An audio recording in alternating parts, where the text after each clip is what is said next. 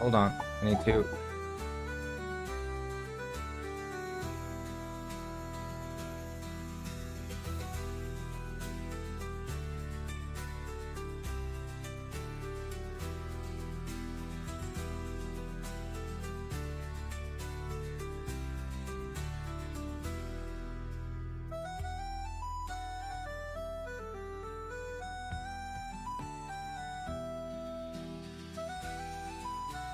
And I need to open up.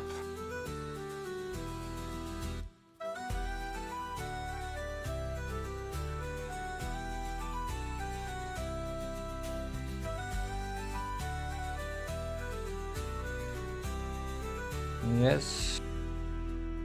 But I think we're here. All right.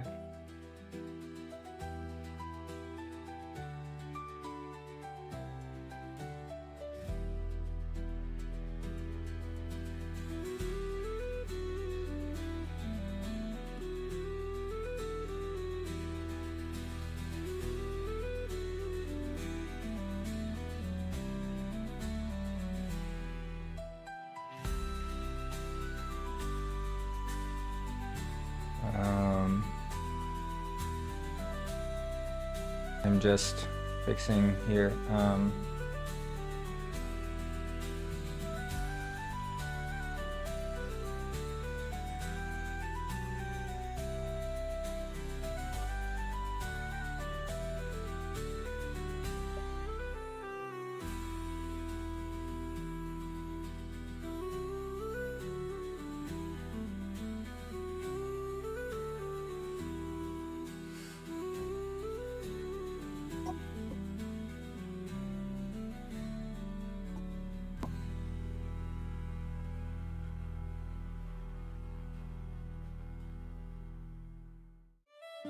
Hey.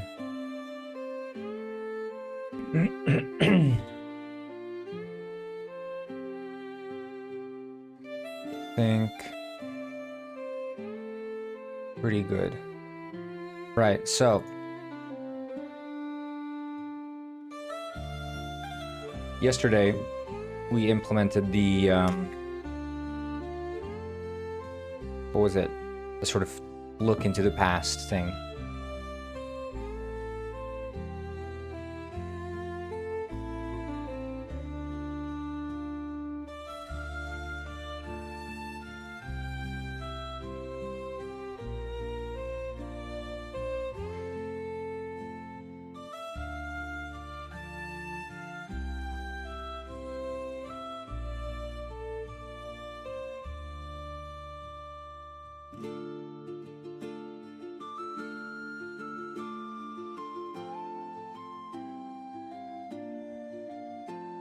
And sorry.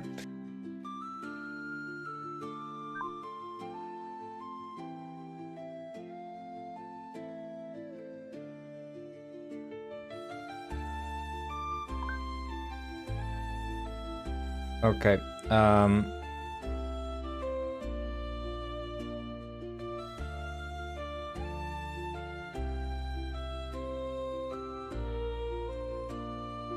So we need to implement the actual character, the story, and being able to render text similar to how we render the motivational quotes. I think we can steal this guy.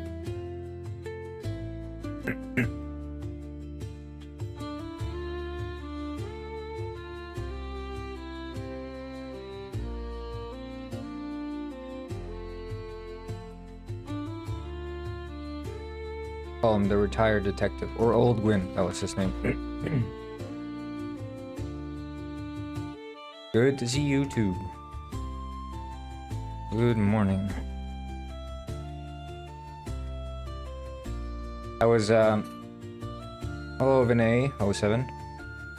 I was setting up this morning when I had to, like, update my OBS, hence my being late. I was gonna start, you know, like 10 minutes past 9 or something, but my OBS was not playing friendly. I was getting, like, black screens and shit. It's very weird.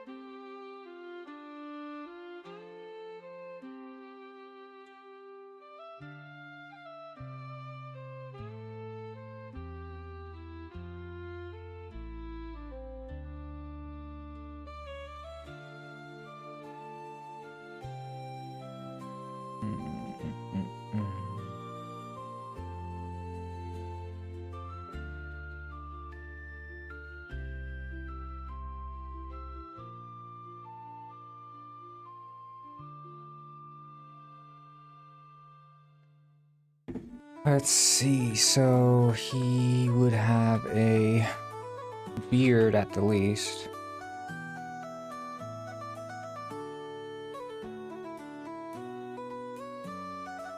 And then he'd have a coat. Like a, I guess a lab coat could work.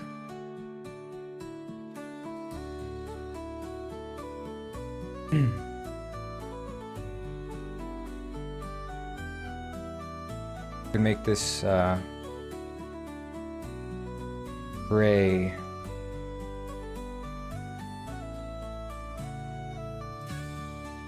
And this, I think we delete this. But then we can get the fishing rod.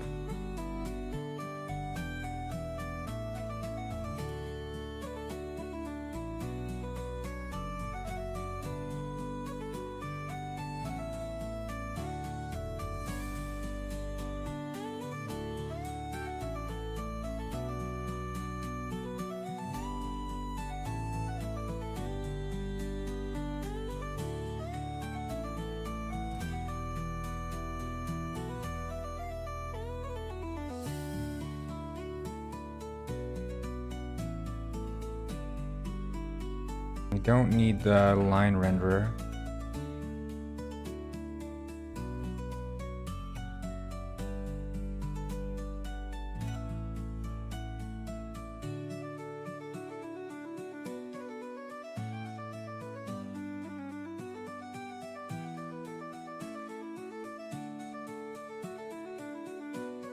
Right.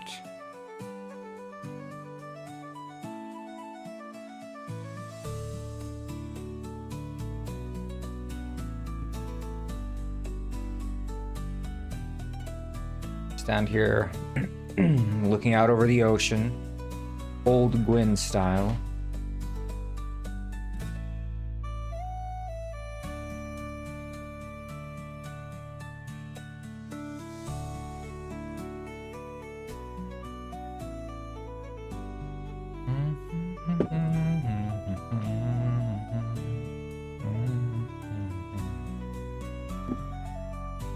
Okay.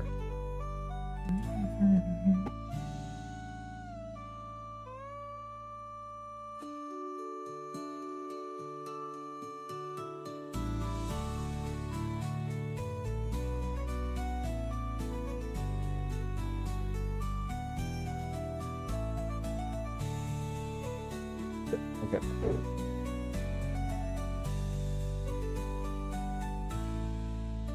Let's see. So we have the fishing rod. We have the old Gwyn. And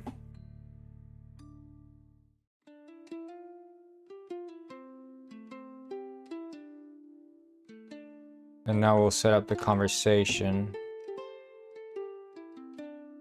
which would be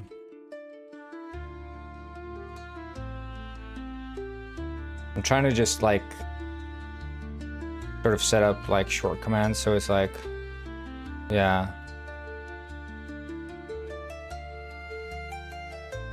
Okay. I think this could be, yeah. Okay, nice.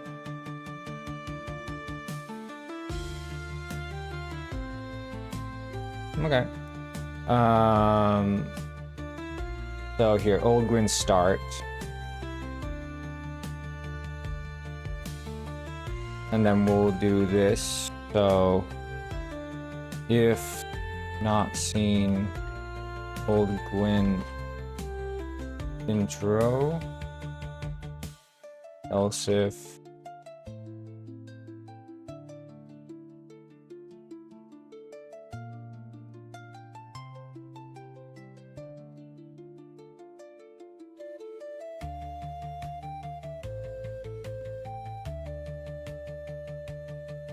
the thing is, like, you speak to him and you get the choice of starting the story or not, I would imagine.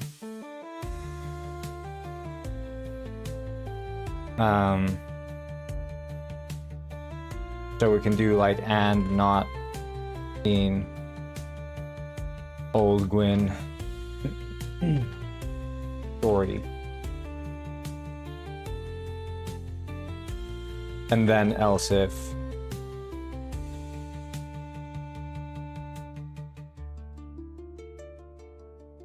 Then at least until now, you know, we can sort of else if, right? Because you've accepted the story. At that point, you wouldn't be able to speak to him. So then else if seen old Gwyn story and not seen old Gwyn ending, in which case we'd jump to the old Gwyn ending.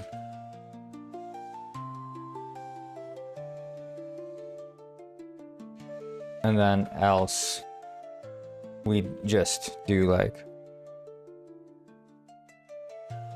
old, maybe one day, real. That would be nice.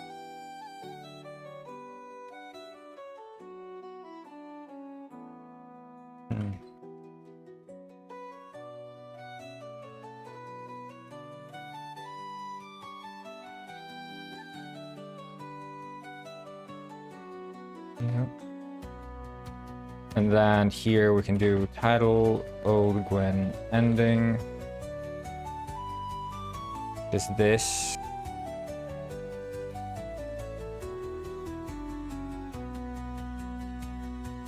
Please make GTA 6. Yeah, easy. I'm on it. I'm on it. Thank you. A great suggestion here from YouTube. Only the best.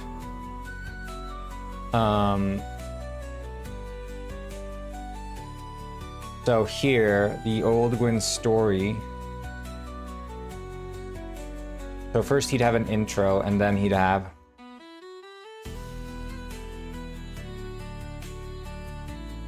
title, old Gwen story.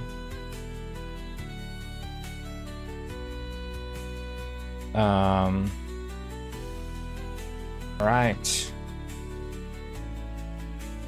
Let me tell you. So sort of jump in there, but so the first time you meet him, we jump to the old Gwen. I'm getting famous in India? Yeah, seemingly. Got all these Indian viewers popping up in chat. On YouTube specifically. Very, very cool. Maybe it's because I made biryani the other day. Everyone was like, holy shit.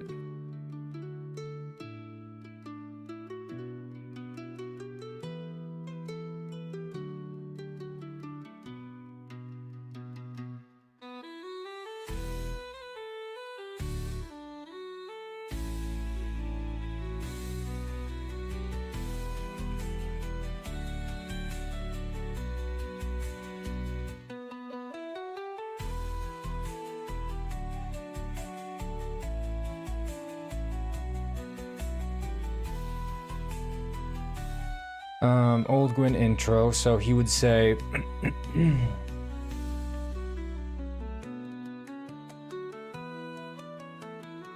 old Gwen. Hey kid. What? Buttered chicken, good. Biryani, delicious. I made jackfruit. Is it Katino or something? So, wait. Sorry.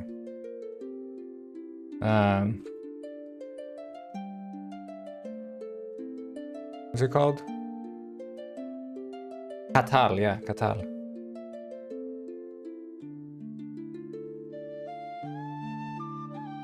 Katal biryani.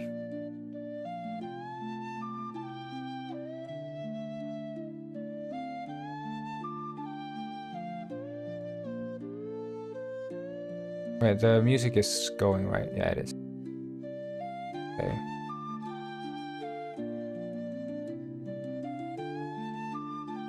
So,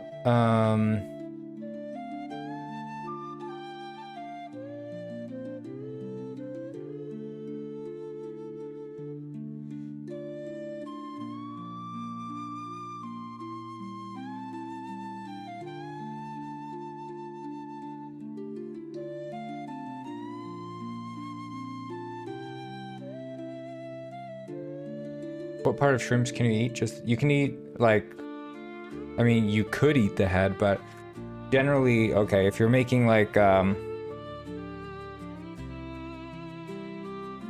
shrimp, you can eat the shell. You can eat the shell of the tail. There are parts you could eat, sort of like parts of the head, like on the inside. In Sweden, we have this culture of eating, eating and peeling shrimp.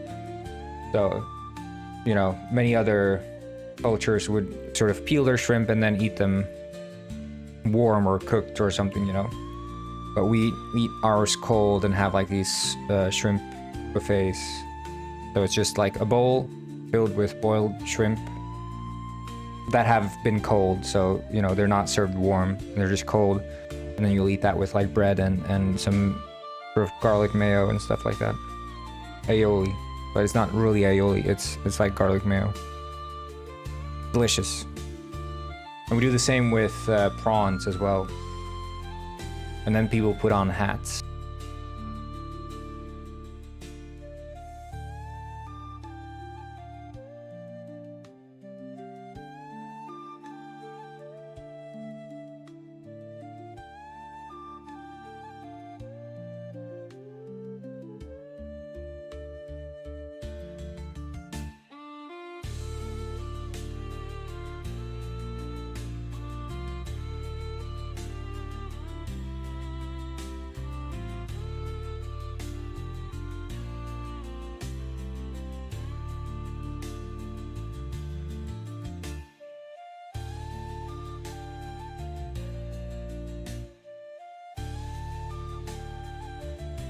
Like the save GG bot gets so confused by the Penguin World shit.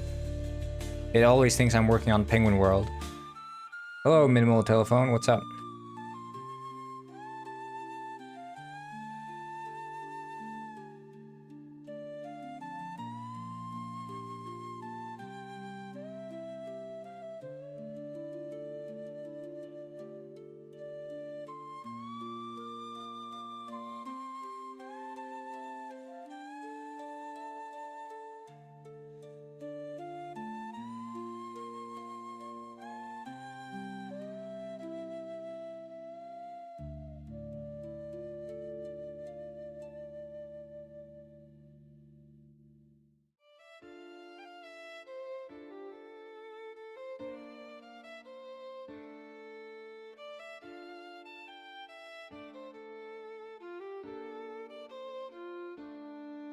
Hey kid. Huh? Me? Who else? Oh, I don't know. You're a detective, right? Yeah, how do you know? I was a detective myself back in the day. I had to throw in the towel though. That was over 60 years ago. Time flies, huh, kid?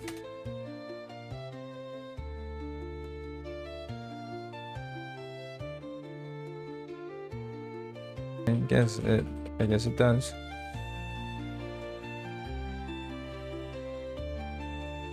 Wanna know? Made me quit. Long story. Press your while.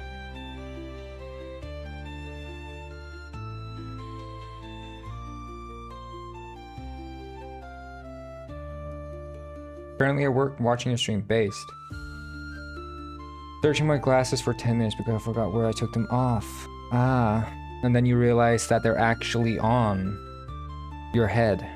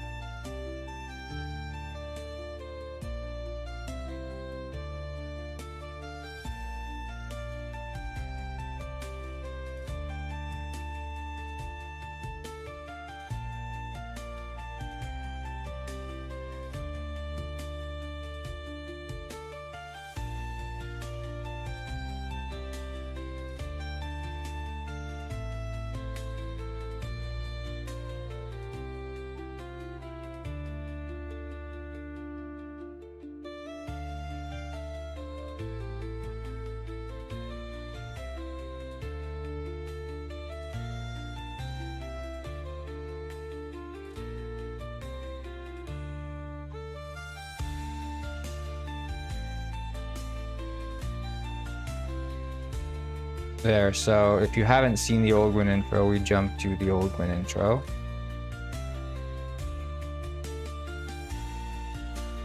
They were next to my laptop. Oh no.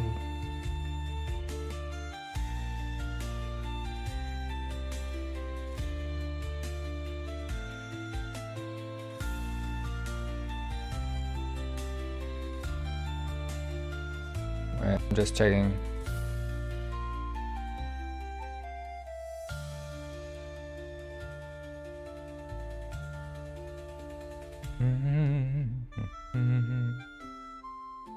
It definitely feels like the YouTube short live is doing wonders, because it is getting way more attention than the standard live, which is quite nice.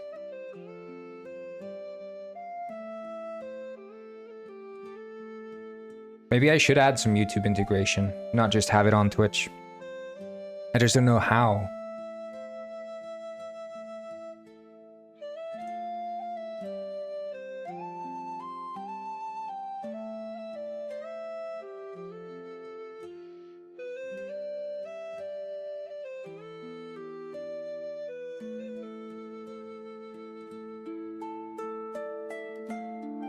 Since the TT is not there anymore?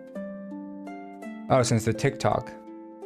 Yeah, but the thing is also, it's not because of the TikTok not being there. It's I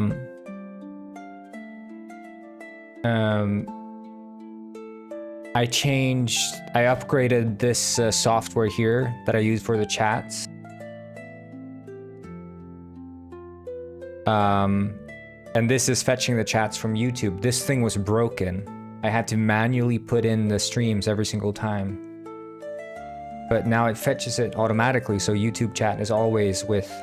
Because it used to be that TikTok and Twitch were the ones who would get, like, their chat shown. But now it's everyone.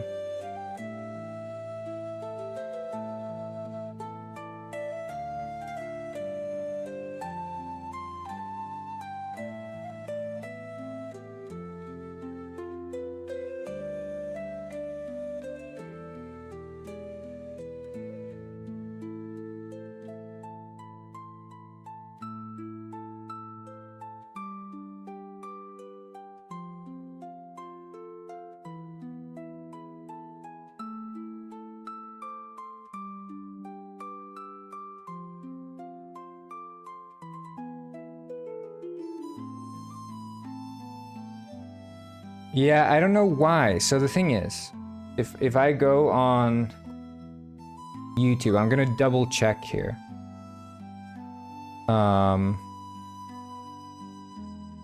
Because that's the thing with Twitch, it seems to not have a delay, but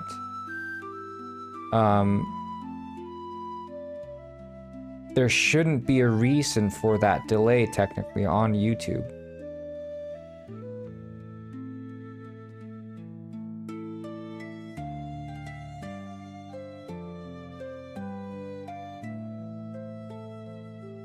Okay, well, it says it is...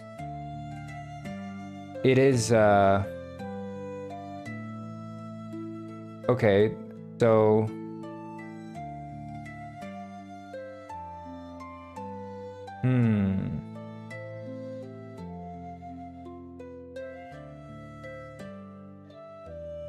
Like, okay.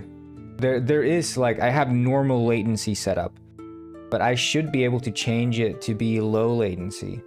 Because I'm using Restreamio to restream, but you can't change the latency for a stream mid-stream. Hello, Megadiga. What's up? Yeah, I'm gonna look into less stream delay on YouTube, because it's not in my interest for you guys to have delay. It's just that YouTube's streaming platform is a bit scuffed when it comes to setting up settings for streams. You can't set like a global, every upcoming stream always be low latency. It doesn't work like that, sadly.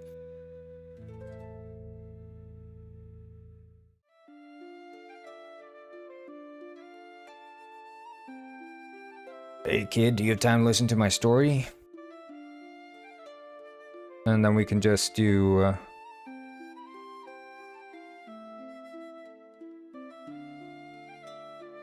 Yeah, I think the, you know, delay is fine as long as it's not people like generally asking questions.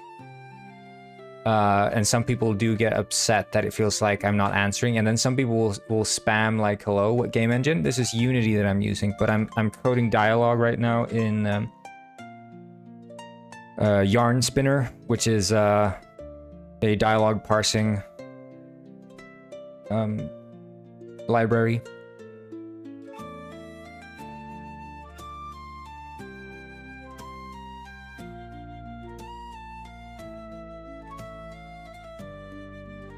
Wait, so... Ah, nice.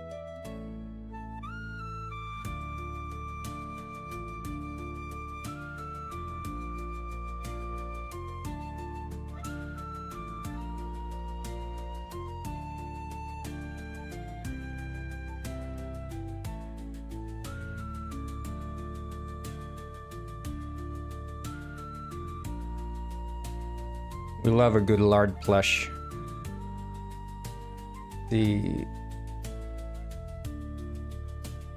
Yeah, the YouTube chat demands patience.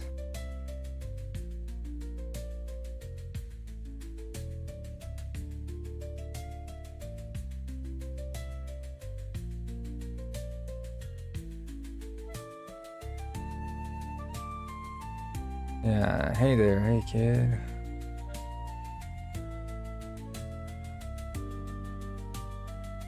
Yeah, okay, this should work.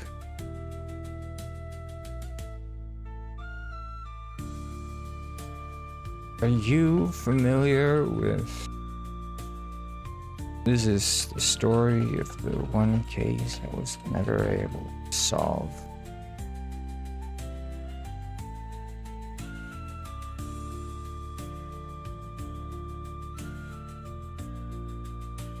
Corn plush when? Yeah, when I get 200 concurrent viewers, then we'll do corn plush.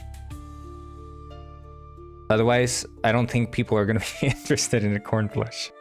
I don't think enough people. Although Lard did make an appearance as Corn Lard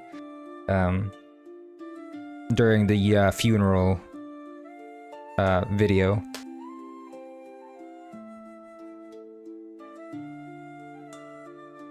For now, it's just a Lard plush, but we'll see. You know, depending on the success of Detective Penguin, there may or may not be another plush. I'm hoping, like, for me, I would pump out as many plushes as possible. Like, I just love more plushes.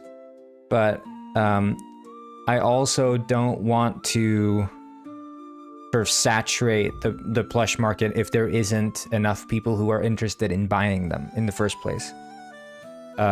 And I want also the plushies to feel meaningful. Like, as long as there are meaningful characters that I care about, I'm happy to make a plush for them. But there has to be, first and foremost, there has to be an interest. I can't just make like a Filbert Fudge plush and expect that to be interesting to people.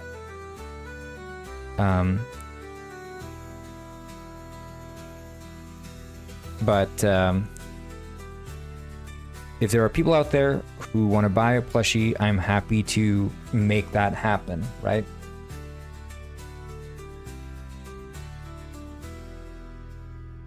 But I'm not gonna sort of wring the market dry to squeeze out all the plushie money from everyone. Like, that's not my intention.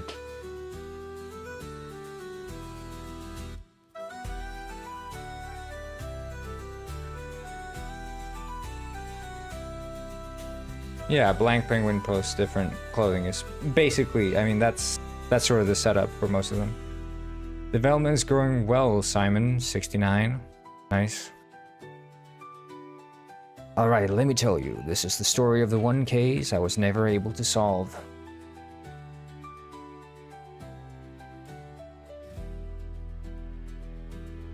Oh, welcome, Minimal Telephone. Are you familiar with the fish factory murders?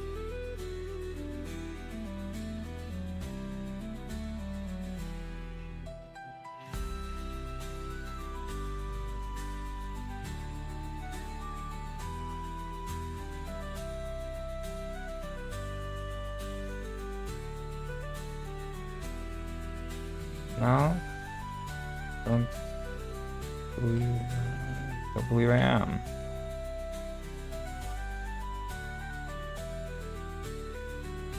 Oh, let me tell you all about it.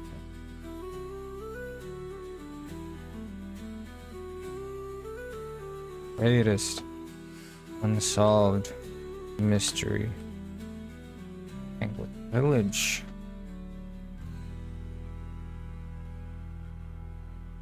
Oh, well, it's only the greatest unsolved mystery of Penguin Village.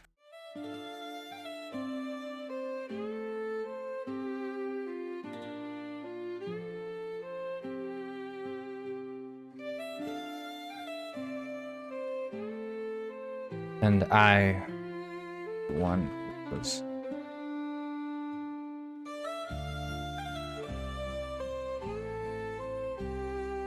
Wait, so he'd say, all right, let me tell you. This is the story of the one case I was never able to solve.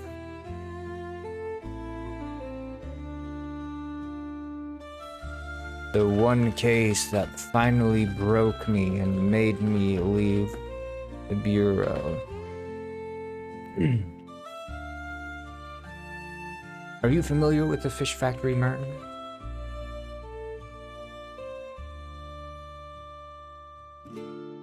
No, I don't believe I am. Oh, well, it's only the greatest. Oh.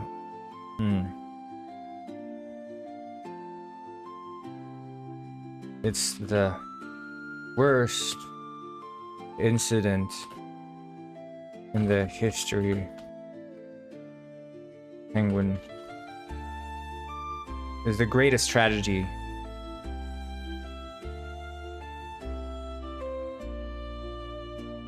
In the history of Penguin Village.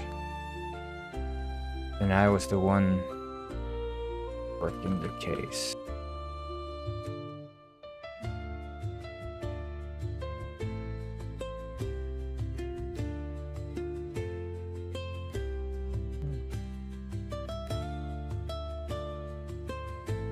The year is 60 years ago.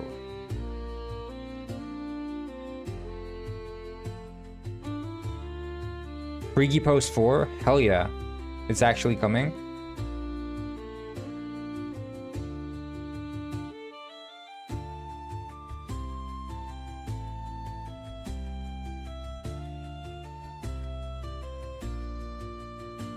The year is whatever year it was 60 years ago. And then fade to black.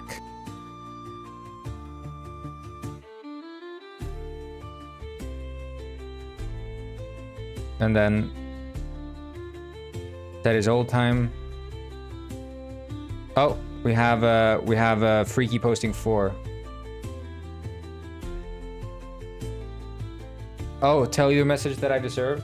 Hell yeah, I'm pumped. 1 second.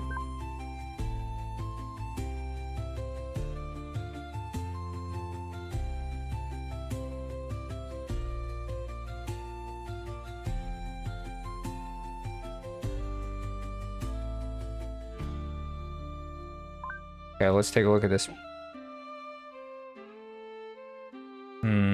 It's in memes, you say? Yes. Gonna pause my music there. Yeah, there's a Discord for.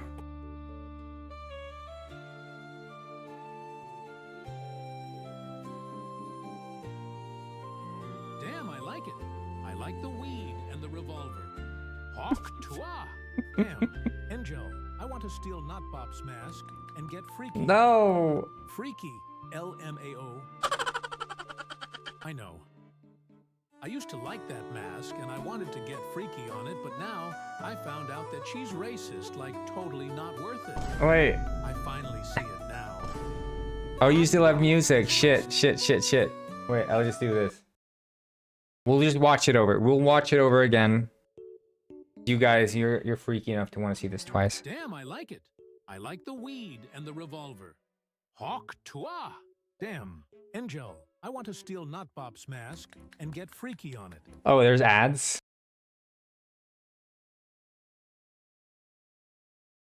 We'll wait for ads. We'll wait for the ad break. This is like peak entertainment.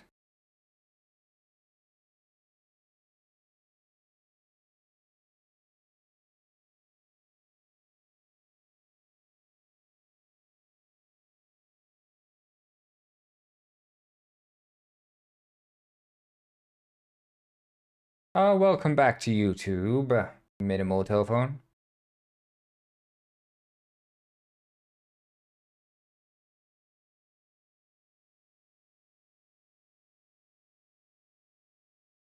Okay, ads should be over in very short time now.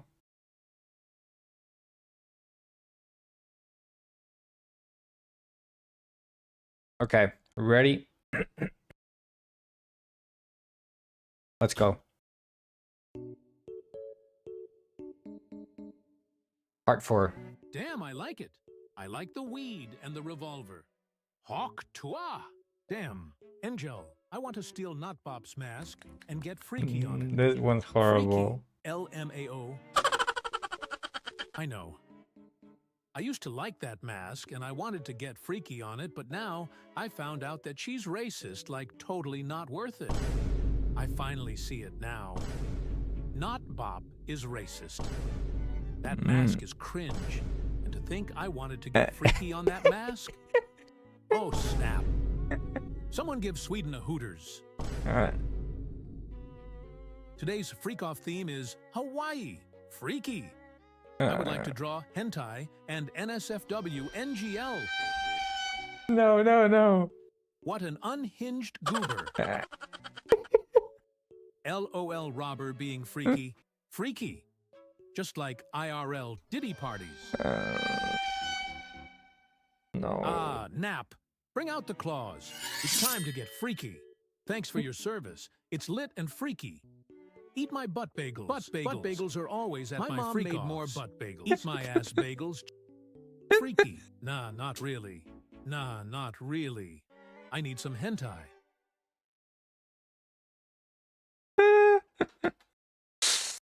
Oh my god, robber. The little hidden message there at the end. Robber's AI. Yeah, that was beautiful.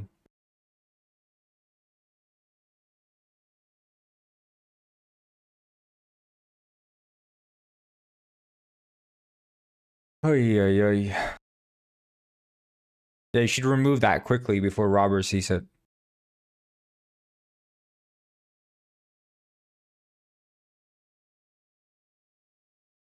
He never shuts up about the bagels, and he keeps posting new pictures. He keeps making bagels.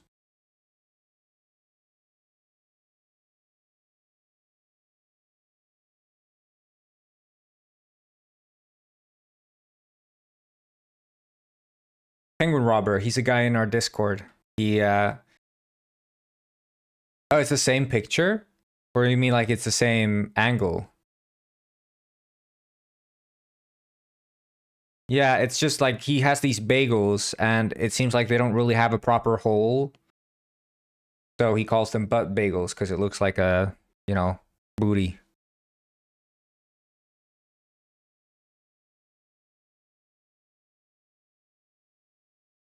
Alright. This is the story of the one case I was never able to solve. The one case that finally broke me and made me leave the bureau. Are you familiar with the fish factory murders? No, I don't believe I am. The greatest tragedy in the history of Penguin Village, and I was the one working on the case.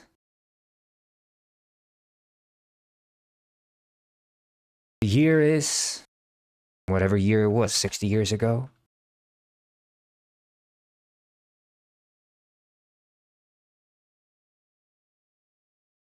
And now, because we set his old time,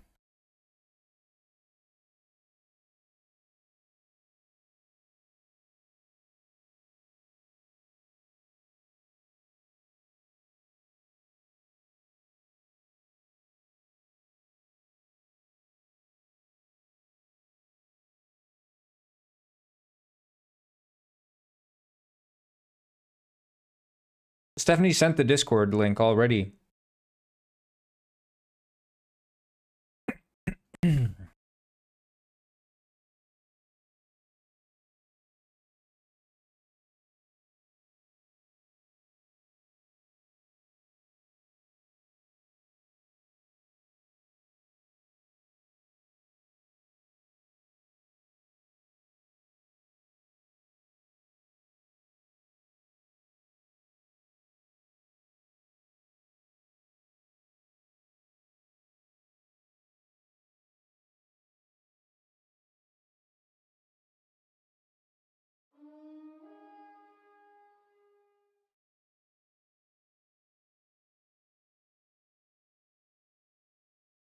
Okay, I think it should be good. So we'll try this out.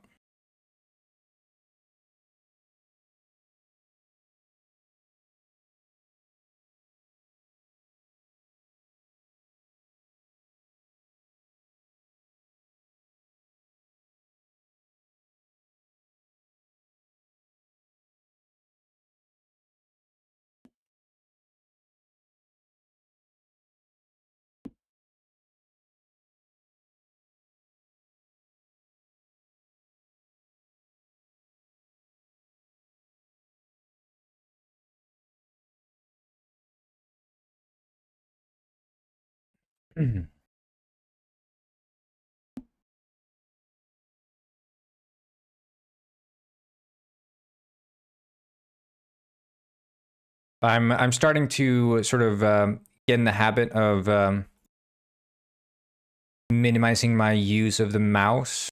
So I'm trying to set up like, you know, I'm trying to start boosting my efficiency basically on the keyboard. I want to feel like the computer is an extension of myself and not a tool I'm using in that sense. So instead of being like this sort of alt tab kind of guy, I'm going to start doing like shortcuts. So it's like Windows 1, File Explorer, Windows 2, friggin' browser, 3, editor, 4, Unity, 5, visual. So like, I'm going to start doing this shit. I'm going to become the computer, and I don't have to move my mouse between the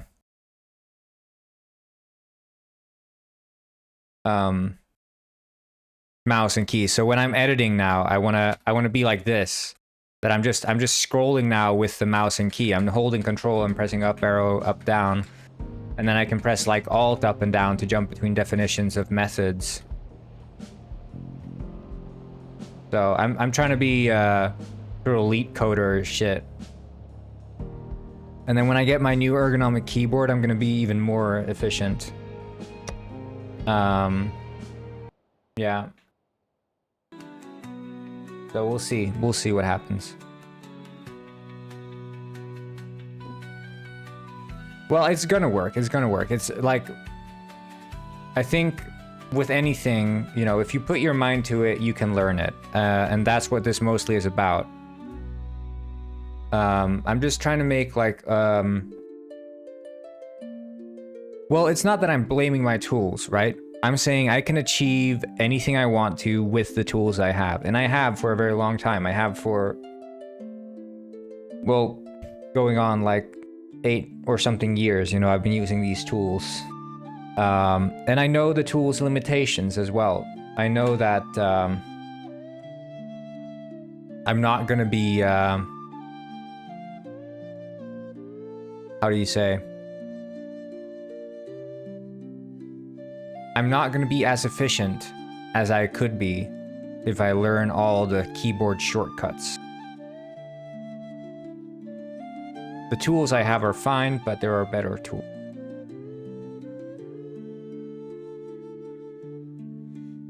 You don't even have Discord minimal telephone. Scary. Freaky. Huh, me? Who else? Oh, I don't know. You're a detective, right? Yes, how do you know? I was a detective myself back in the day. I had to throw in the towel, though. Yeah, it's the new. It's part in the testing version of Penguin Heist. It's in there. I remodeled the beard to make it more scruffy.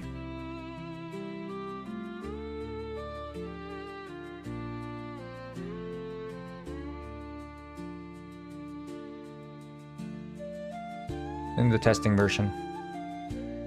That was over 60 years ago. Time flies, huh, kid? Can't play on testing? What's wrong on testing?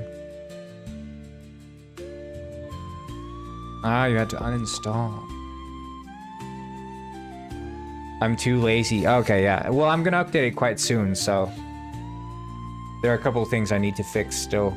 But if you wanted to try out the clothes, that's where they are. Wanna know what made me quit? It's a long story, but it'll be worth your while. I'm gonna do maybe later first. Maybe later, I'm a bit busy at the moment. Alright, kid. Come back anytime. Hey there. Hey, kid. You have time to listen to my story now? Sure, I have time for a good story. Alright. This is the story of the one case I was never able to solve. The one case that finally broke me and made me leave the bureau. Are you familiar with the fish factory murders? No, I don't believe I am. The greatest tragedy in the history of Penguin Village. And I was the one working the case. The year is whatever year it was 60 years ago.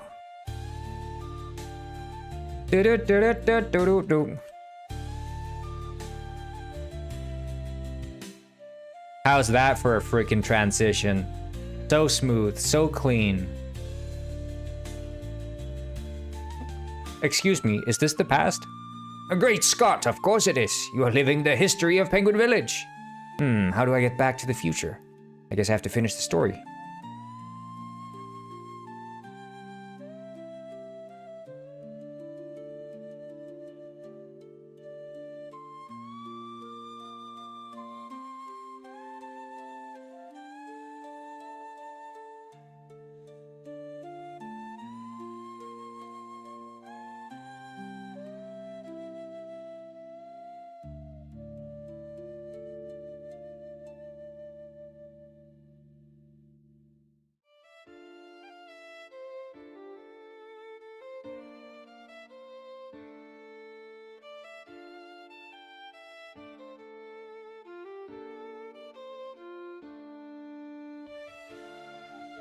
This is Fernando Miguel.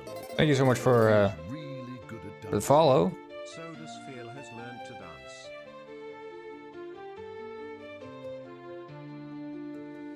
dance. Soda's Feel. Ah, yes, back then was all black and white. Yeah, see, like, that's the thing. That's why everyone was so sad back in the day, because it was all, like, black and white and sad. Anyway, what we need to do is, we need to go into the village. Makerdegger1 said I hate it so much. Saying "oh snap" has actually become a part of my everyday vocabulary. It's Yeah, I say it too. I say it too. It is very sad.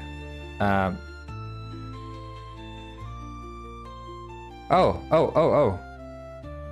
I want to watch this. I want to watch this clip.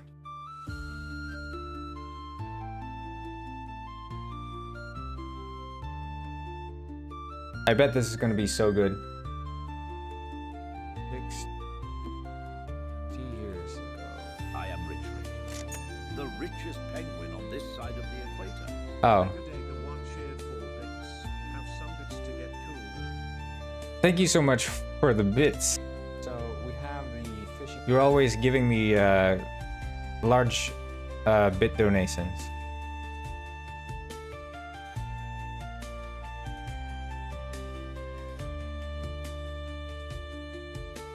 Okay, I don't think that one's working. Anyway, so we'll just set up here. I thought it crippled the transition. Oh yeah, no it didn't. It apparently was crippling when I wasn't recording the transition. It was crippling the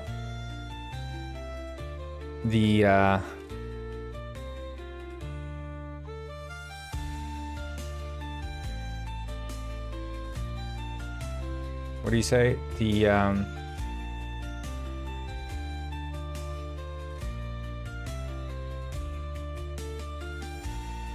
coding of the transition.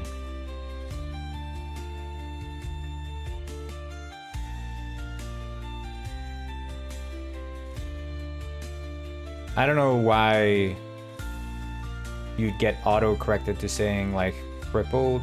Is that because, like, for some reason, you always say crippled or something? Why would you use that word so often? Why does it come so natural to you?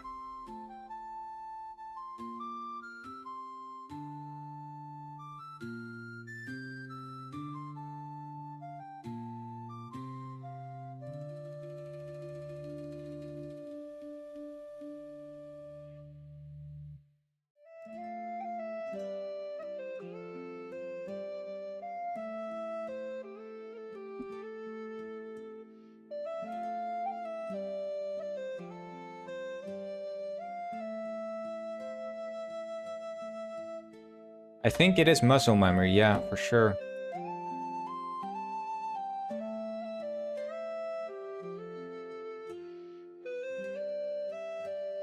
Yeah, Mega did. He did the big typo, let's be real. He did the big typo. Let's not go into the details, but long story short, it was horrible.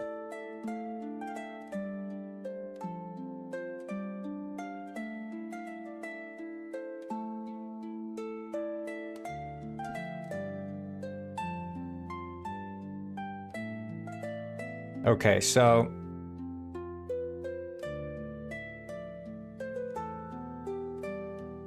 we have the old Gwyn. So okay, should it be that when you've talked to the old Gwyn,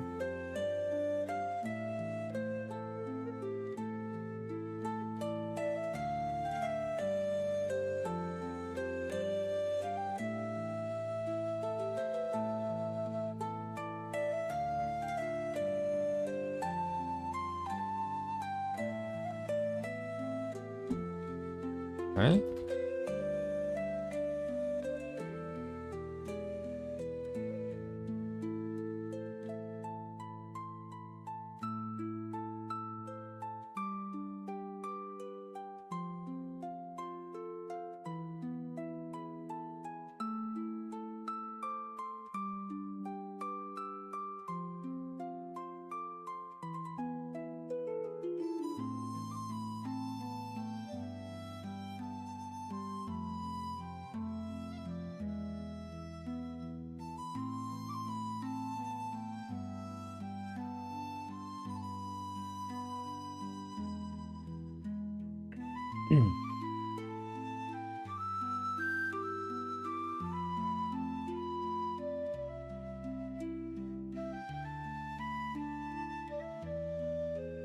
Indeed you do.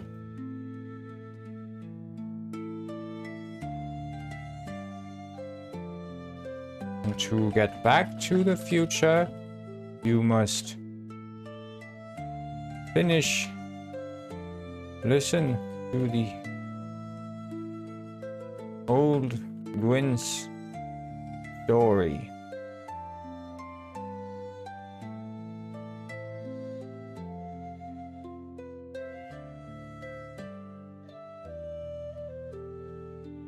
Right then.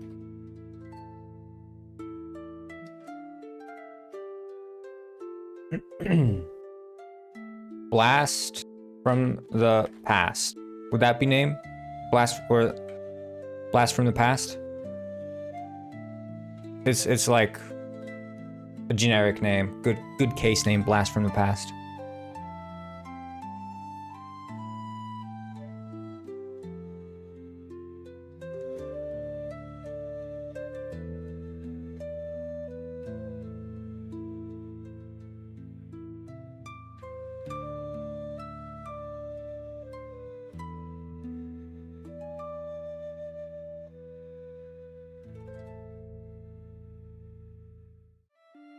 Blast in the No, that's a good name. That's a good name. Yeah, yeah. Oh my god.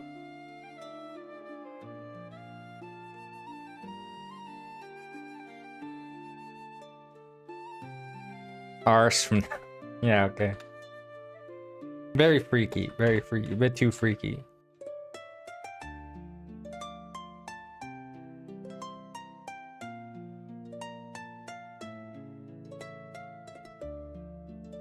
Tales of an Old Gwyn.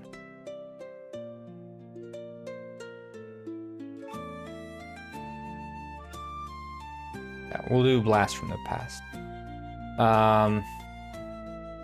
Live through the Old Gwyn story.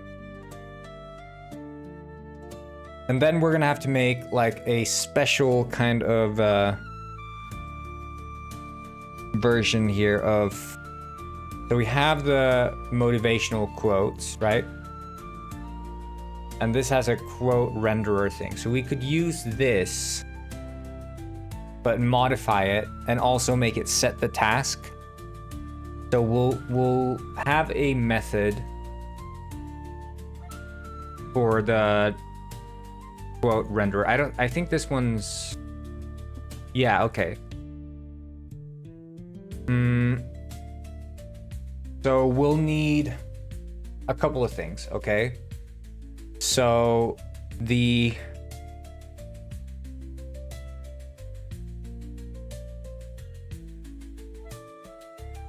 let's see,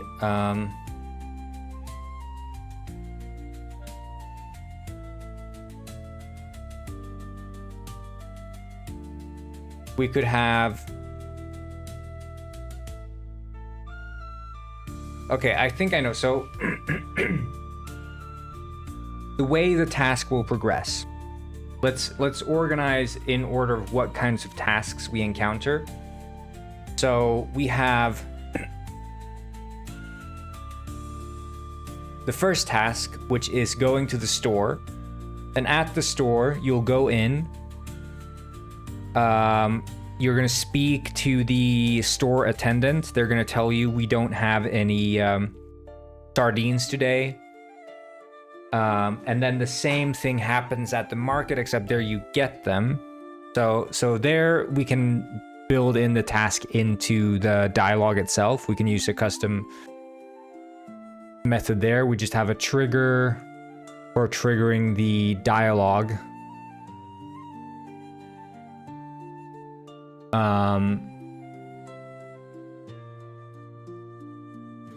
So we'll need one trigger is the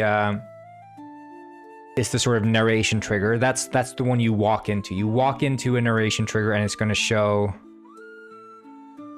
the quote. So it's going to be like, I started my day by going to the grocery store to pick up some sardines. So then it shows that it changes your task at the same time to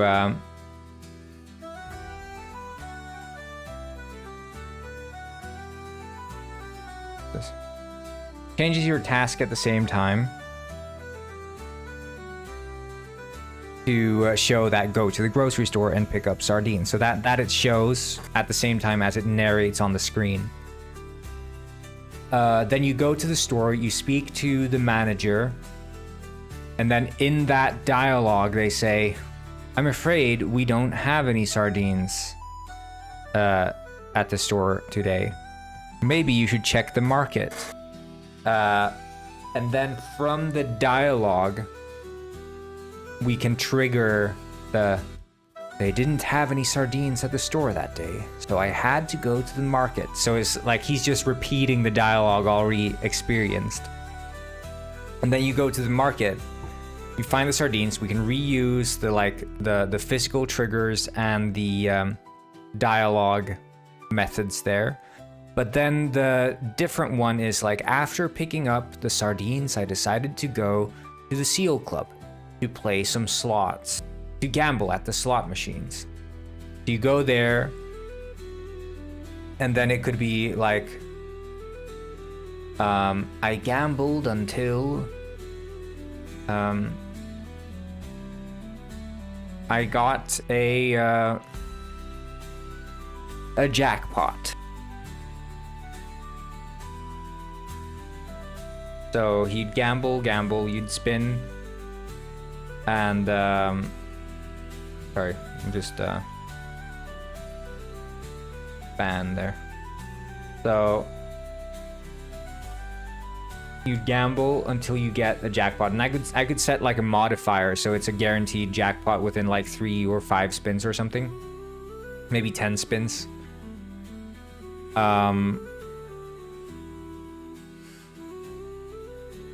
So you gamble until you get a jackpot.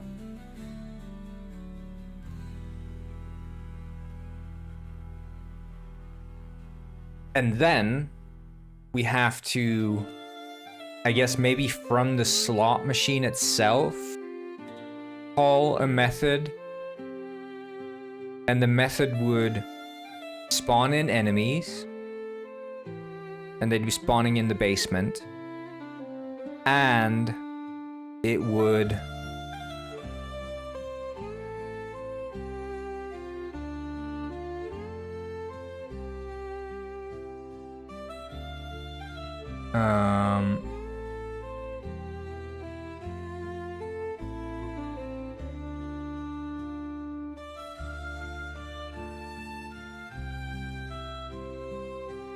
let's think. Spawn in the enemies, and then we'd also have some sort of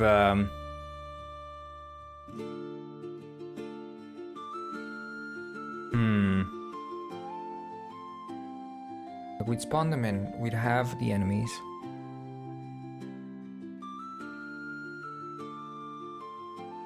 I'm trying to think here.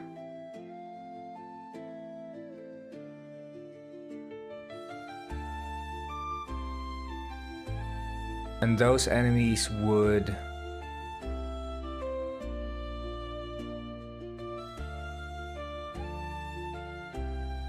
you'd kill 3 enemies, which would trigger another narration. And then that narration would then ask you to go to the fish factory. And after that, it's basically just triggers. So the 3 variations in which we want to render quotes would be from dialogue, from the jackpot, and from killing enemies, basically. That we can deal with. So we can start with doing the actual rendering of the quotes. So we'll call this old time narration. And then we'll sort of copy this quote renderer and call it old time narration.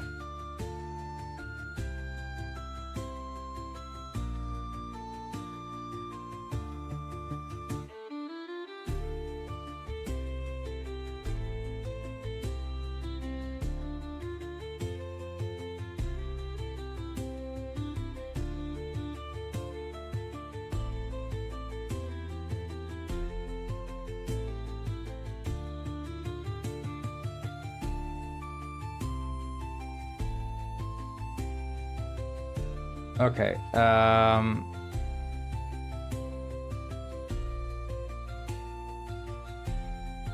okay, that's the old time narration. We can remove this.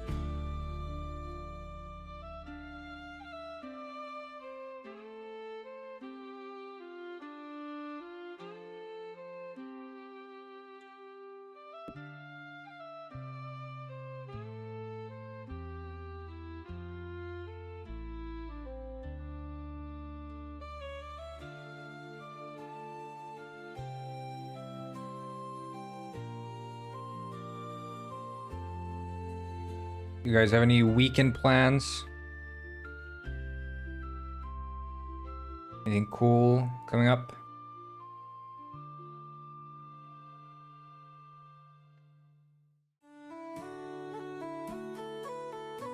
Gonna work?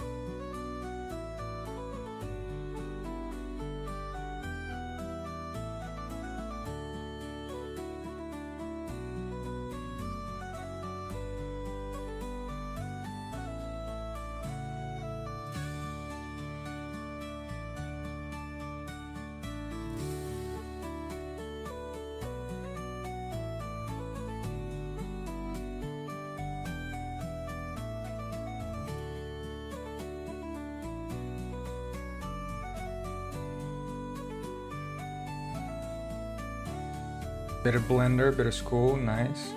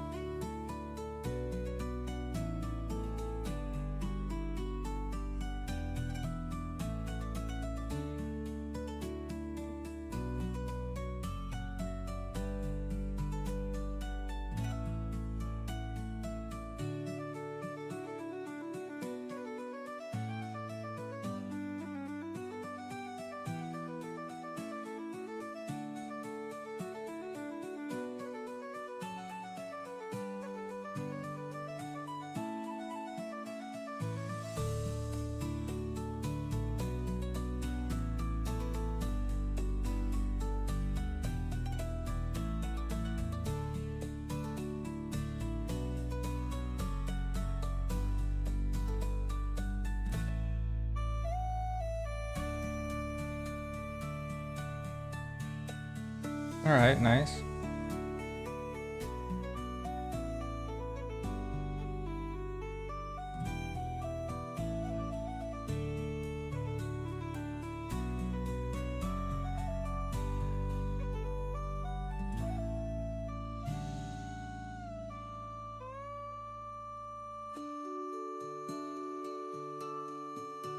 It all started.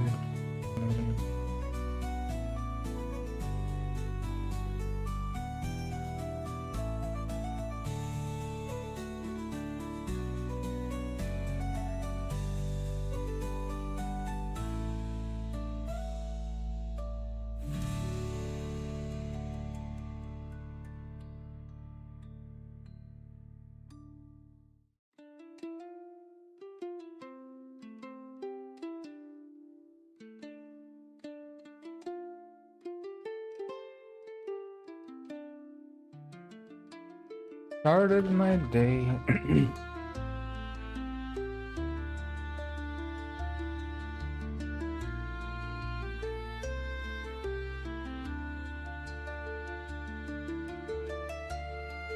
Yeah, I think 3D printing a sunglass holder. I see.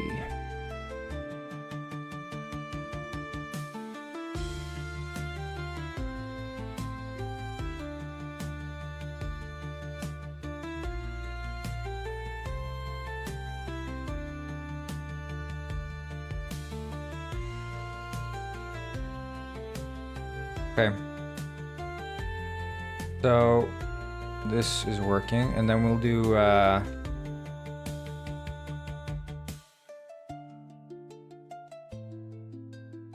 20 pairs. Okay, yeah, that's a decent amount.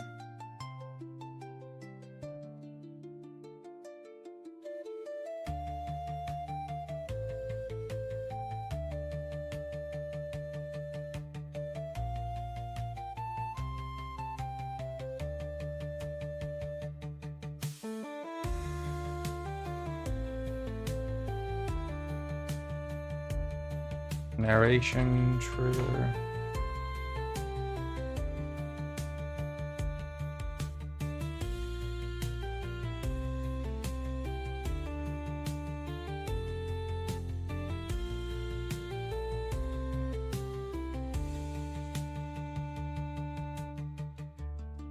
Guess we'll do it like this, dialogue trigger, and we can copy this.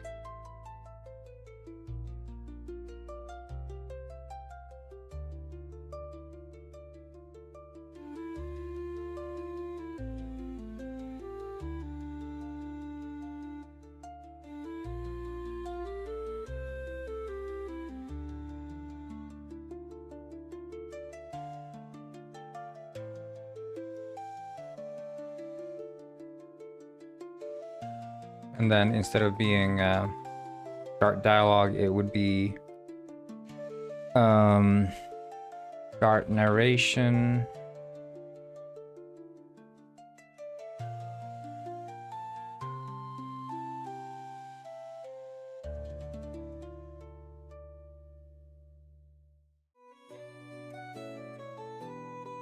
my idea is that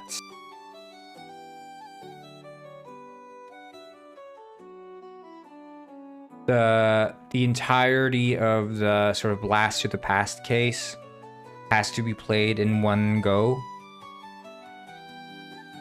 I don't know if I want to save, because I think it's probably too much effort for me to maintain like the sort of, are you in the past, are you in the future, and all these like different things. So I think by not making the case too long and being like, you're gonna have to play this in one go is fine. It's not gonna be the longest case. And I think if people can only play in like 5-minute increments, that's on them, you know?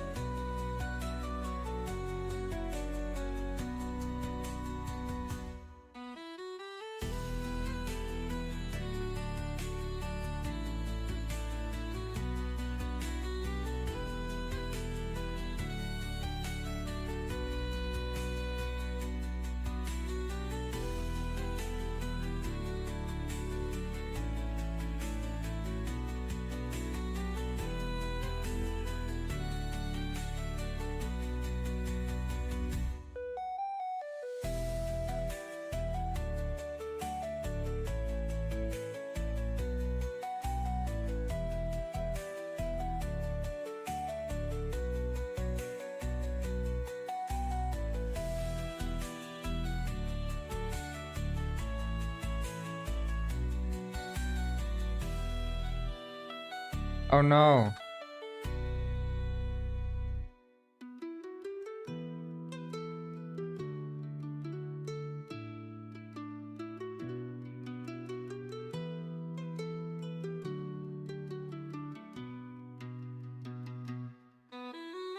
Okay, so we narrate the narration string.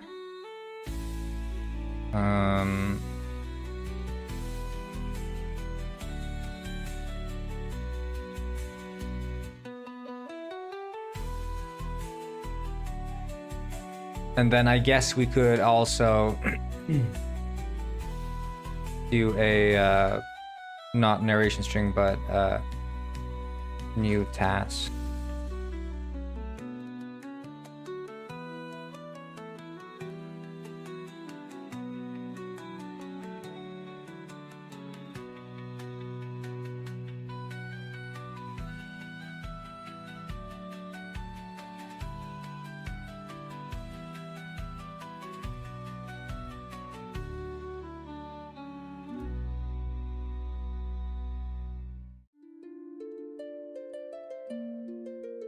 And then we can do private string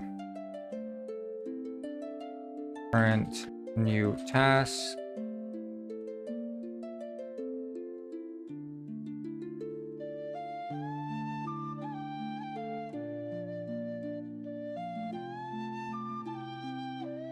Stop all coroutines if current new task doesn't equal this.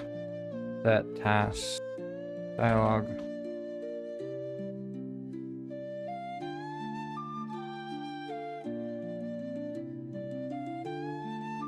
And the case is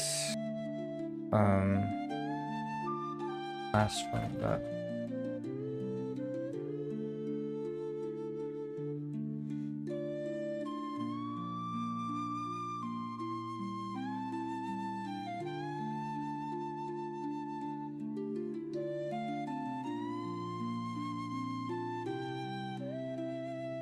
There, and then start coroutine.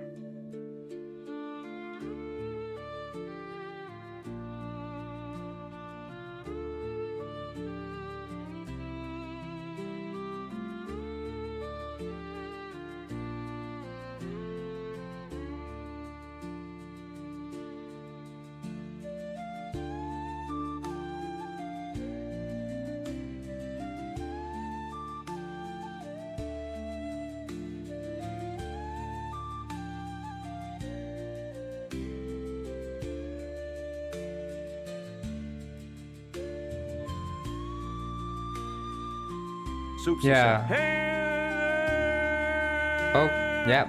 That sounds like Jerry's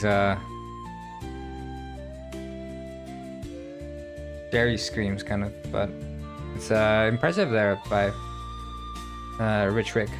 Very beautiful scream. Okay, I think this should be pretty good. Blast from the past.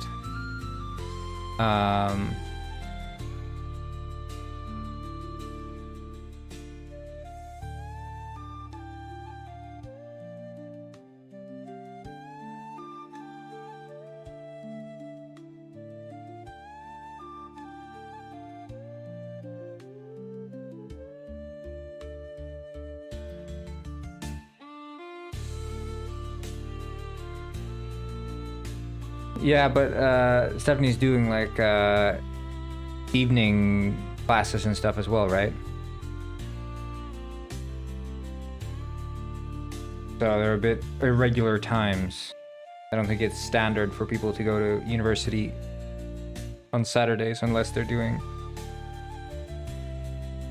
a sort of nighttime evening classes.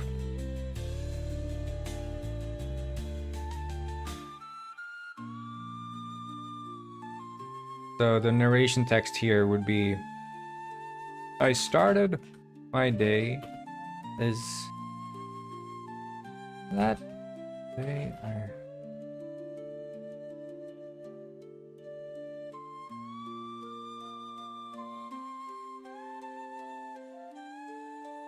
by going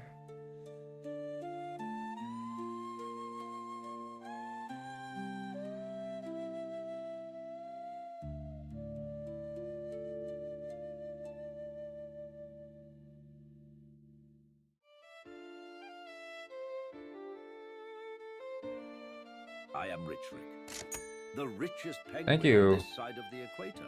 Alice underscore Oh, Sophia Alice, 9. come through with the big donation. Thank you so much.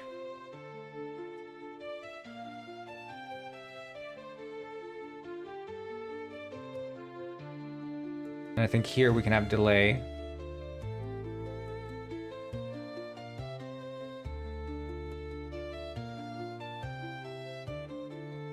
And this should just be like a standard cube.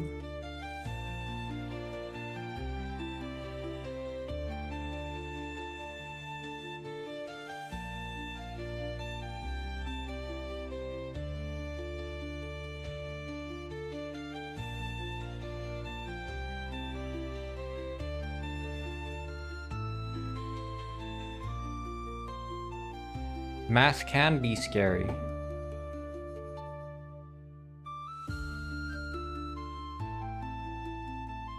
Wait, what the fuck? Why is it? Oh, it's global. Okay, that's why.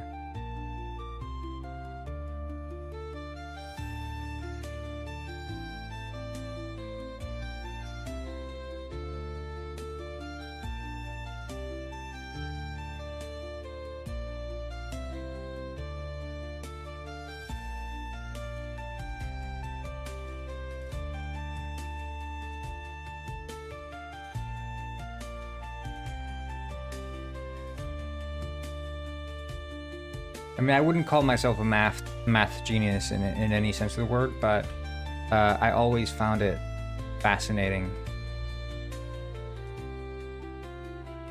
And I think the sort of things we can do with math are always very cool.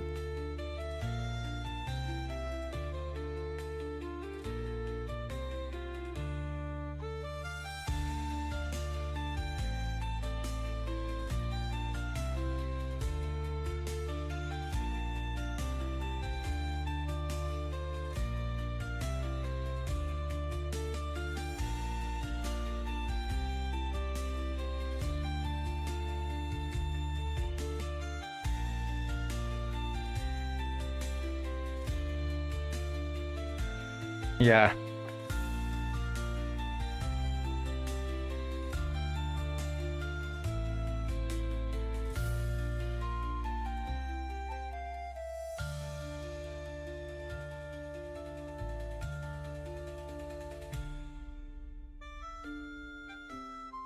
imaginary numbers are quite important for game development.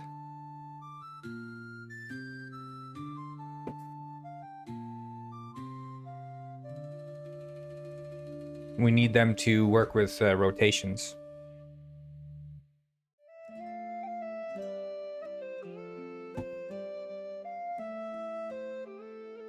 Okay. So now the dialogue trigger should work, and you walk into the narration trigger.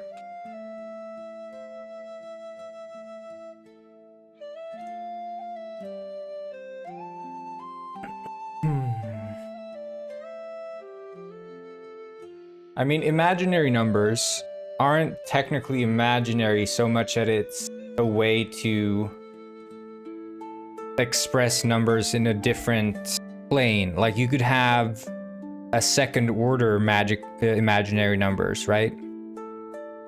There's nothing stopping you from having a second order or third or fourth, you know? Because the problem with...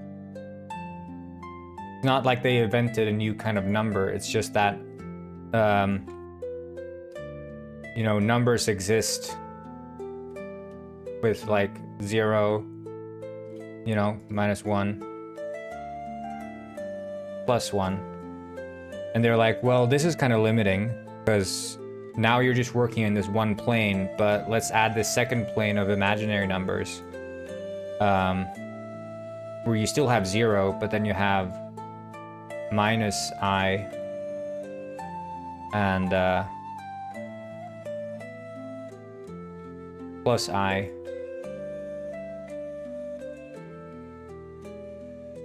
And then, you know, you're like, okay, this is also kind of limiting because now you're just working on a 2D plane. So let's add like the third dimension plane. And now you have, you know, +J and -J. And you can keep doing this. You can add more and more dimensions.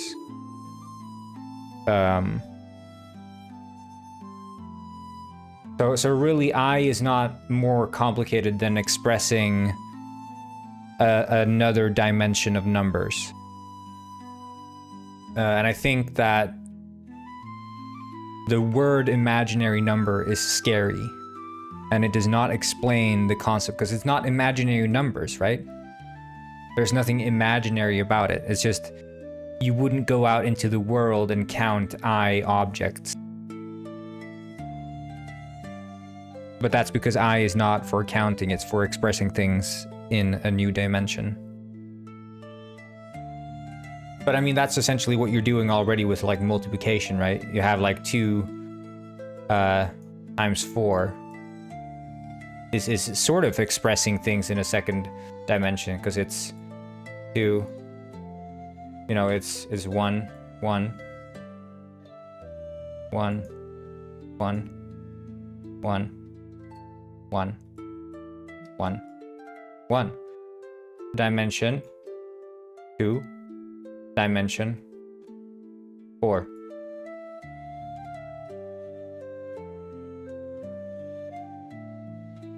Like,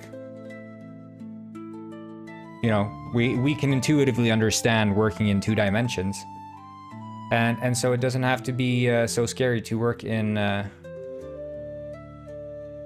second dimension with numbers either.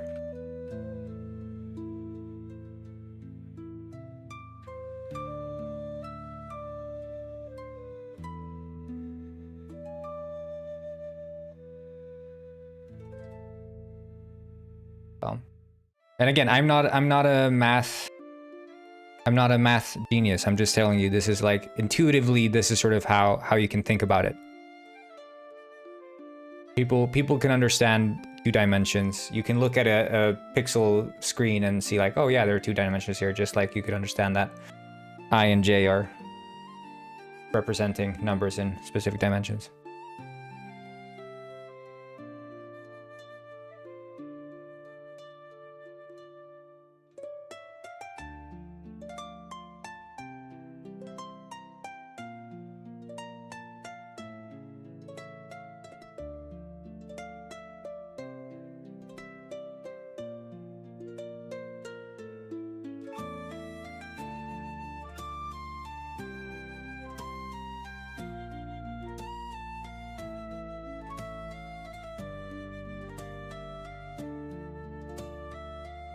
This is Fernando Miguel. All right. He is really good at dancing. Oh, thank you so much for the follow, Cardboard Code.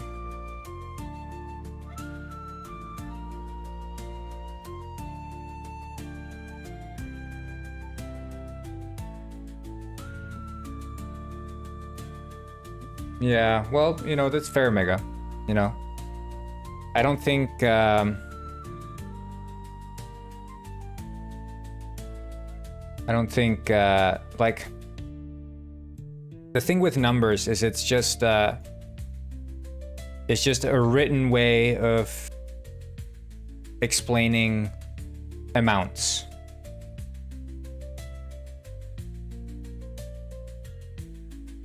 Like, and it is expressing sort of relationships between those said amounts.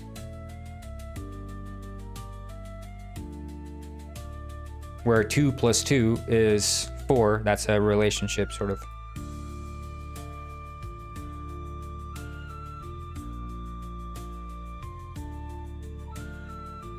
And the rules are consistent, luckily.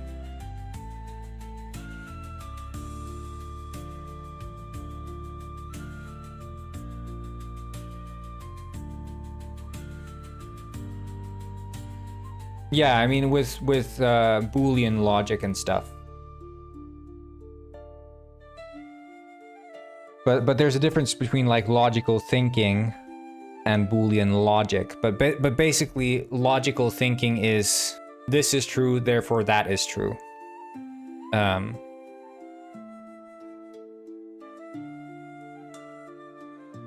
Yeah, the main menu I also quite like. Holy shit, there's a lot of... Alice comes through with a big donation. Oh, that's a great clip. 9-bit donation clipped.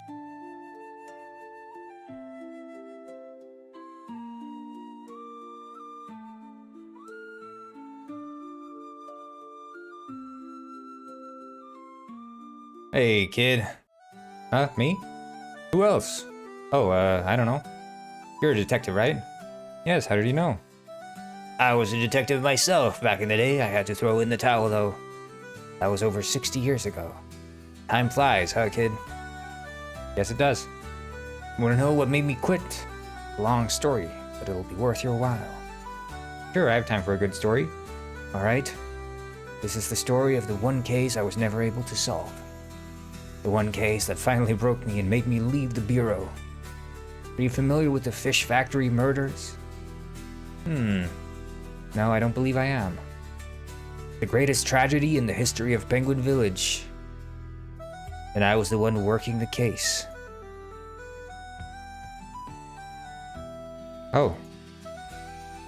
The year is... whatever year it was, 60 years ago. Huh? What is it? Is this the past? A great Scott, of course it is. You are living the history of Penguin Village. I guess I just have a very vivid imagination. Indeed you do. And to get back to the future, you must experience the old Gwen's story. Alright then. That day, I started my day as I always did back then, by going to the store to buy a can of sardines. See? So now it's like, it comes up with narration on the screen, and you get the task in the top left there. It says, buy a can of sardines from Pongus Groceries.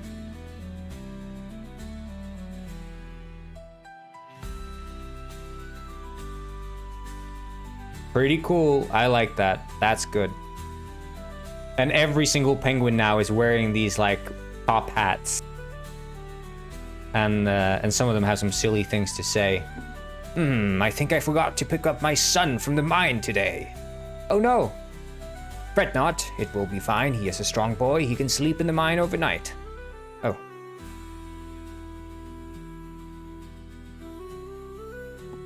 These days, the worst thing you hear is the mine has collapsed.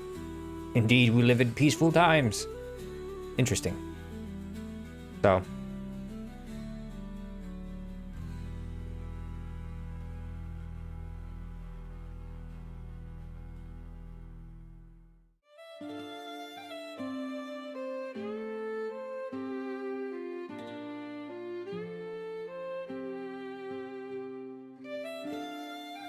news have been quite slow as of late.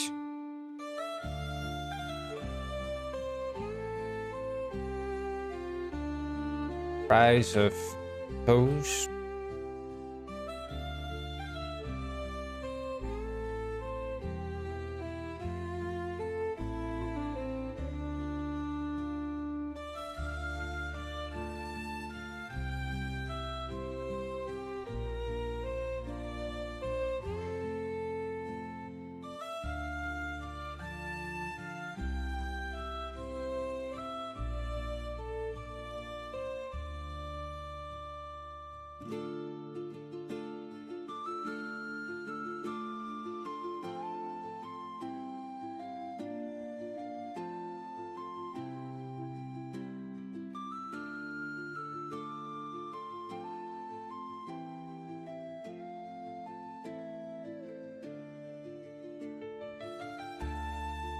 The news have been quite slow as of late. The price of sardines has gone up, the mine collapsed and killed everyone inside, and pizza was just invented.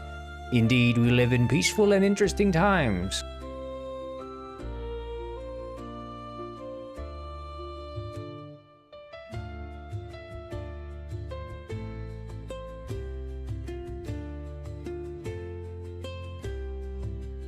I think that's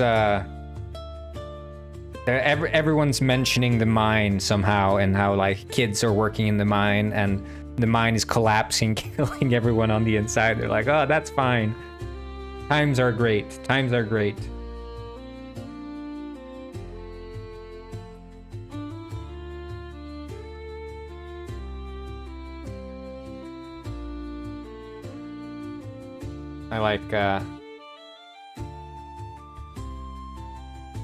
I like penguins speaking fondly of child labor in the mines. Definitely one of my top 10 parts of penguin life.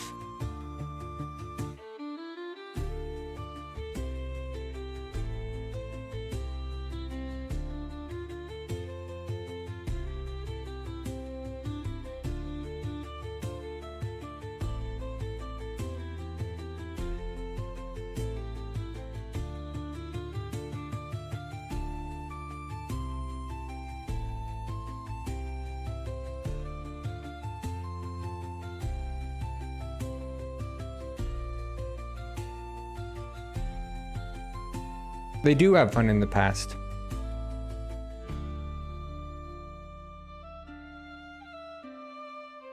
Just like Frost's death. Oh, yeah, that's... Okay, so I wanted to change here because I want to have it be...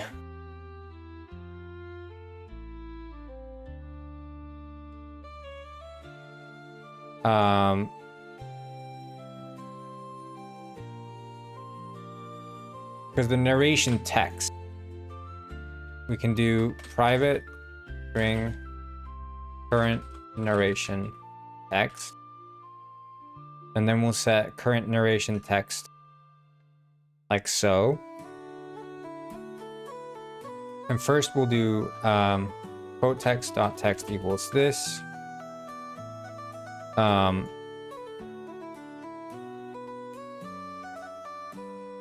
5 ads. Nice. That's a lot of money in my bank. A lot of money. I've been thinking because there's an event that I can subscribe to that will let me see when ads are running, that it can actually pop up on my screen. So I can see if ads are running.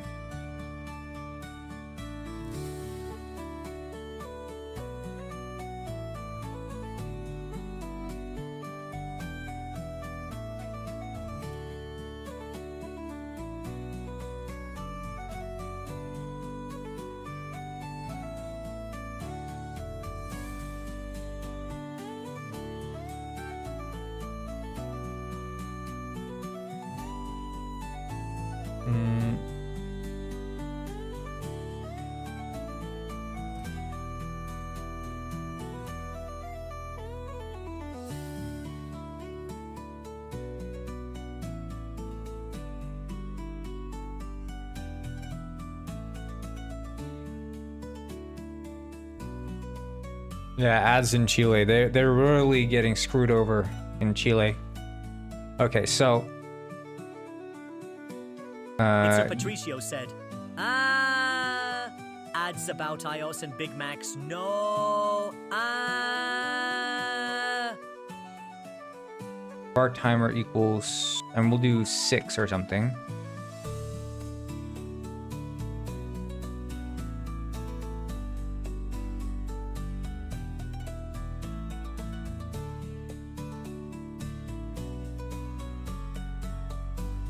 So, and then var current var t equals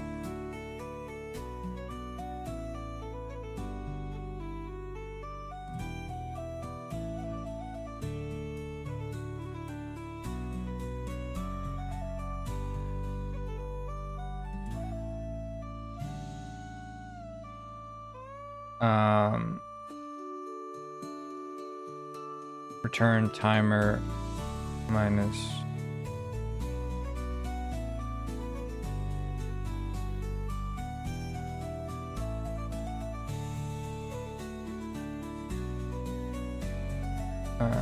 and then timer minus filter time there, and then we can do this.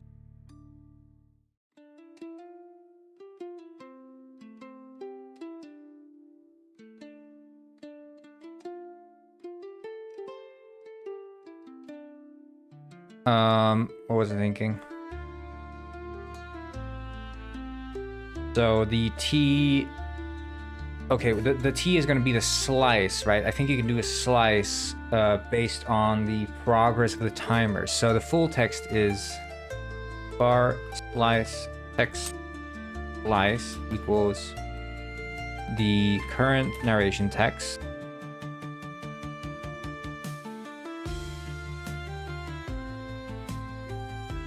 not split substring, right? Yeah, start index and length. So var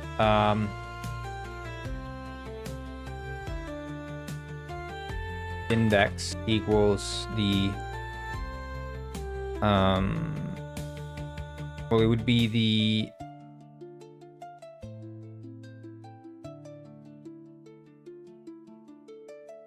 timer, sorry, the index would be defined as the length of the current narration text dot length multiplied by var, we'll just do this so we can modify it easily. Var time length 6.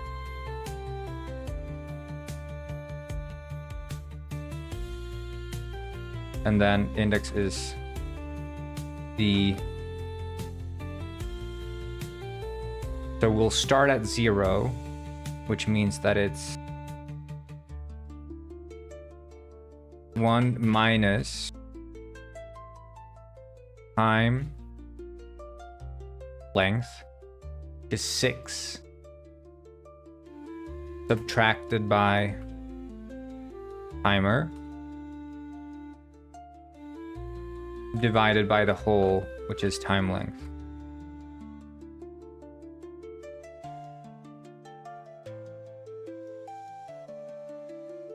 And 0 to up until index. And then we'll do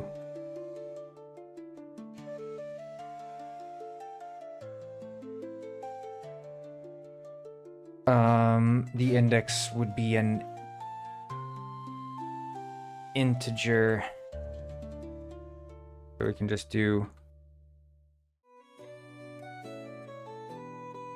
mathf dot round to int.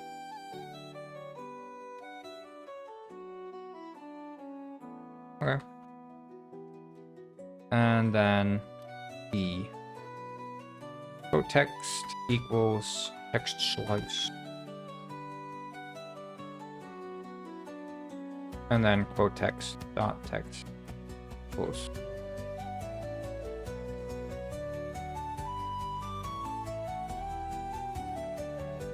Okay. I think this should work.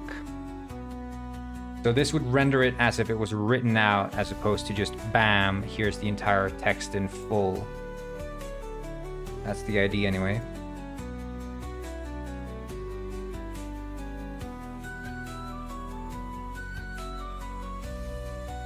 Well, it's not super complex. Like, I can walk you through and explain so you can understand what I'm actually doing. So basically, the goal of this code is to render text on the screen, and we want to render it not written all at once, but written letter by letter. And we want to have it do this over a period of time as defined in seconds. So the time length we defined is 6 seconds. So over the course of 6 seconds, we're going to go from having written no text to having written the entire text. And we're doing this in a coroutine, which is a routine that gets executed once every frame. And basically, we are ensuring that the entire text is written by waiting until, using this wait until command, waiting until the timer has reached 0. So we know that in this block here, the timer is going to go from 6 down to 0. And as it's going from 6 to 0, we can basically index the text that we actually want to render, sort of based on where the timer is currently at. And we just sort of round it to a whole value, because you can index a string using integer values, right? And then that's what we render on the screen here. So the text slice is defined as the current narration text indexed by what current value are we at in relation from like 0 to 6. Put that slice as the text value and just keep doing that until the timer is at 0. When it's hit 0, we exit this block. And then we render the full text to just ensure that, you know, in case there's any sort of error or whatever, we'll just render the full text at the end.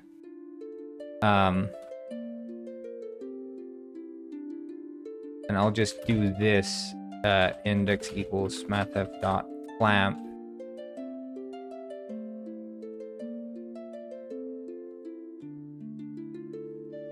And I think math clamp is exclusive.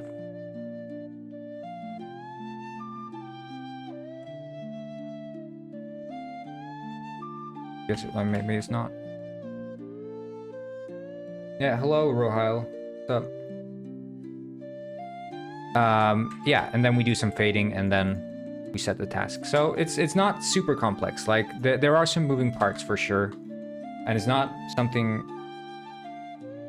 There aren't stuff that you necessarily have to. There isn't so much stuff that you necessarily have to understand like deeply. But being able to code this on the fly without knowing like many of the concepts might be difficult. So it is like simple to explain, a bit more difficult to be able to just code on the fly without the use of anything. But again, this is the kind of stuff that most people would code using an AI and never bother to learn. Because it's a simple concept to explain to an AI. I want to render a text for 6 seconds on the screen, and I want the text to be written out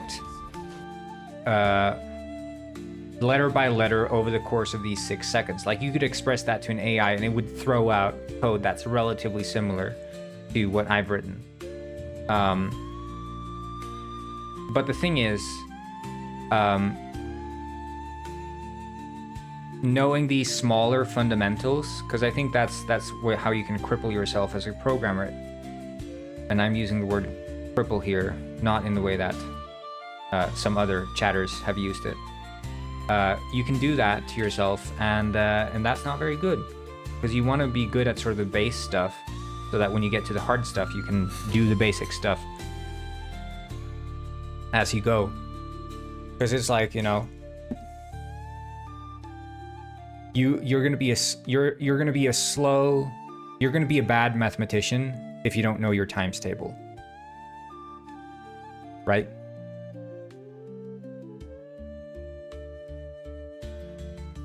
You're gonna be a bad mathematician if you don't know your times table.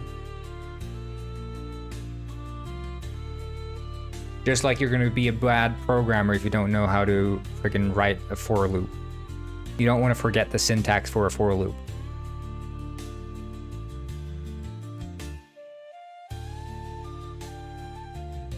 Just memorize the small fundamentals, even if they're boring.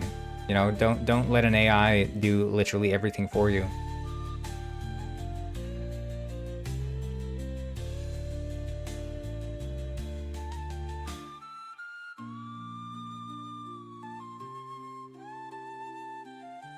One second.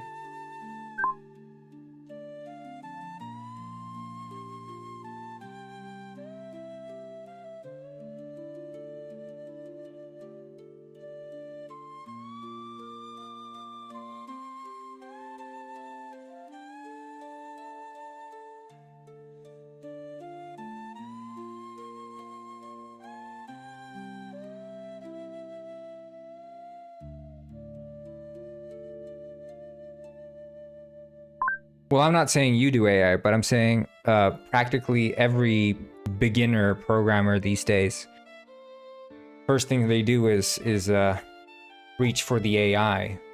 The moment they hit like a roadblock, they're like, ah shit, you know, I don't know how to solve this. Do I go to Stack Overflow and try to like understand what I'm doing, or do I go to the AI and have it write me all the code instead? One second.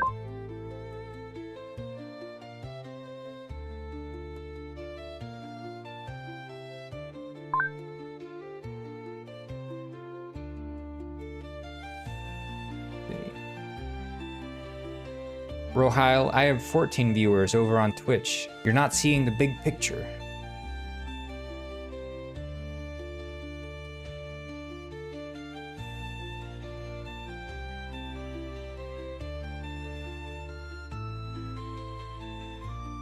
Yeah, so there's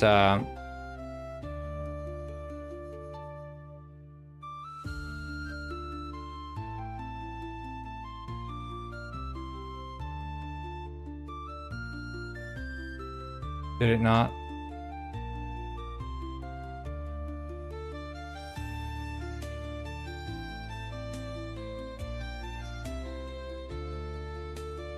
But they can be handy, yeah. But the thing is, and this is what you can't forget,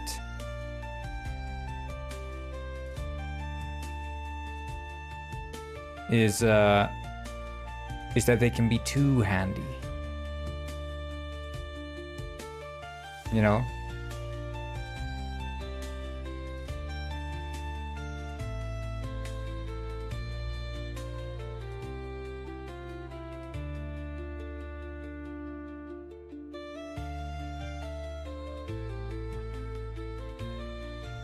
And I think, you know, okay, if you're working with like serious problem solving, okay,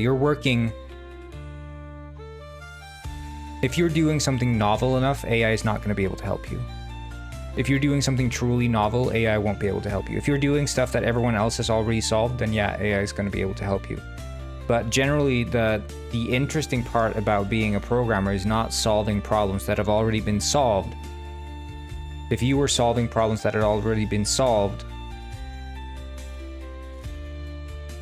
then probably there wouldn't be much point in hiring you in the first place.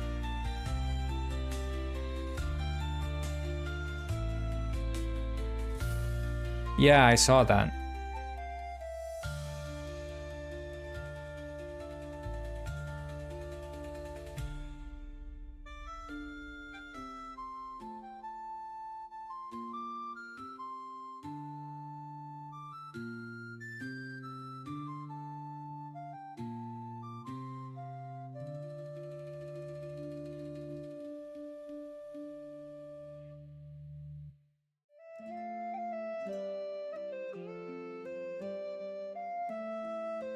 Wait, it wouldn't be...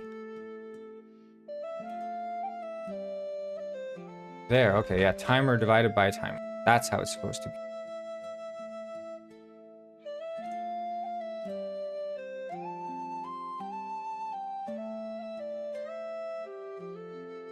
Like, the AI only knows about stuff that isn't novel. It doesn't have the knowledge of new things. And the second problem is that, you know, if you're solving some grand architectural thing for a project, it's not going to be able to get you all the way. But again, it's great at explaining broader concepts. If you're going to ask it questions about, like, how do I optimize this? How do I fix that? Well, okay, so since the dawn of the inception of these, like, since ChatGPT 3 released, like the first one, people have been saying, oh, in 3 months, AI is going to replace us all. That's what everyone's been saying. And they've been saying it all the time. In 3 months. And now it's been, what, over 2 years? And we're nowhere near close enough to have any programmer. I don't think you can't even replace a junior programmer with an AI. Even this new Devin model. Like, you've seen has anyone here seen the Devin model? It's basically like an AI where the idea is that it's supposed to be like an employee. You tell it what to do. Well, that's basically what they did. They gave the AI free will and called it Devin, and it can do. The idea is it's supposed to be able to do what a junior employee can do. So you give it full project access. You give it the allow it to use like version control and publish changes and just work in a project as a normal employee. But the thing is, it just spits out garbage. It can't actually do anything.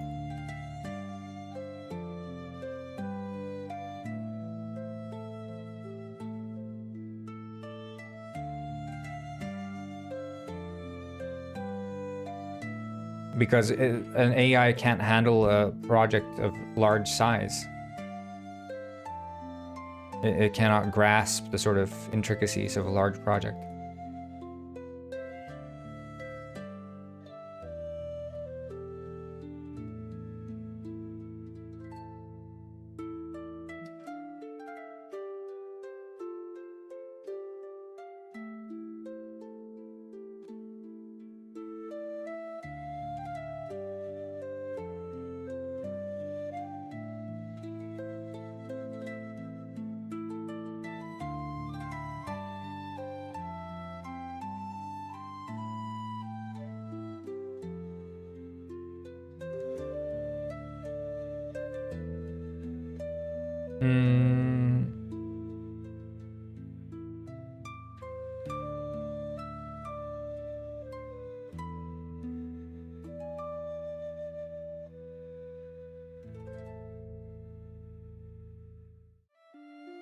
Okay, one second. I'm gonna take lunch. I'll be right back. So, see you guys soon. 1 second.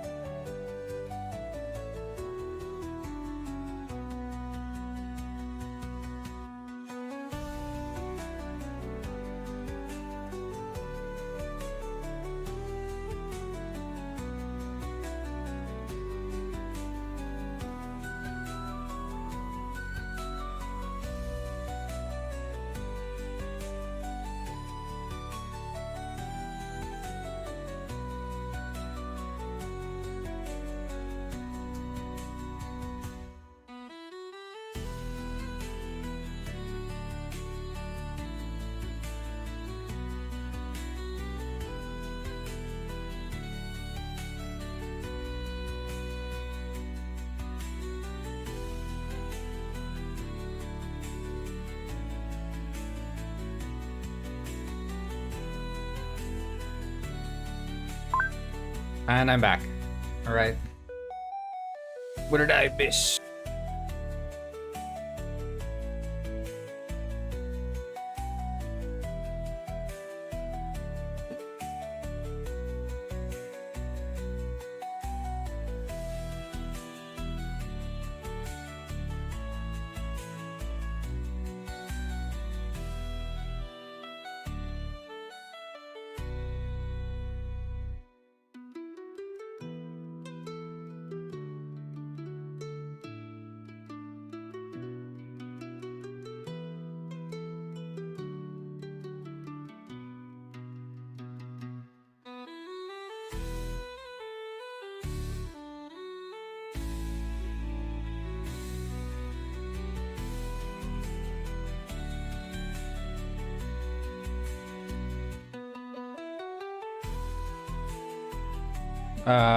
Well, so I'm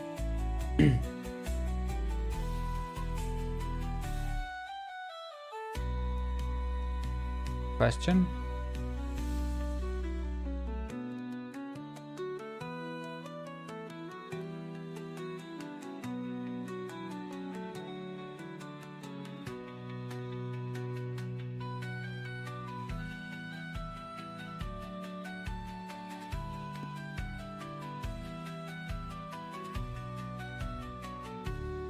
Oh, the current new task.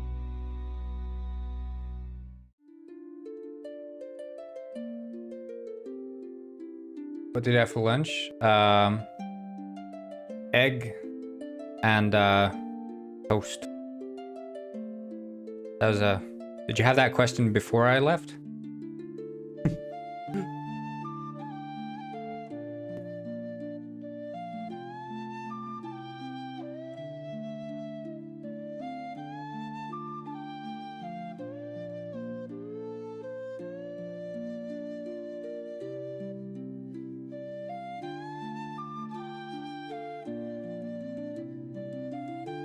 Informatics? What is informatics anyway?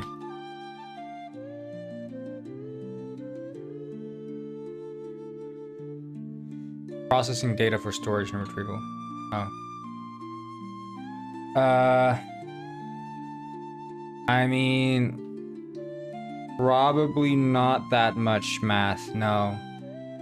But you will need to understand. If we're talking big data, you'll need to have a firm grasp on like logical sequences, but the moment where you'll need to understand math is when it comes to a thing called big O, or time complexity. So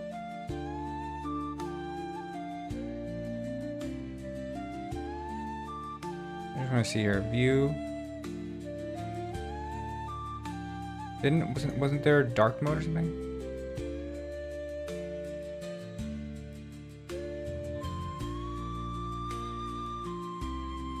Didn't I set dark mode?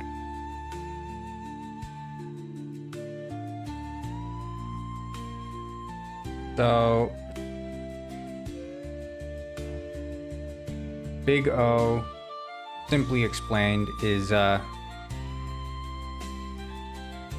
like they call it big O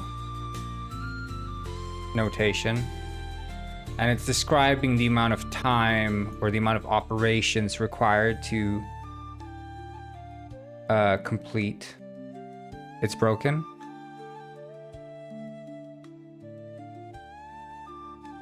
Wait, I'll restart Penguin Pet to see if that fixes it.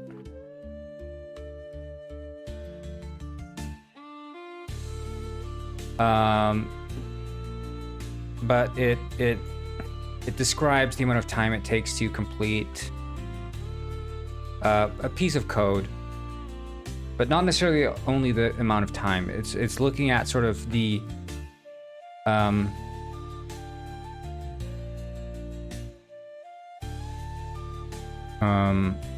operations required, right? Because operations do relate to time, but you're not always just looking at the time. Okay. In any case, if we're looking at like an operation like 1 + 1, or let's do not 1 + 1, but x + y, where x and y are just numbers. IT is generally more of a sequence and algorithms, yeah. So this x + y has a big O of 1. Where that means that 1 represents that this operation will take a constant time. It's always going to take the same amount of time, no matter if you're adding 300 plus 250. In general, it's going to take the same amount of time. Now, an operation such as finding the minimum of a list, or minimum of 1, 2, 3, and up until n, finding the minimum in that list, because n is the size of the list, it's going to take big O of n. So this operation scales with the size of the list. And when you're processing data and searching for data or whatever, this is something you have to pay attention to. Like, how long time are you spending searching for said data, computing data, so on and so forth. And you have to understand the sort of time complexity, as it's called. If we're looking at like big O in terms of like, okay, a graph, right? Where this is time, and this is, let's see, I guess, yeah, that would be time, and this would be, what would it be? Well, it would be, no, it wouldn't necessarily be time. It would be basically the cost, right? The cost of an operation going here, and this would be over time. So big O of 1 would be a constant. So it would just be a flat line. Whereas big O of n would grow over time. So for a small list, calculus would probably be part of it, yeah. I think in general, for most computer science fields. And then O of n squared, which could be, for example, it would grow sort of like this, right? You'd grow exponentially and go faster and faster. That could be...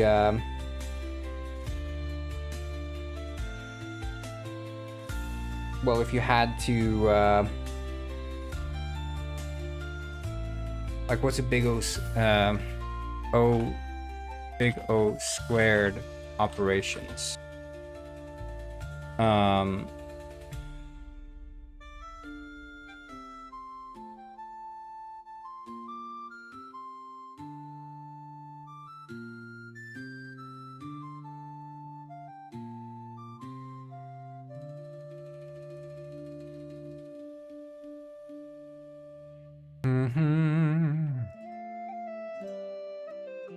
Yeah, was it here? Yeah, a bubble sort. Well, these are all different sorting algorithms, but okay. So big O of n squared would be like 4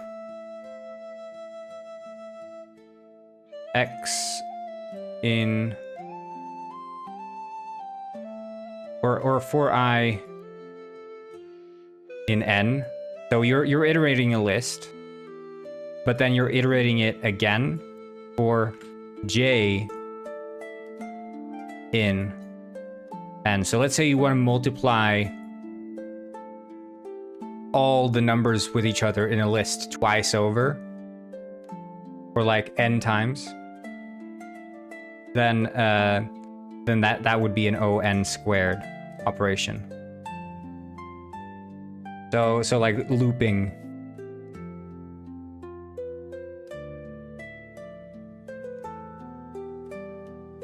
Loops within loops would be an O n squared. Aztec, interesting wind study. Yeah, it is like, okay, you know, this is like a fundamental concept in computer science anyway, because again, computer science is about computation. And when we compute things, we have to know how long will it take to compute said thing.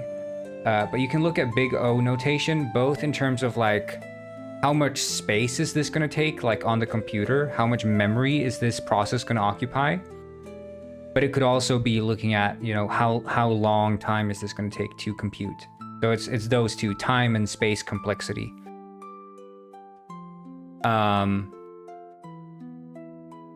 But I mean, this is kind of simple thing, right? It's sort of intuitive to understand. It's just the notation of it all is kind of weird. But it's sort of looking at sort of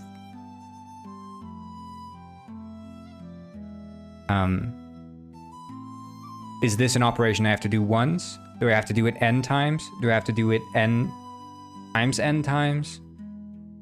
And then you have, like, for example, the quicksort,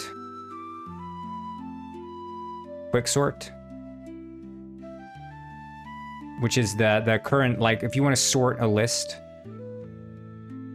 it would take a big O of log, the natural logarithm of n.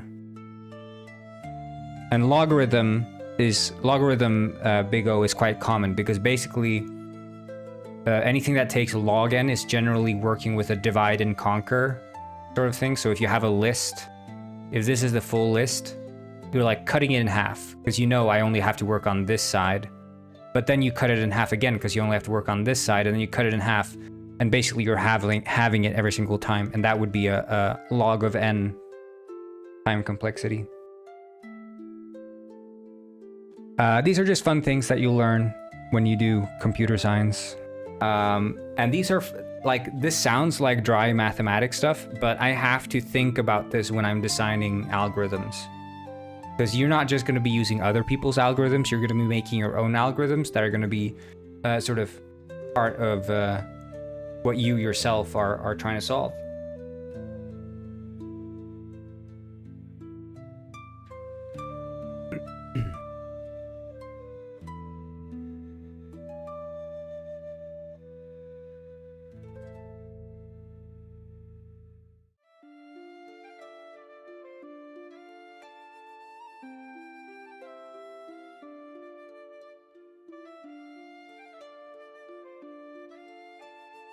So, but I enjoy it. It's not, like, most of computer science is not the dry, abstract mathematics that you don't understand why it exists. You're not just solving random mathematical formulas for no reason. Like, when you're doing, when you're working with, like, graphs, and trying to find, like, the shortest distance from point A to point B on a graph, on a connected graph, you'll see, like, oh, this is what Google Maps has to do when they devised their algorithm. Or maybe you're doing linear regression. You're like, oh, this is probably the foundation for, like, these AI models. Or you're working with, let's say you're working with sorting. Well, sorting algorithms would be part of just any foundational computer software program, whether you're sorting, like, a list of names or sorting, like, whatever.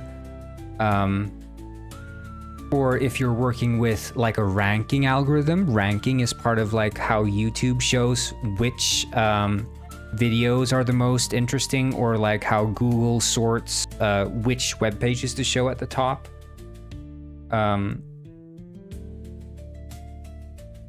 So all of the algorithms you're learning in these courses have, like, real world applications, and I find myself using them. Like, I'm not re-implementing sorting algorithms. If you're re-implementing sorting algorithms, you're an idiot. You don't have to do that. You just use quicksort, and that's it. Or rather, you just use sort, because generally whatever language you're working in already uses quicksort under the hood, and you just call sort.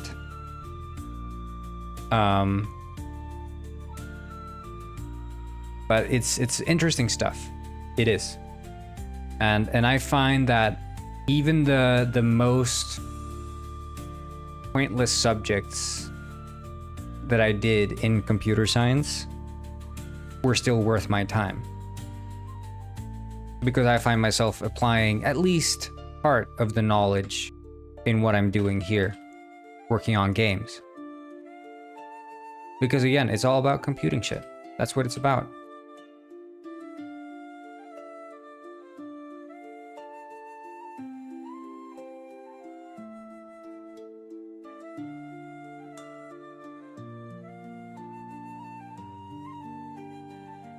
Okay, now it's gonna work, I think.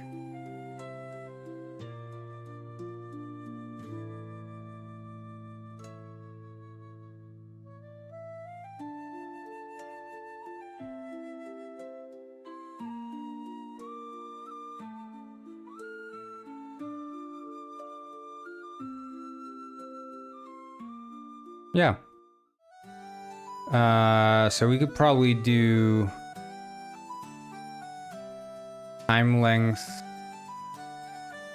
because we'd have a var delay, which is 2f. So the timer would be 6. But we divide it by a delay, minus delay.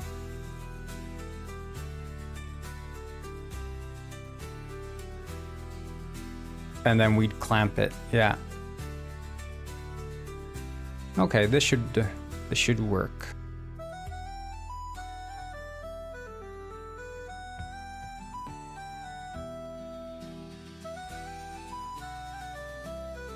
Well, okay, so the thing is, warnings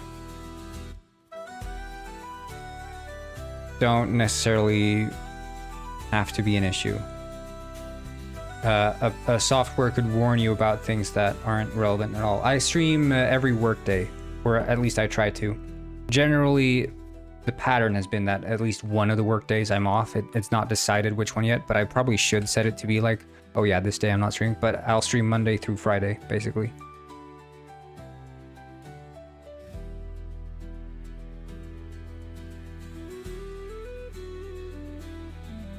Mistap, oh no.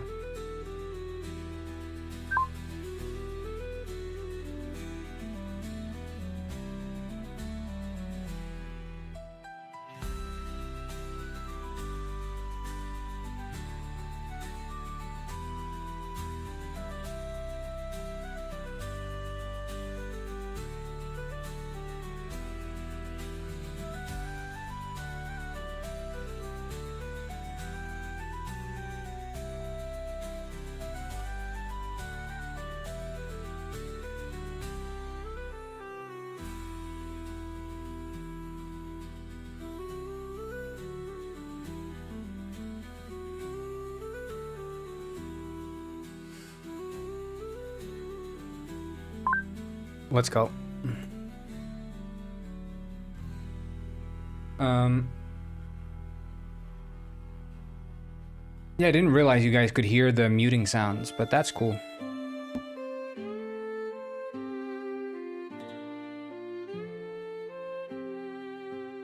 And see you, Minimal. Have a good one. How is the game? Well, at King. Or should I say, ETH King is going very well. Or with a lisp, pronounced Ath King.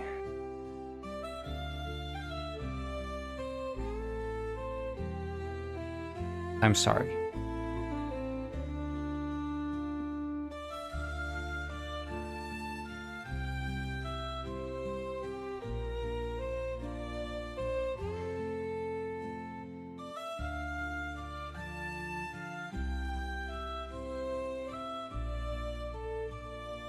Actually, I keep going the wrong way. I don't know why. My instincts tell me to. So I need to figure out a way to make this look interesting.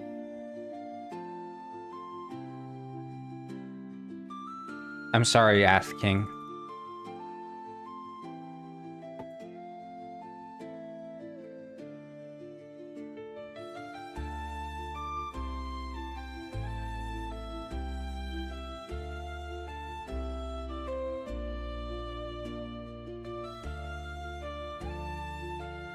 $69 to $169 now, yeah.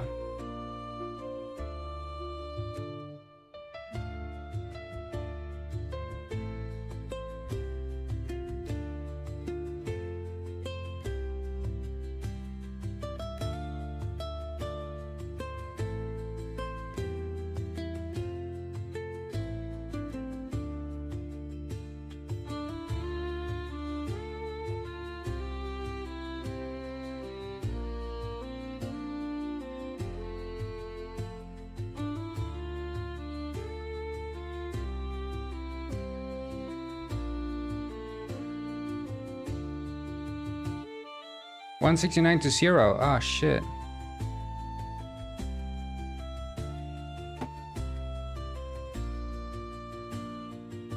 Um.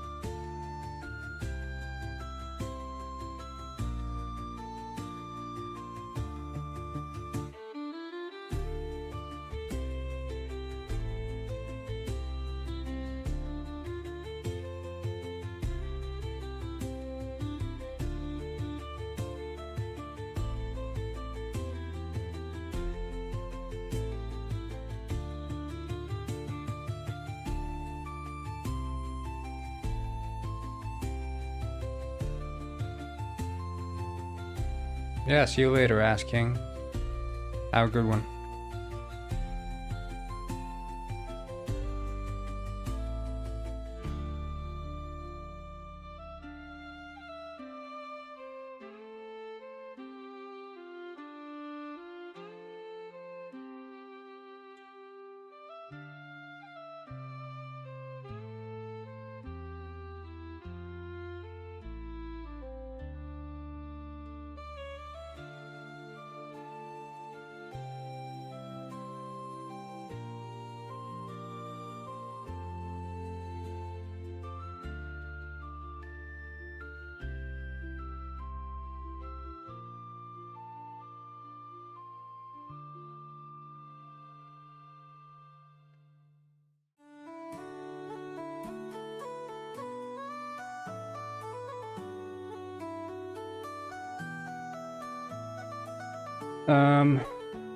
I don't know why the delay didn't seem to have much effect.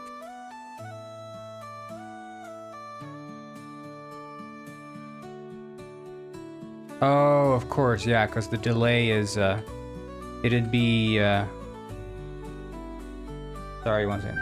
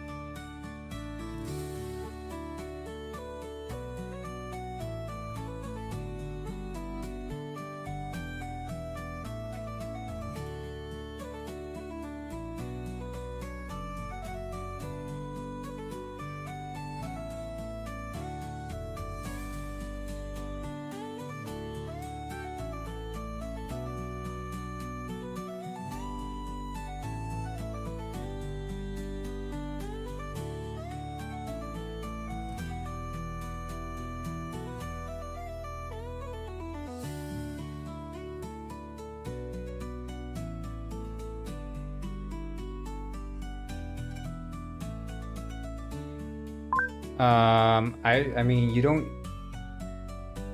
I don't think there's... I think there's, like, an empty char. Like, do you even have to... Couldn't you just literally do, like, char A? Like, you don't have to define it as anything. You could just do this.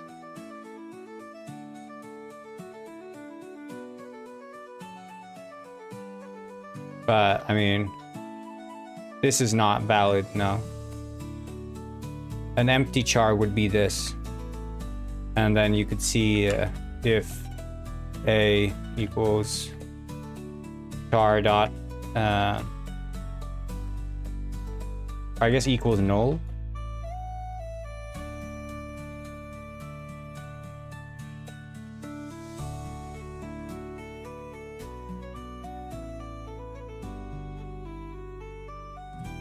No, not null. I guess they're like char dots.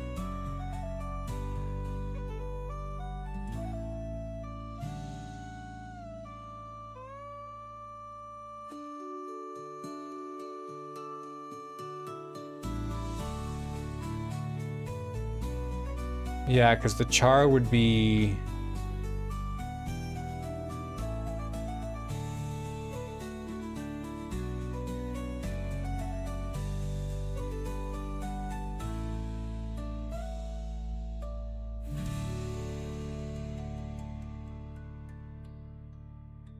I don't know, like, would you see if char is empty?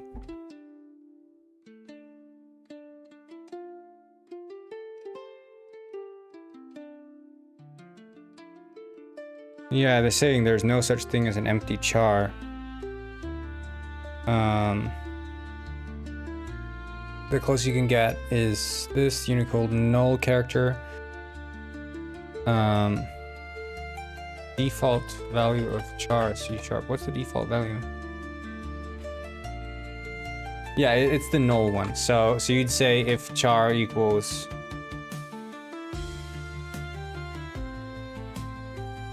This is the null value of a char.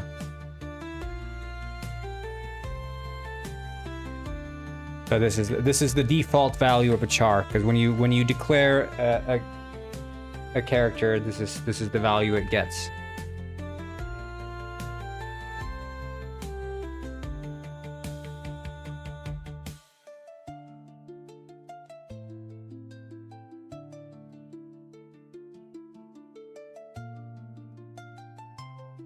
So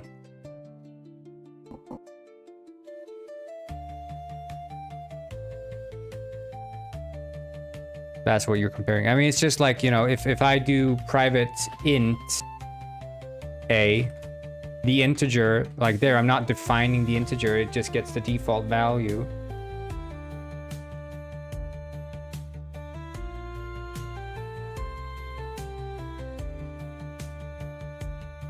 What if I only do char sorting case? I don't quite understand the question, but in that case, a would be equal to 0 at least. 0 is the default value for an integer.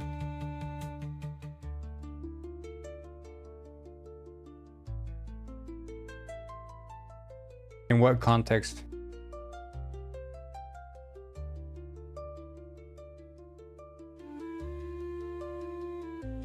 Are you sorting a list of chars? Is that it?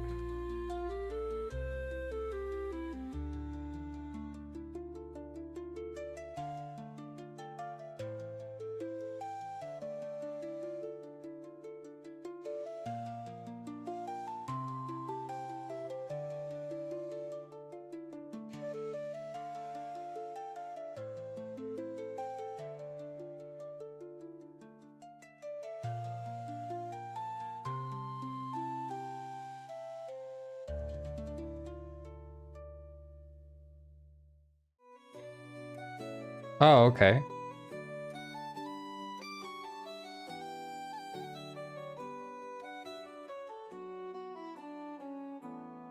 You want them to do that, and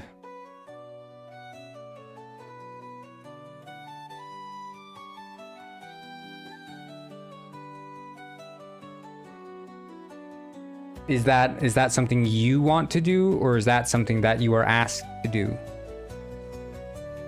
And why are you looking for like the undeclared?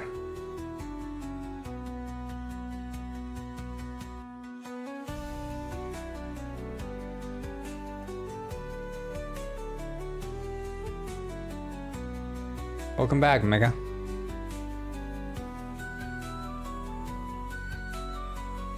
You're asked to. Okay. Then why are you looking for the case where the oh, thank you. That's awesome. Yeah, but why are you looking for the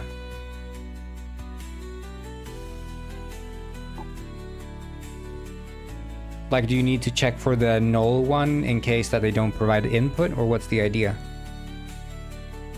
Because I'm assuming the input is on the command line, right?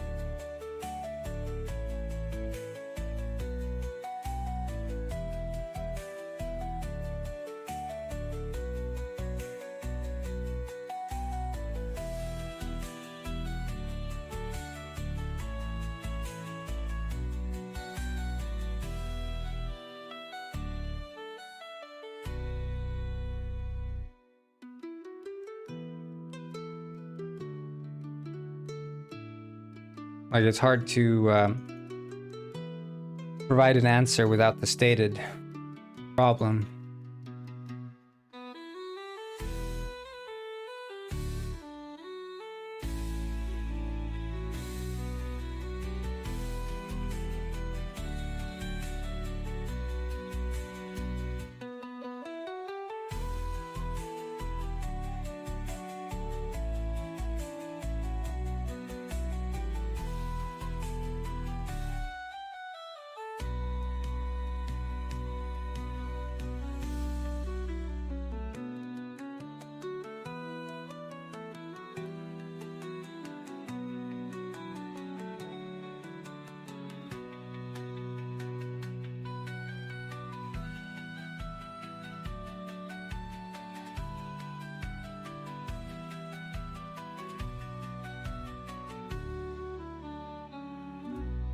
Yeah.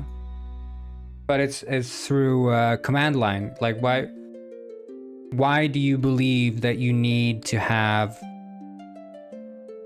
the empty char? Is it because there's a default behavior? Or is it some other reason? Like, why do you need the empty char?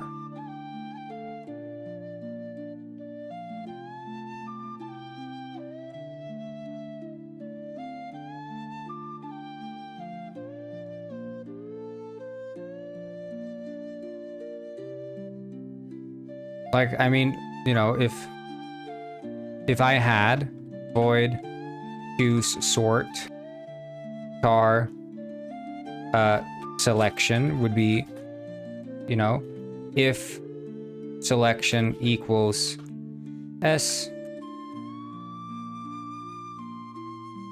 do normal sort,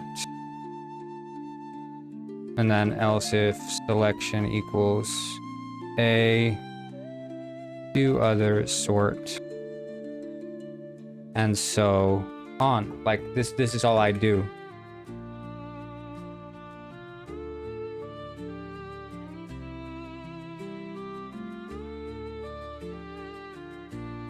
I don't think you have to make it more complicated than that, no?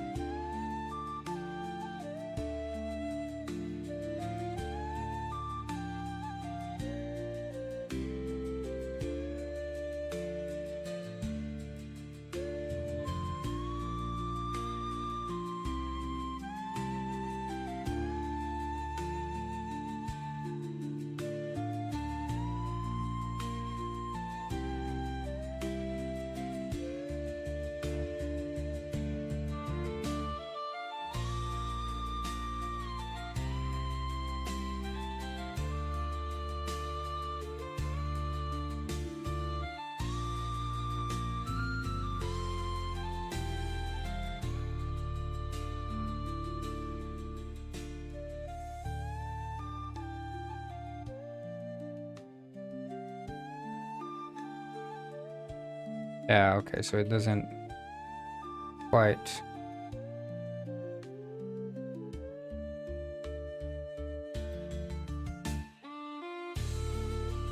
Okay, but now it should work. So now we have that.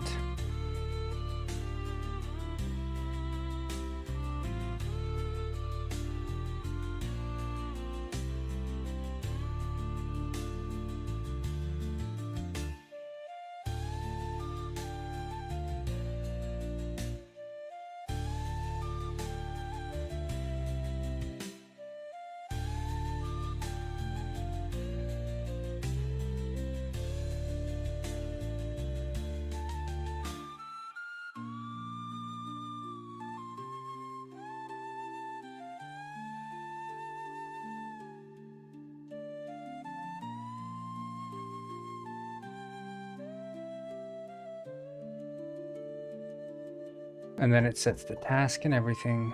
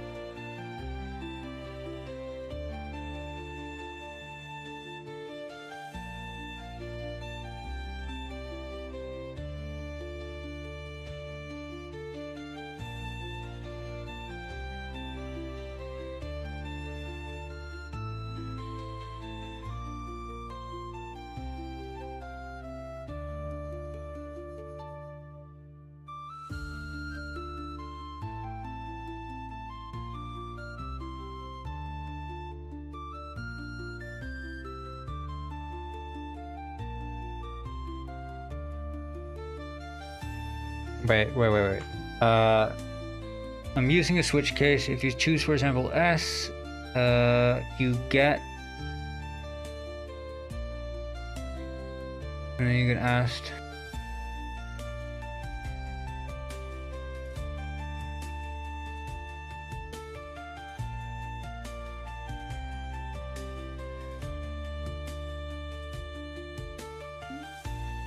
But I still don't understand the issue. Okay, well, you know, if you use a switch or whatever, it doesn't really matter. And then you'd have a void choose.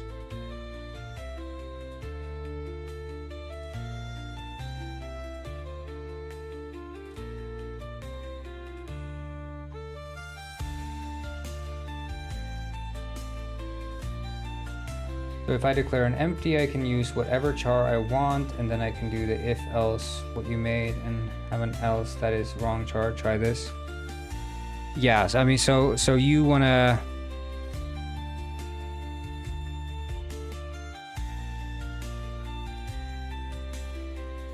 Your idea is void choose sort, and then you'd have the char input equals this, and then while... And we'll just do a void get input. You know, it's a dummy method. Returns input here as char, and we'll call it char get input.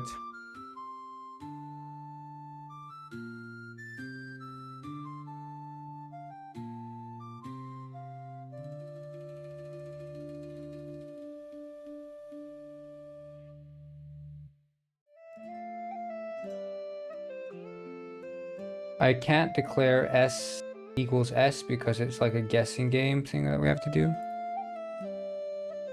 Yeah, but like, okay, so you have like some get input, while get input equals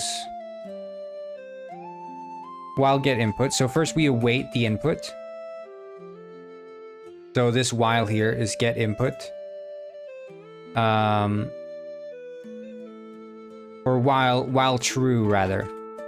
So first thing we do in our while loop is we get the input, and we can get input. So this is our single variable that you're using. Input equals get input. If input equals X, S, input equals A, and then here, else,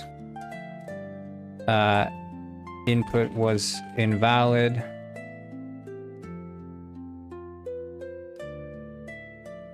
Go back to start of while loop here. So this else would return us back. because we return to the end of while loop, so we go up to the start and we get a new input. And then here, for all of these, you'd have basically select the sort, like for falling or rising, right? And then input.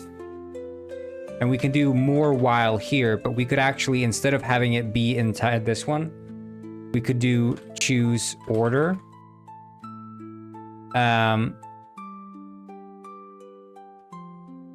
mean, if we don't want to repeat ourselves, that is, we would do choose order, and then we'd pass the input as the sort of order. So, I mean, I don't know if your professor wants you to repeat yourselves or not, but this is the way I do it. I think this is cleaner if you want to solve this issue this way. And then you'd have the void choose order, which would be char input here. And then inside the choose order, you'd basically do this thing again, except this time you'd be falling R and then sort. In the case of this one, you know, you sort,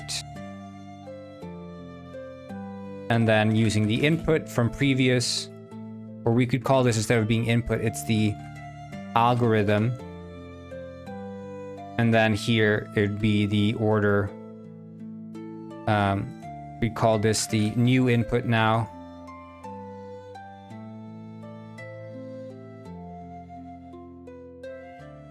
You know, and then input.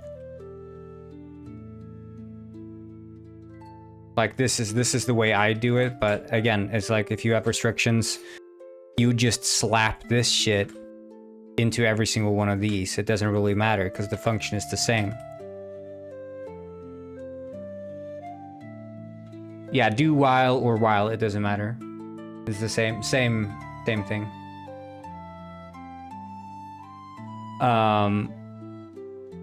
But basically we'd choose sort. So first thing we do is choose sort, and then we go here, okay, we chose S as our sort, so we pass that on into the next method, which takes the input to carry over into the final layer, which is the actual sorting. And then the sorting one would parse through and see, okay, what kind of algorithm is requested? Okay, and what kind of order is requested? And then execute according to that. But if you're just allowed one variable, in that case, you know, you'd have this go here, and then you see here input is S. Then we're locked in here, and then while true input equals get input, we'd just be executing this over and over and sort. And in this case, we'd sort S, and then we'd sort S, but just in the order of the input. So this is all using one variable.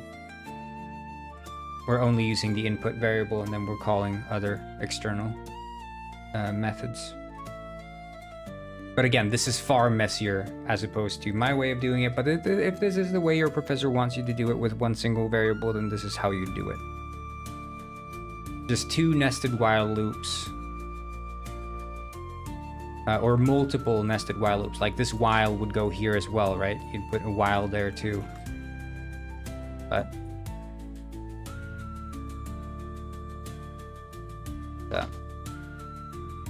not too complicated.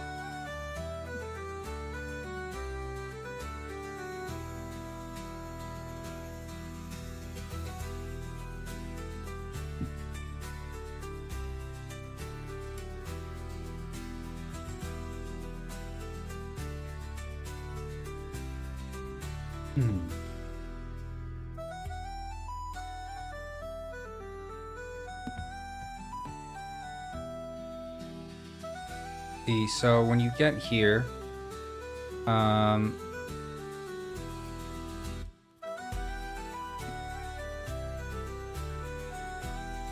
going to have another trigger, which is the dialogue trigger, but also the variable trigger.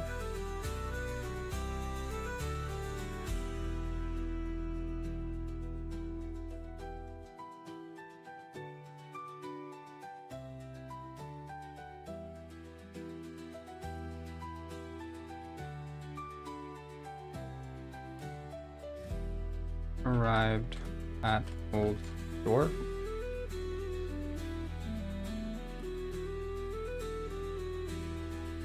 And dialogue trigger. And her name is Pongus something, yeah, Francesca Pongus.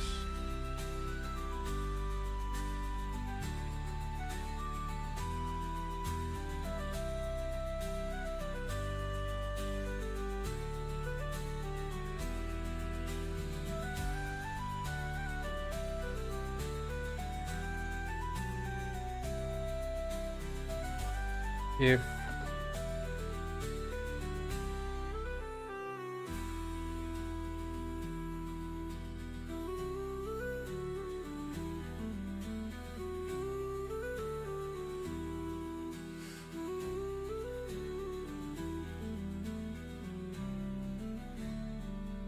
it's the yeah,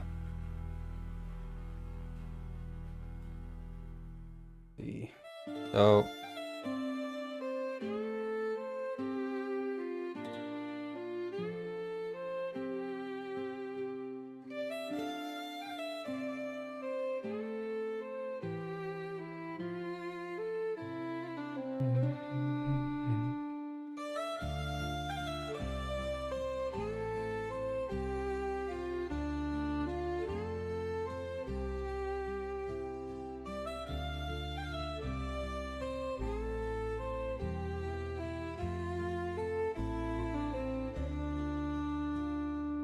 let's see.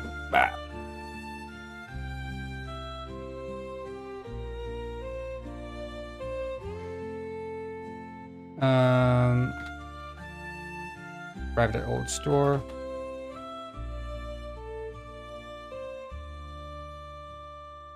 Party? No, thank you. I'm not Robber. What do you think about Robber loving Cardi now? It's you and Robber. You're the only ones in the server who listen to Cardi.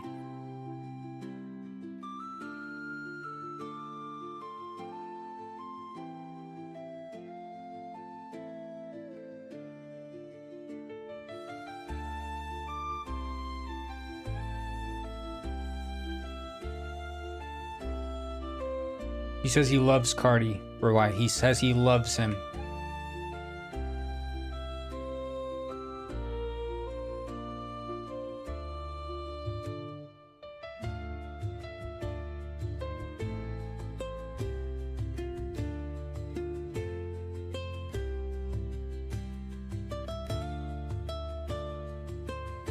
He just says he likes him because he wants me to think of him better. I don't think so. I think he just really likes Cardi. I think it's just people like him who love Cardi.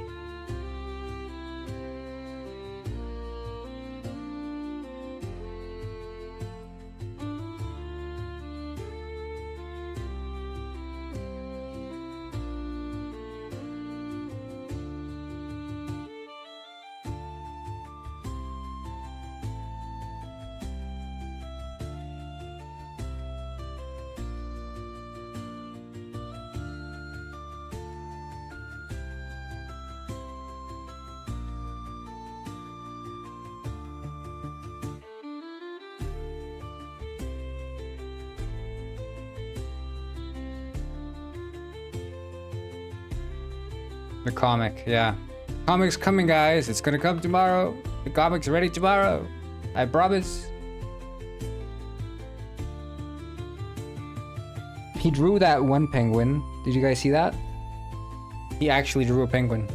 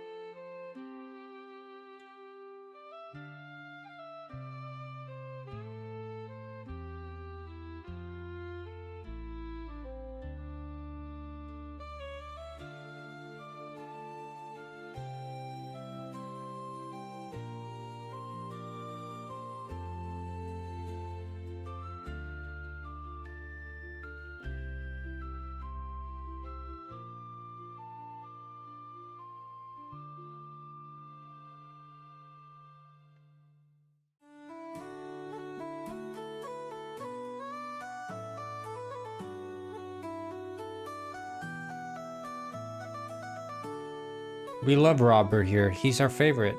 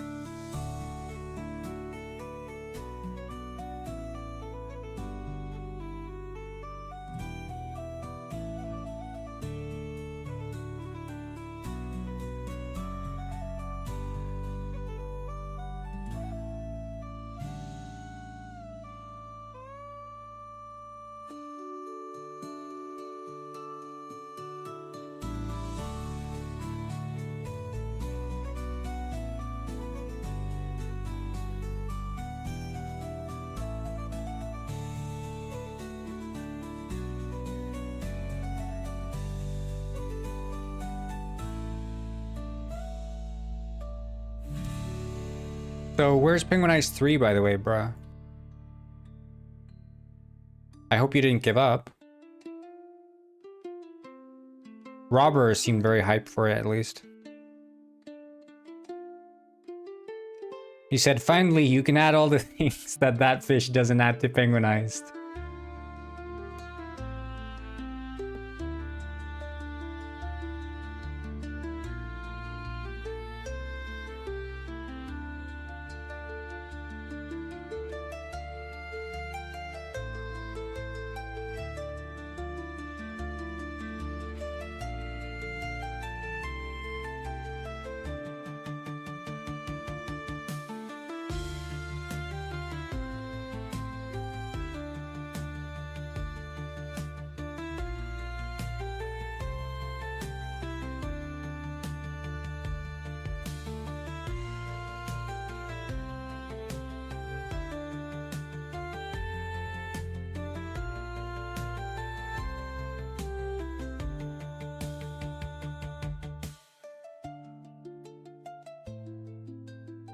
Yeah, it's like he says he really wants it.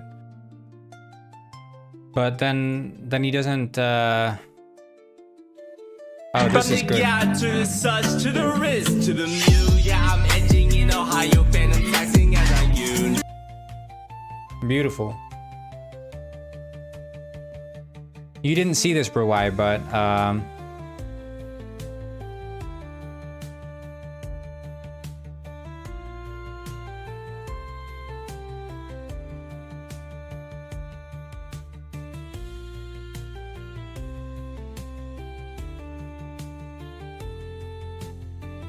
I've sold for over 10,000 Robux.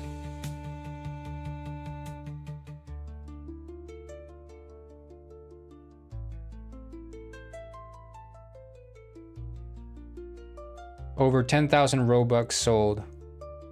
Penguin Detective shares tragic backstory. What tragic backstory does he share? It's the old detective, of course.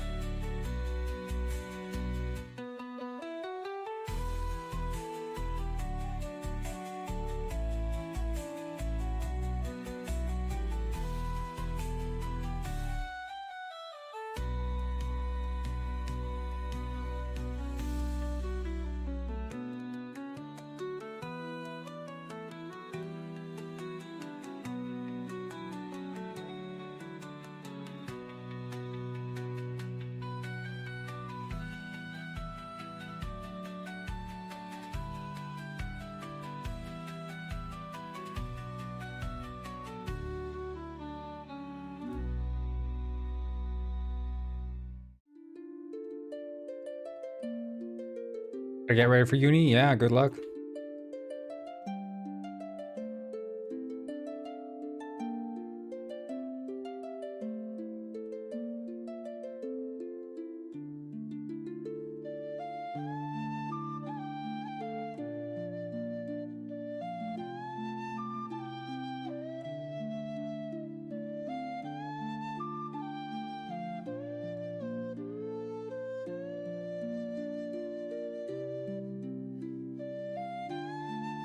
Yeah, evil Mega.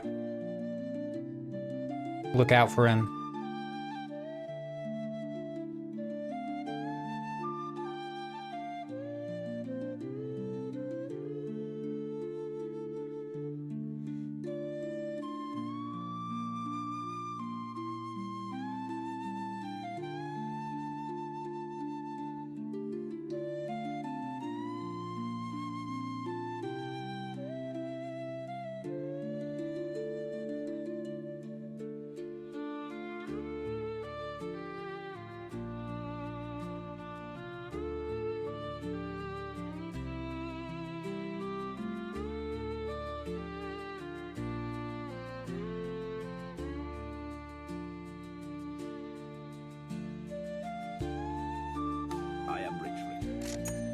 richest penguin Thank on you. this side of the equator. For the bits. Cheer to 7 bits. I'm rich. Last bits called. I got Mega's last 7 bits.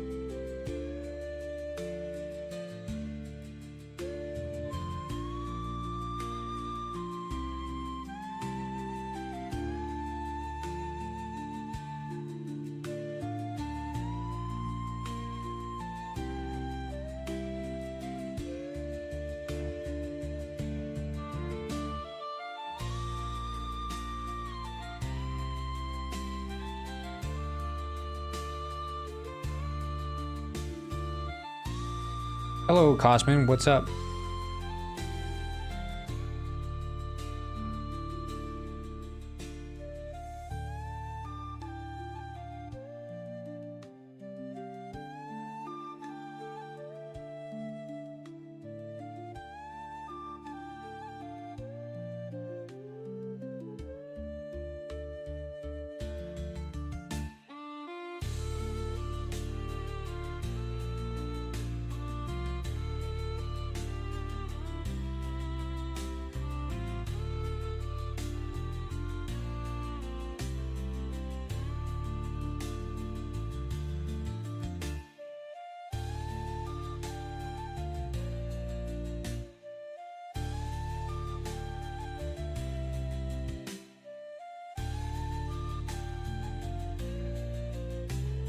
Less fortunate.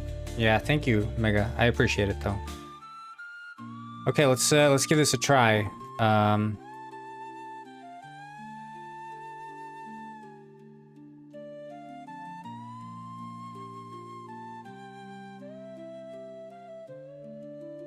I wanted to get freaky on Not Bob's Masking Penguin Heist. I compromised. I got freaky on Masking Penguin World. What?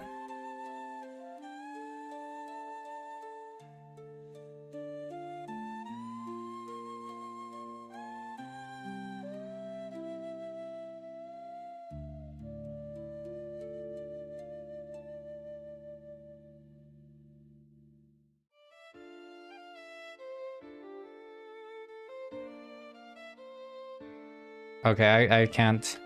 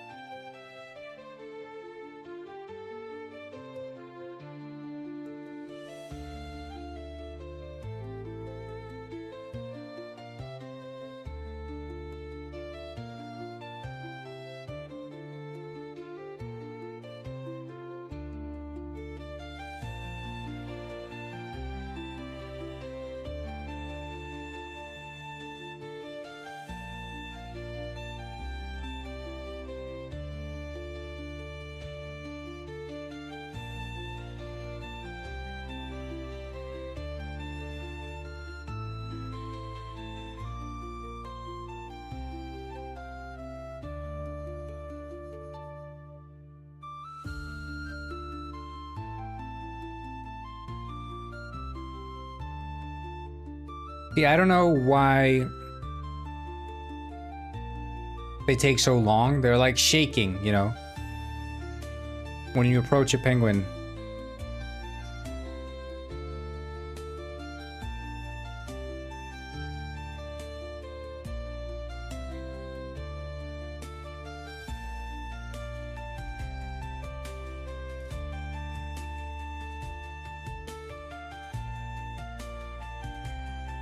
Okay, let's play. The year is whatever year it was, 60 years ago. Huh? What is it? Is this the past? Great Scott, of course it is. You are living the history of Penguin Village. I guess I just have a very vivid imagination. Indeed you do, and to get back to the future you must experience the old Gwyn story. Alright then. That day, I started my day as I always did back then, by going to the store to buy a can of sardines. I can do that, yeah. I can make it so if your name is Robber, you can't go inside.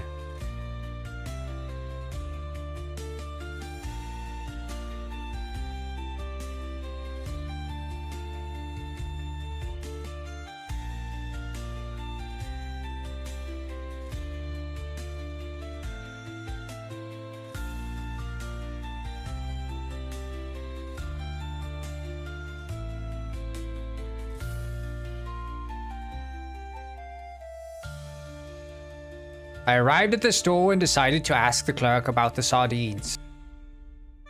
Good day, dear customer. How may I assist you today? I was, looking for sardines. Ah, yes, the sardine, a beautiful fish. Alas, we are out of sardine. You may experience greater fortune at the market. Alright then, I'll take a look there. Sadly, the grocery store was out of sardines this day, but the market sounded like a promising venture. I don't know what...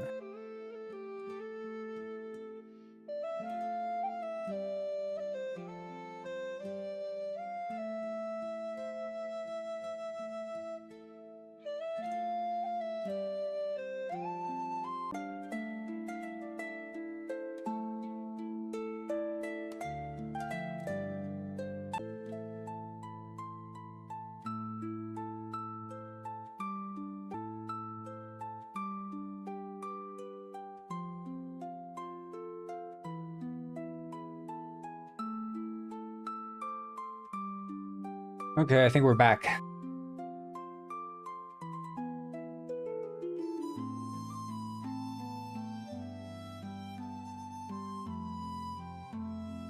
Don't know what happened, but...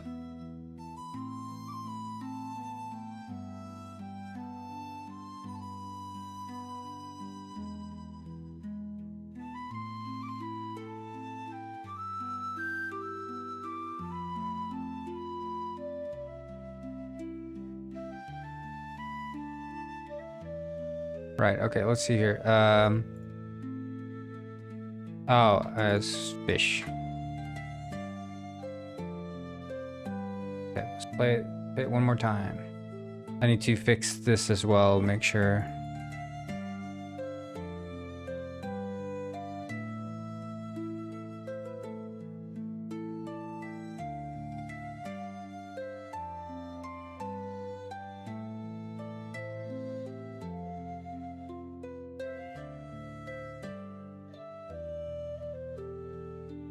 Okay.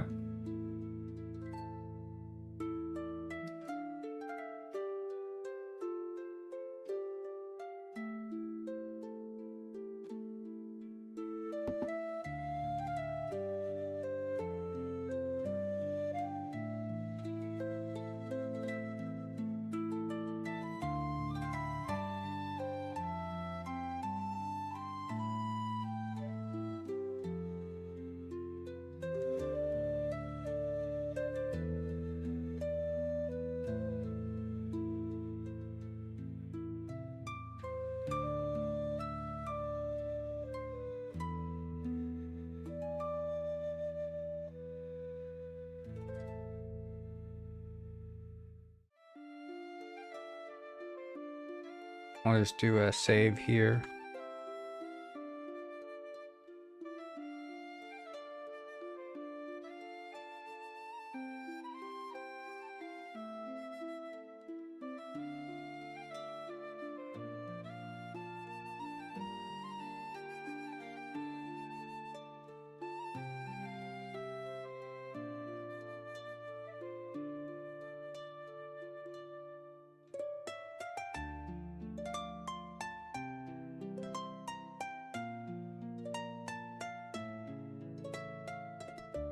What about your crops and gold?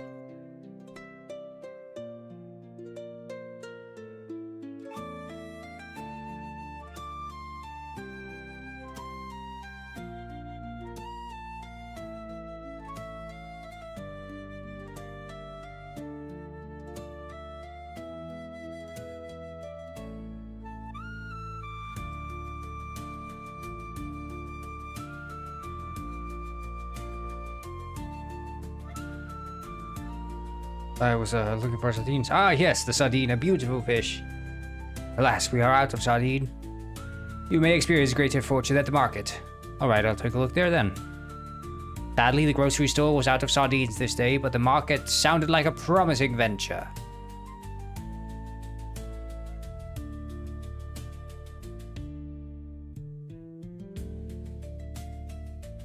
The market was bustling. I only had to find the fisher to get my sardines.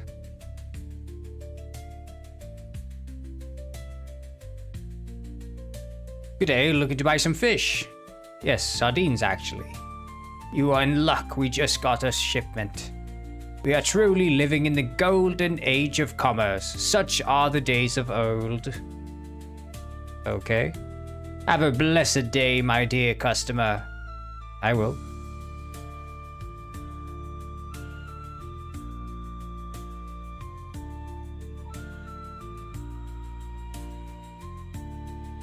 And then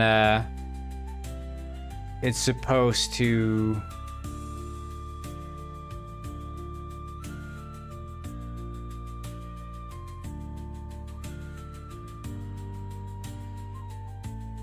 set the gambling one active, but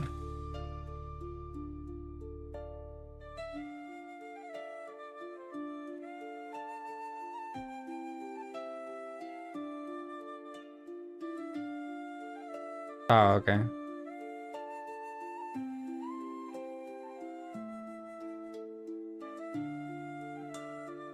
With a belly full of sardines, I was ready to engage.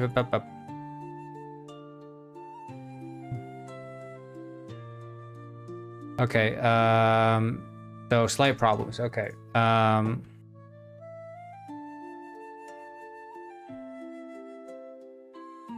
It's the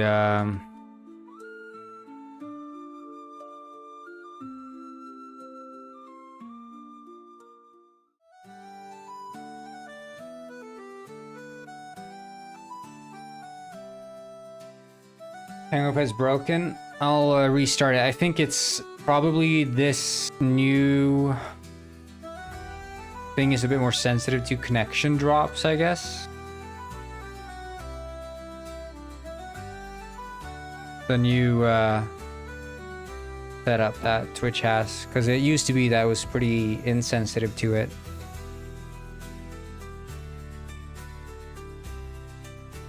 Public bool save state equals true.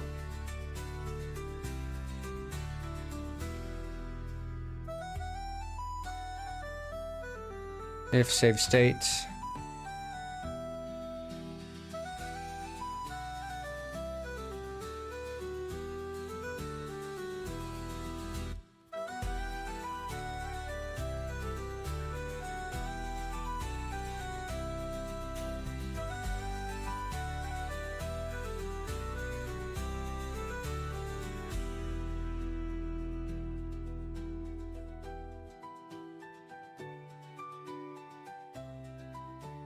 Okay, nice. And that was that.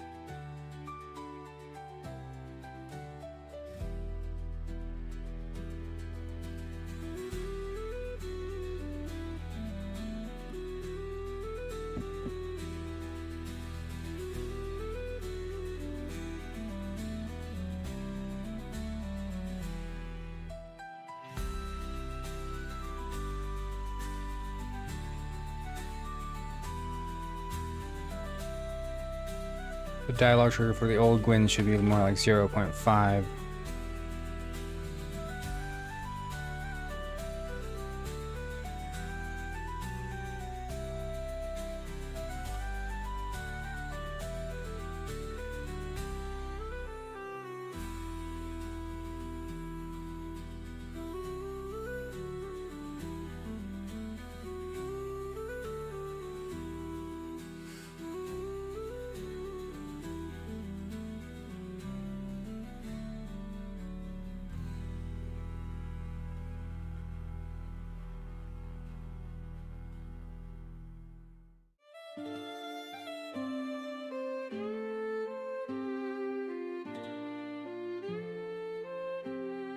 And this would be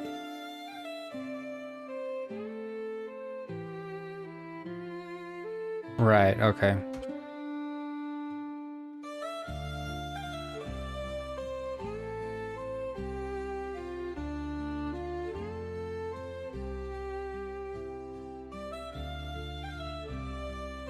See you in the Discord?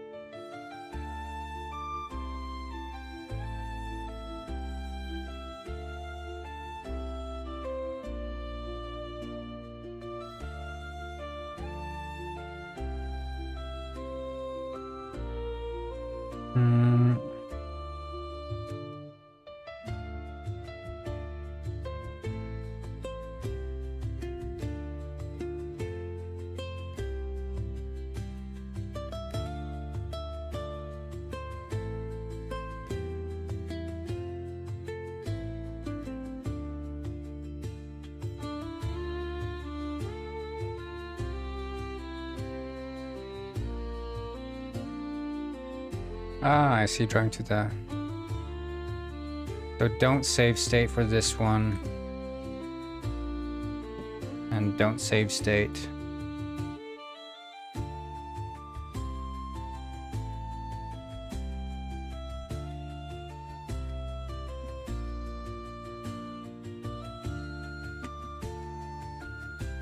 Okay, so this would...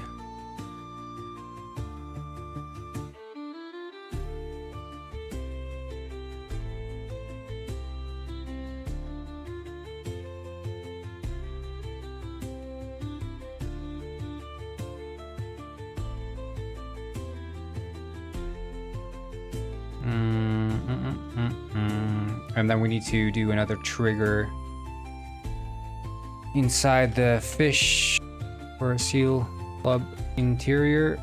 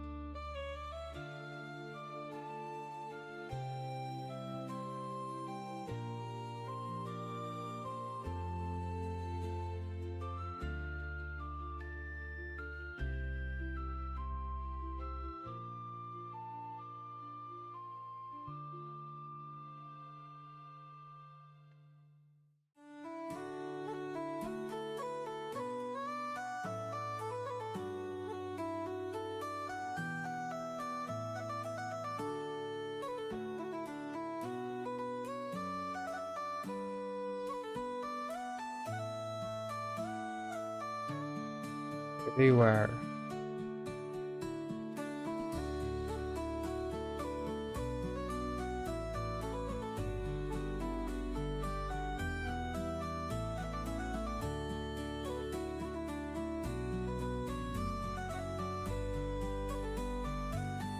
As this day I knew that was on my side. Scrambled. Back.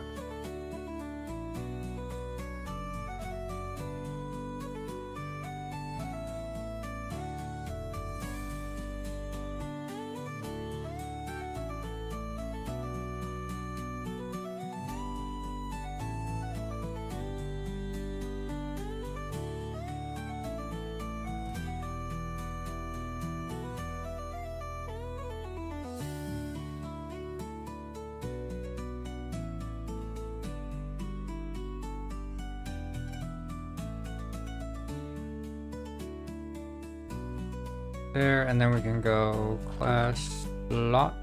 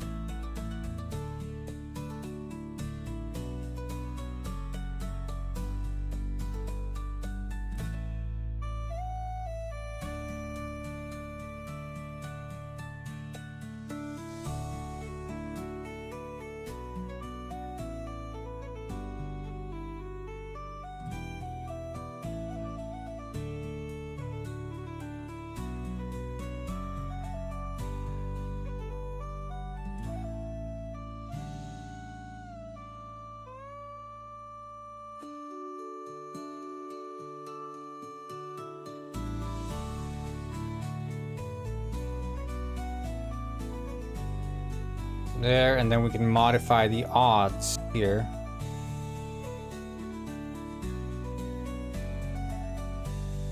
For the probabilities.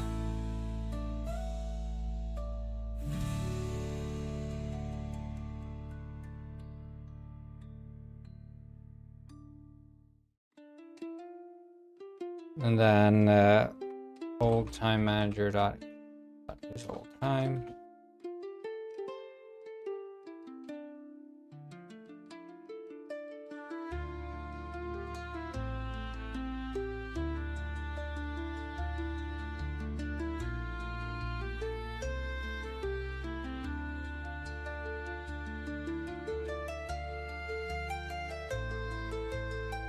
There, and then it would be more like 0.1, 0.1. We'll do 0.05, and we'll see sort of.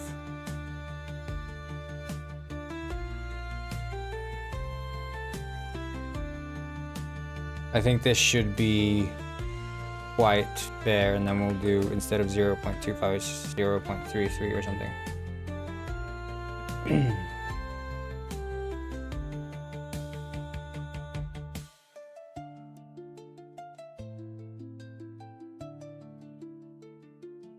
Oh, 0.25 and old time manager.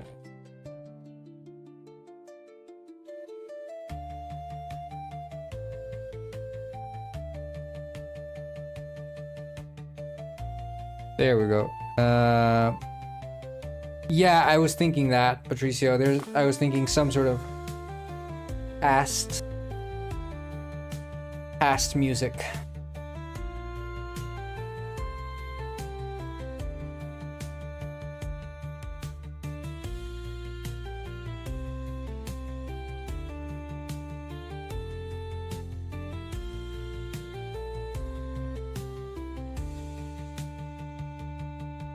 You kill death again?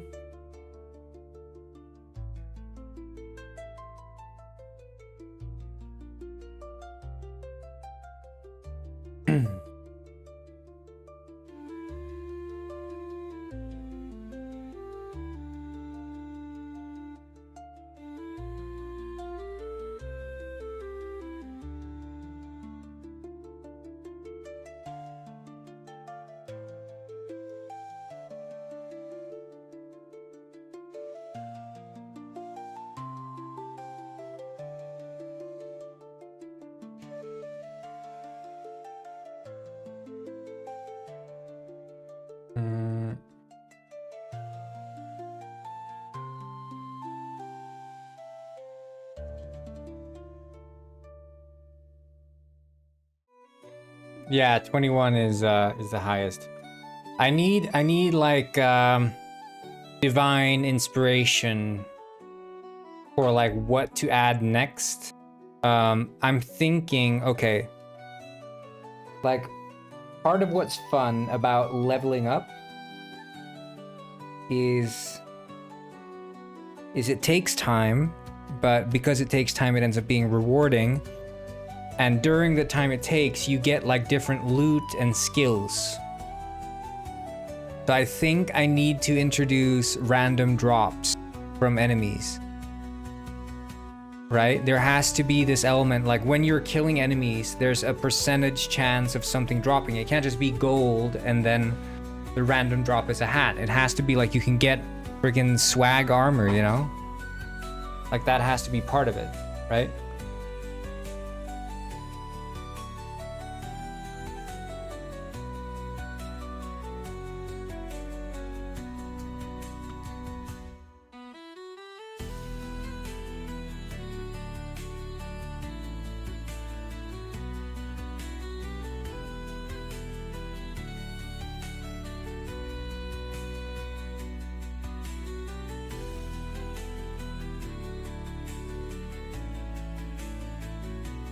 Yeah, so you want to flex on people being a high level. So it's like that's important. But I should add like end game raid bosses or something, like dungeons or something, you know? Like something you can do as a high level that's still like really challenging. So like a proper dungeon, I think is quite necessary. But yeah, I don't have too much time to work on it now that I'm in the like last sprint of Detective Penguin.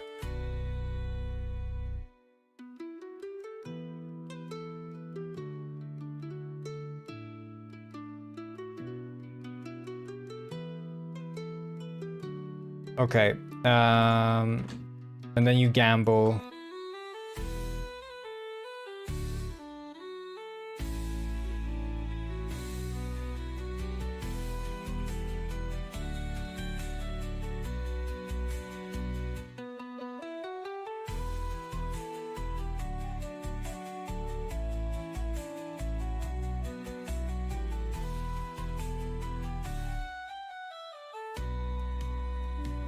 Yeah, well that's, so I'm thinking it shouldn't, like, we don't want to tie it to the leveling itself. We want to tie it to the, like, the only ones who care about weapons aren't the ones who are at home grinding, farming, or mining. It's the ones who are out there fighting.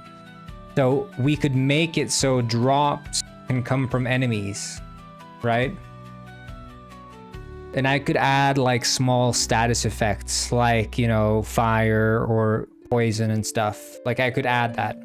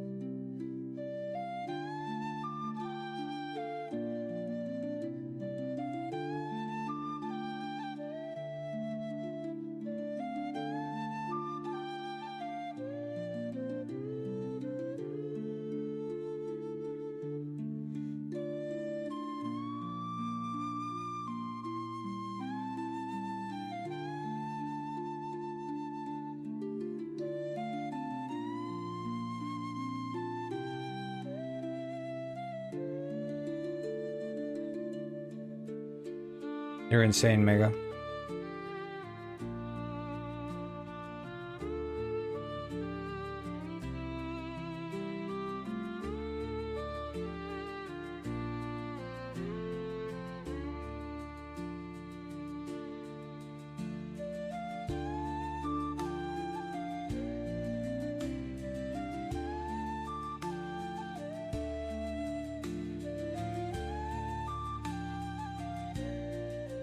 Okay, so then we'd start the trigger for the ambush.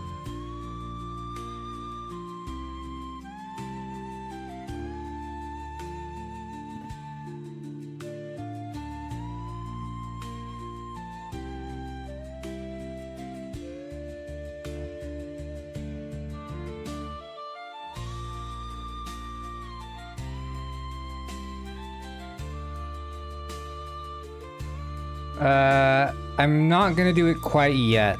The problem is that it's running on my laptop, right? I want to figure out some way that I can have it running on a persistent server that's not my laptop. Because the moment I want to access my laptop, I'm gonna be like, but maybe I shouldn't do that because maybe there's people playing Penguin World. So that's why it's sort of like, I can leave it running for a couple hours after stream generally. But I will be trying to look into some sort of permanent server solutions. That's sort of the goal, but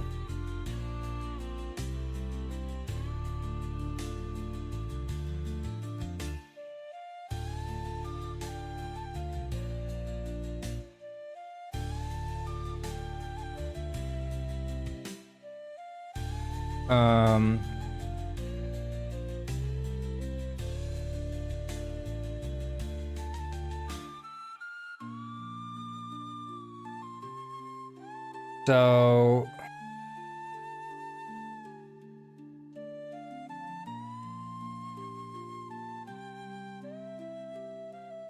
it would trigger that, but then we spawn. I guess we don't spawn the enemies, we just warp them, wouldn't we?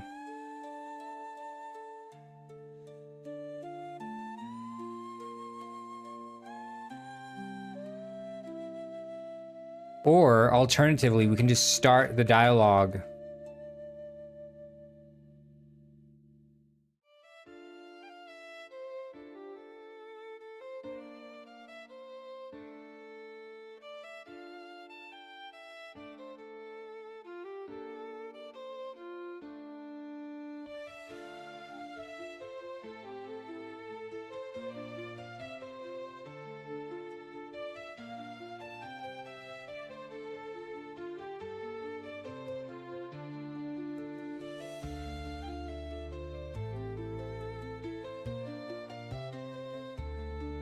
ambush enemy 1, yeah. I think that's better. So we queue the dialogue with the ambush enemy 1. But the thing is, it's not necessarily going to index the ambush enemy 1. Shit, okay. Well, I guess it would. Oh yeah, see you, Patricio. Have a good one.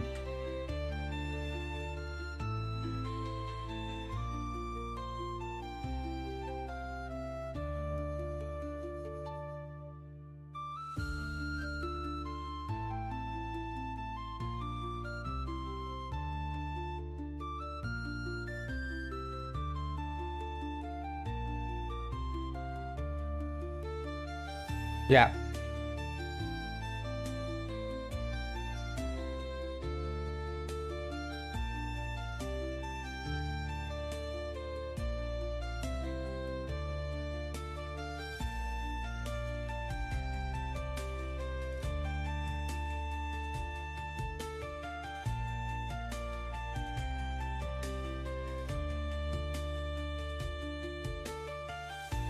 I think this is what we need to do. So we'd interact with that character, ambush enemy 1, which would warp the 3 ambush characters, trigger like a cutscene. Through that,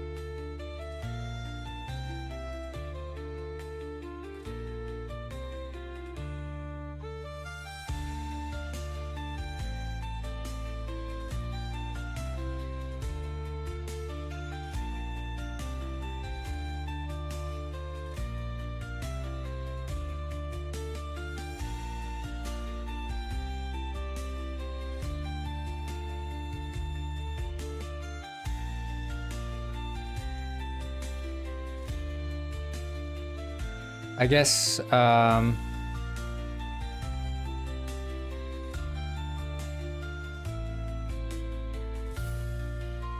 can do this.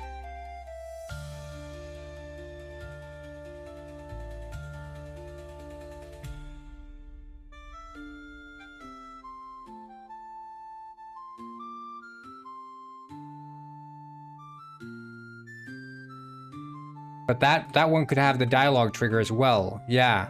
And then it would trigger the dialogue. Yeah, okay, that's what we're gonna do. We don't have to interact, we just trigger that narration. It's a 6-second delay for the dialogue starting.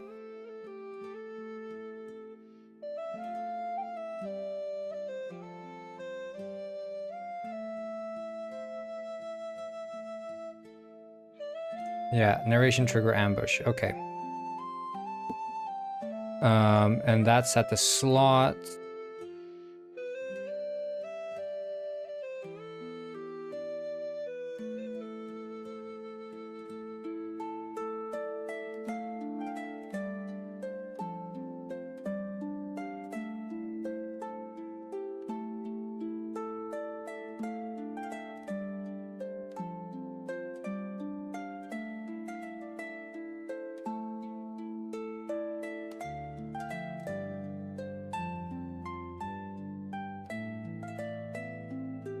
I guess we don't have to have 2 of them. Just add the dialogue trigger here. And then we want to have the ambushing enemies close by.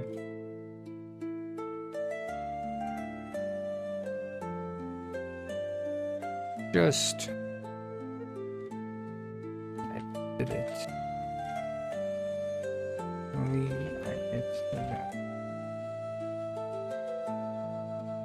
That's...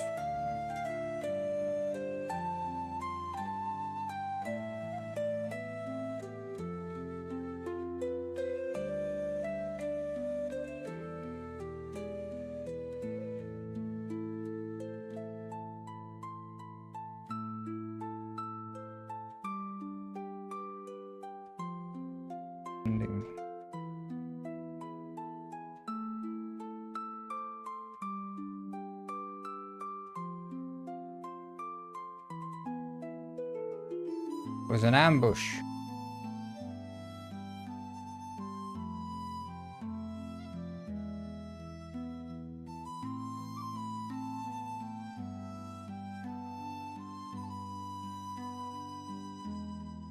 There.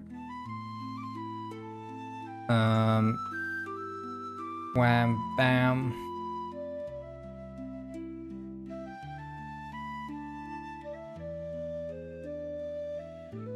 Hello, Sai. What's up?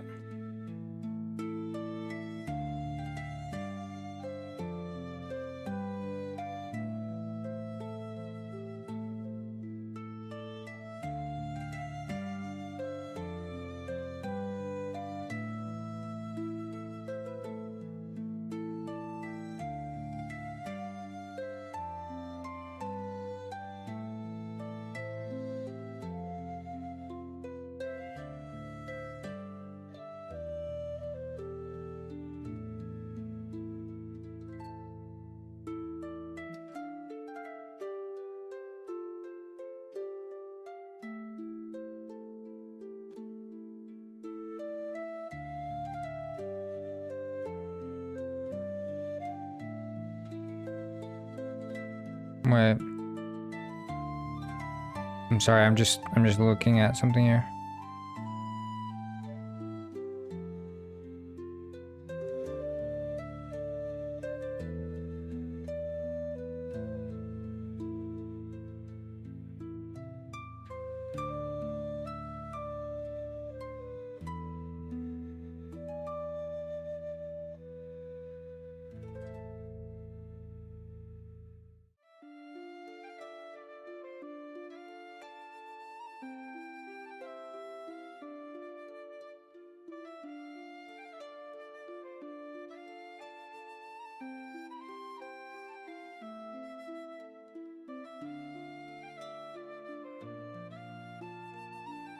Hmm.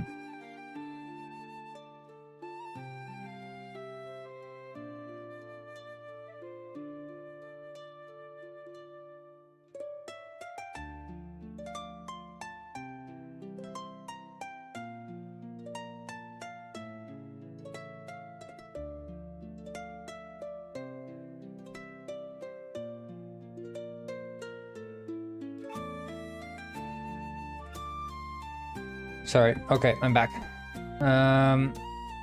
So the dialogue starts there. We need to have the...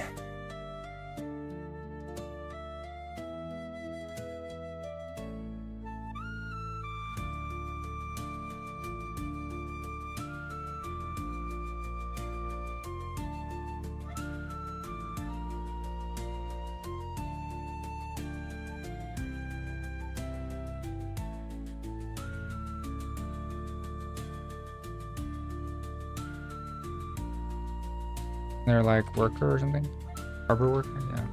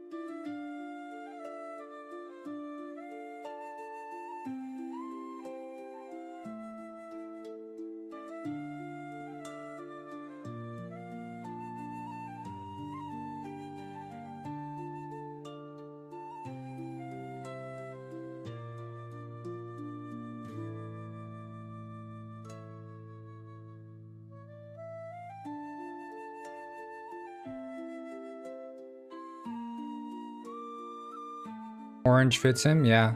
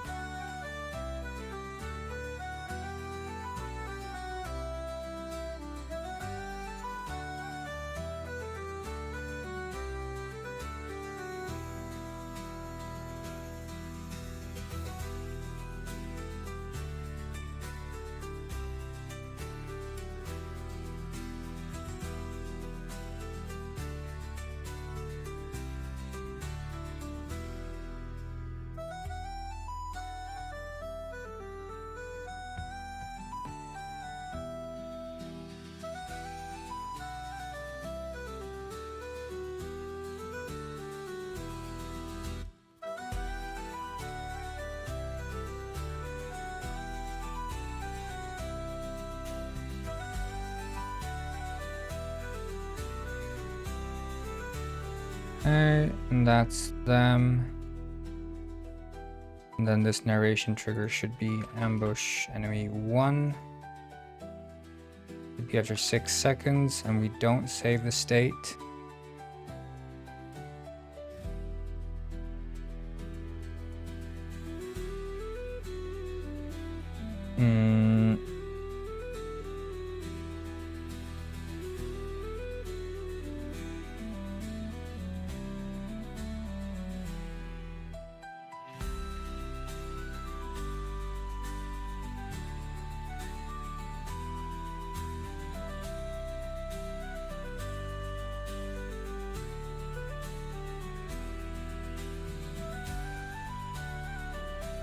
Right.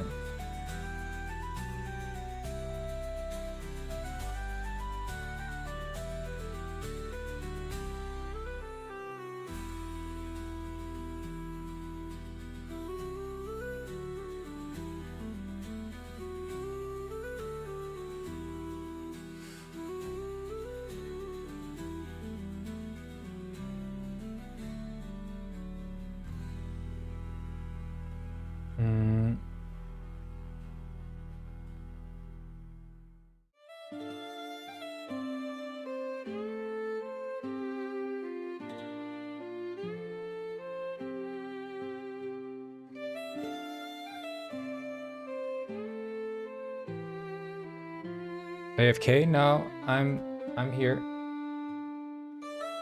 I was just looking at my laptop.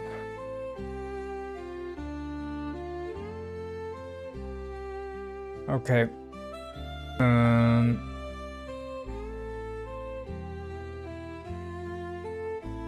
You gamble and then title. Well, not quite zoned out, more like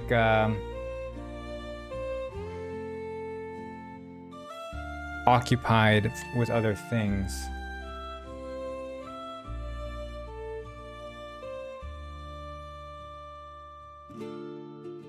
Not pertaining to stream.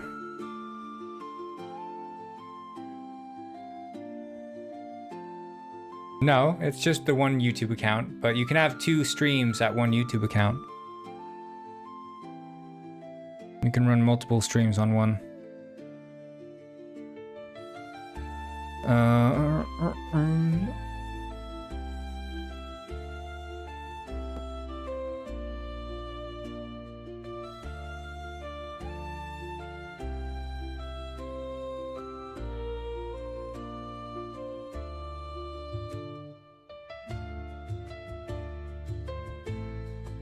Oi, oi.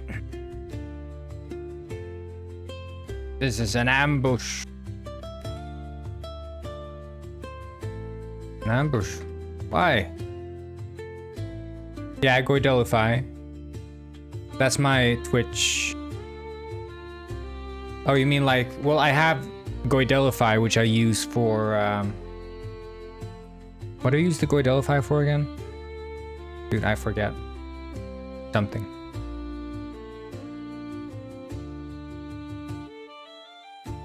But then I have this one, which is that other fish. My main one. The fish factory sends its regards. That's not for you to know. But the fish factory sends its regards. Wait, they have to warp. Ambush enemy 1 to the warp ambush 1.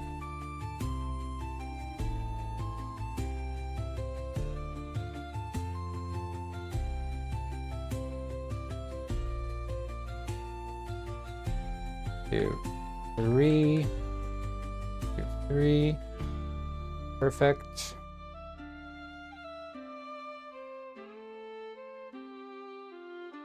Well, if the fight you want, it's a fight you'll get.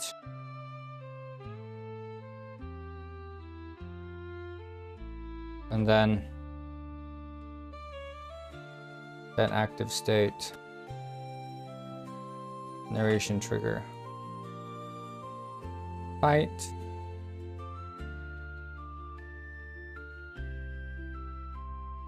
And then also that always follow through.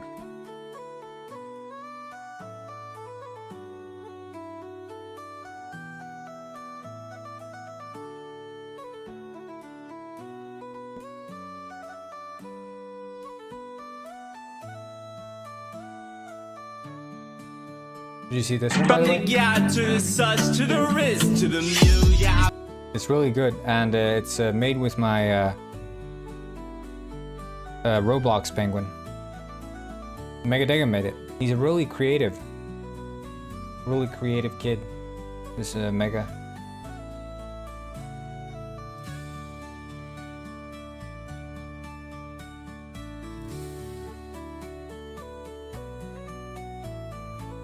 I'm scared.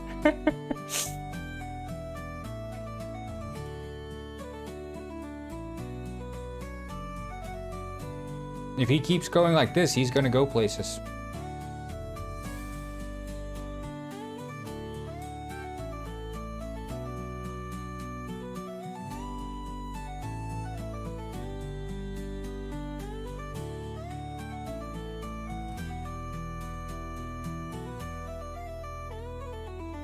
It's amazing the things people can do with a little bit of skill, computer knowledge. Okay, ambush enemy. 1, 2, 3.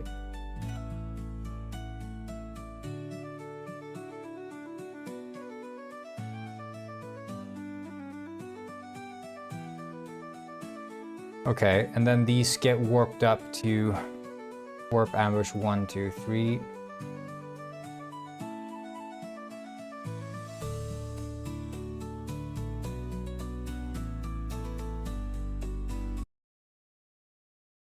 Fight. I wouldn't go down without a fight. I decided to beat up these goons that been sent my way. Beat up the fish factory workers. This is so silly. This is like, it's extremely silly. But that makes it beautiful.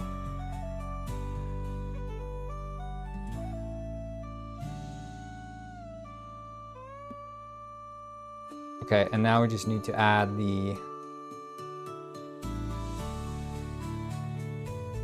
Anyways, finally it's weekend. Yippee! Although I'm longing for Monday, because I just like working. Who's with me? No, I need the weekends. I need them. I can recharge, recover. But I never look forward to the weekends in that sense. Like I don't have that longing, like finally I can get off the grind. I don't get that feeling. But I know that if I don't take breaks, I'm gonna burn out, so I accept it with grace.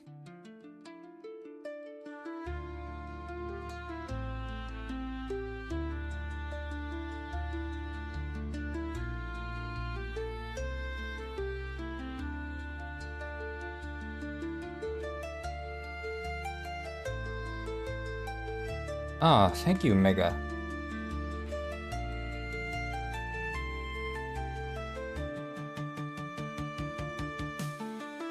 Yes, but even when I don't love what I do,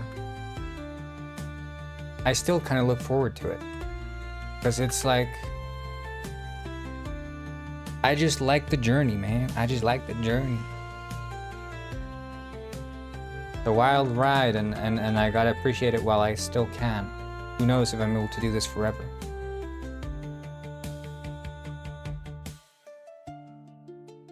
Okay, let's see here. Warp ambush 1.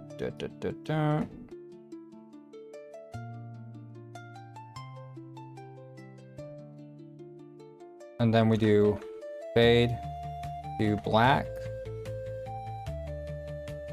Warp Detective and or detective ambush.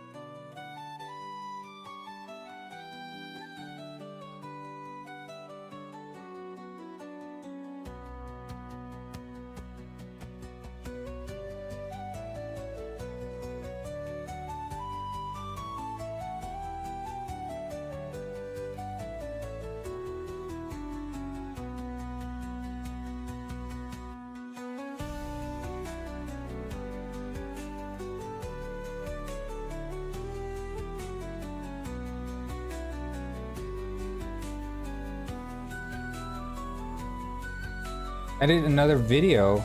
Okay, that is cool. Okay.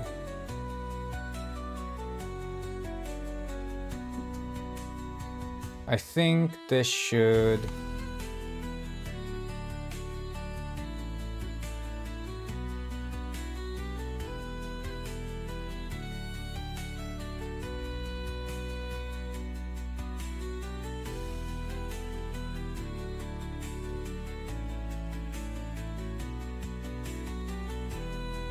These clips are so bad, but I mean they're being generated at least. I just hope that I can get like one clip out of all of this shit that it's spitting out. Just one clip.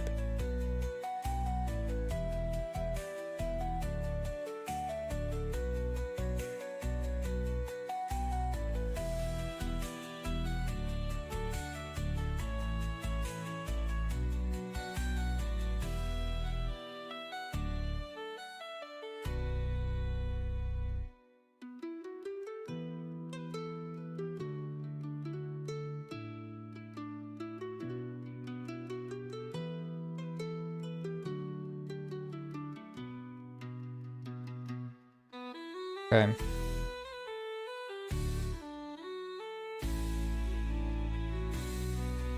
That's true, Mega. Mega Nobel, am I right? I think this will work. We're gonna give it a try.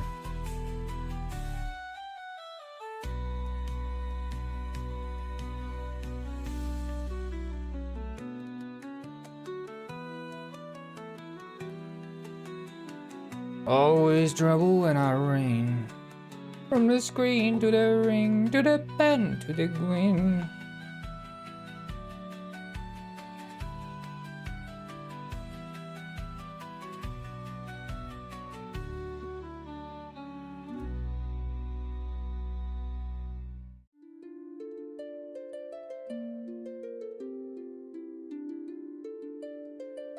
We're gonna need to stand up.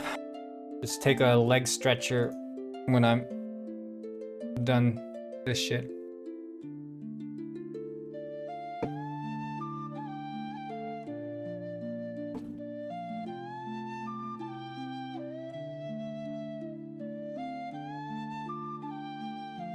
So I'm halfway done with the last Moomin book, which is a compendium of 3 separate Moomin books actually, but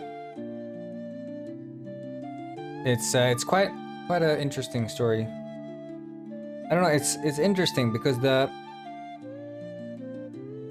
I'm not quite sure what kind of world Moomin really is, because frequently like electricity, phones, cigarettes, whiskey, and stuff is mentioned. So it's like, are the Moomins, like, are there alcoholic Moomins? Is that like canon? And who's making the electricity? Like, who's running the phone? Like, how does it all go together? Like, it's not only Moomins that exist. It's like there's all these different creatures. But then at the same time, the Moomins, like, they're sleeping through all of winter. They don't stay awake during winter. It's all these questions you have, like, about what kind of world is this really? They're a magical being in the real world. Yeah, but at the same time, it's like a society they live in. Like, they have houses and shit. I don't know if it's like a magical being in the real world.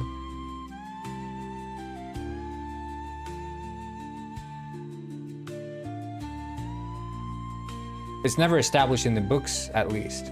That much is for sure. But maybe it's like, maybe that's the canon explanation for what the Moomins are. That day, I started my day as I always did back then, by going to the store to buy a can of sardines. Yeah, I think this is gonna be like one of those side quests that people are gonna be really excited about.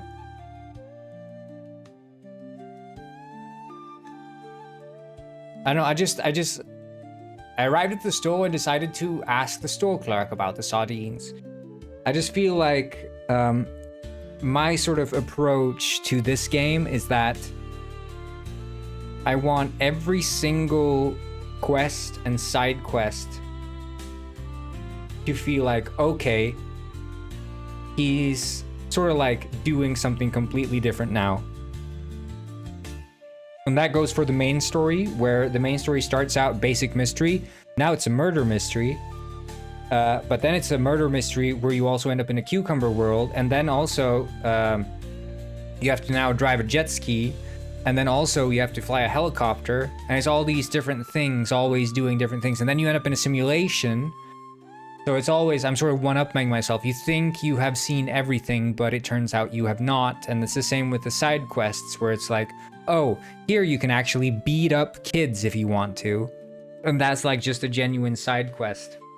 So I'm trying to be like, you know, I want because there are too many games where they like add out the gameplay with side quests that are like, I do not care about this side quest. There are no interesting characters in this side quest. It barely tells a story. It's literally just a reason for me to go out and like kill a monster or something. So, but here I'm reframing it in a way I think that's very interesting and fun. Good day, dear customer. How may I assist you today? I was looking for sardines. Ah, yes, the sardine, a beautiful fish. Alas, we are out of sardine. You may experience greater fortune at the market. All right, then I'll take a look there.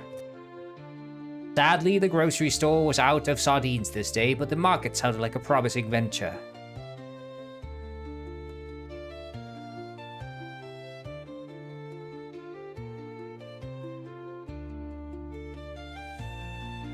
The market was bustling. I only had to find the fish seller to get my sardines. Good day, looking to buy some fish? Yes, sardines actually. You're in luck, we just got a shipment. We are truly living in the golden age of commerce. Such are the days of old.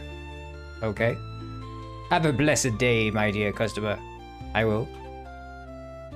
With a belly full of sardines, I was ready to engage with my daily dose of meditation, or as it is commonly called, gambling at the Seal Club.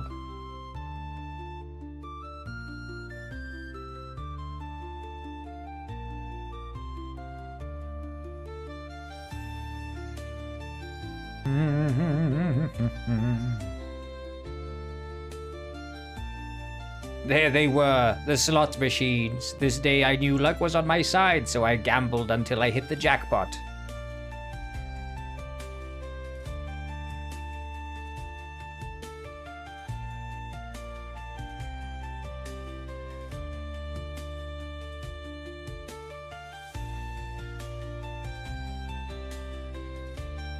Oh, and eventually I hit the jackpot. But that's when I sensed incoming danger. I was about to be ambushed.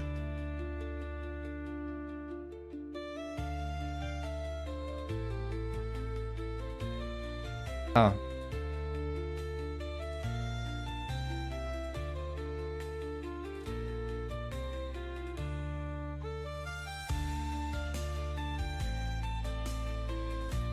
That was awkward.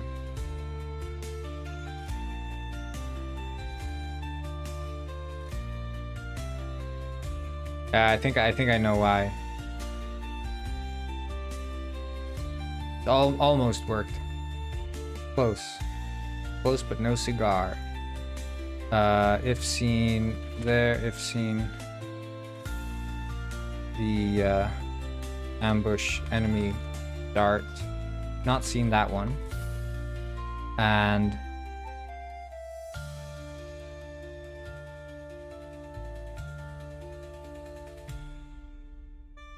old and old ambush.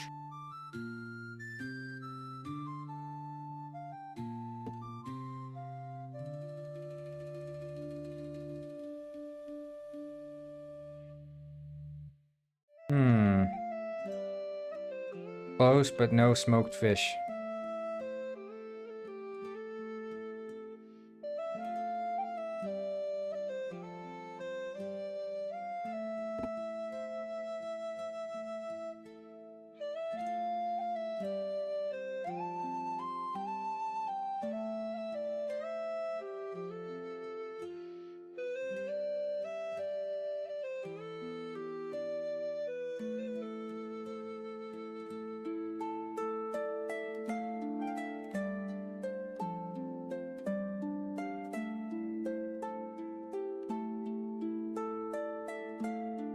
Okay, so we can do this.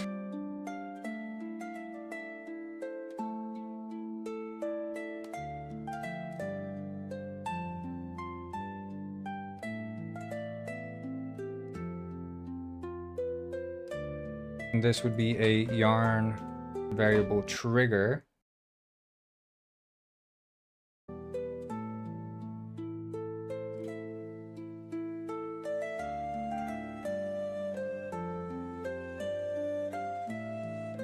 Sense. Prepare for danger.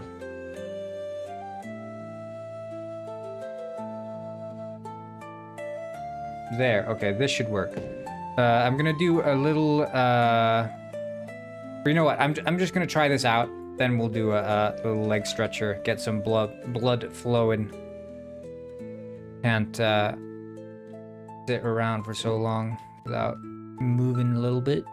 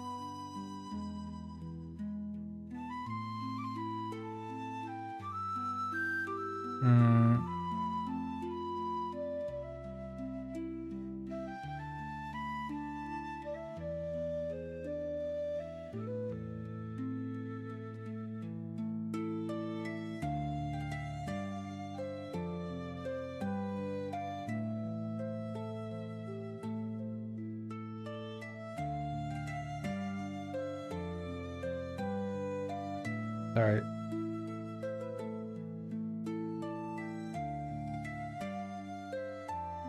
Okay, yeah, let's try this. Trying this shit.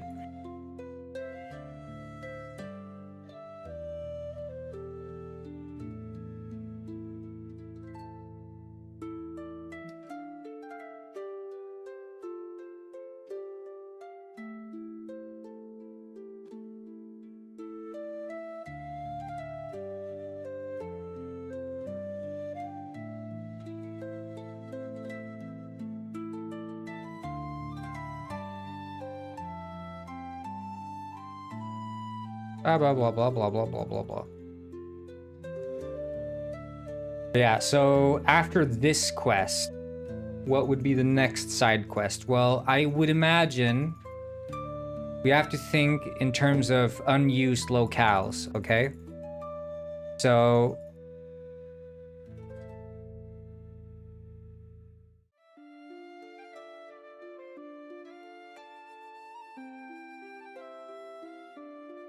one place we haven't used is the store right of the bureau. But I don't know what would go there and sort of...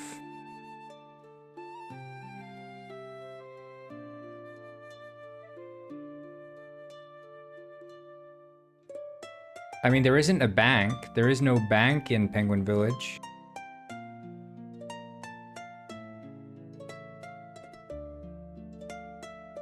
But at the same time, I don't know if I want to have the bank in there.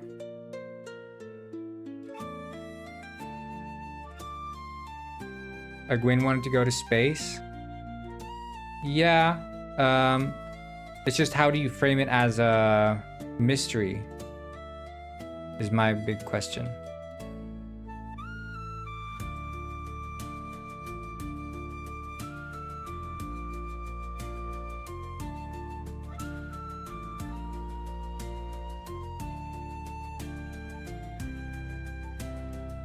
With a belly fully of sardines.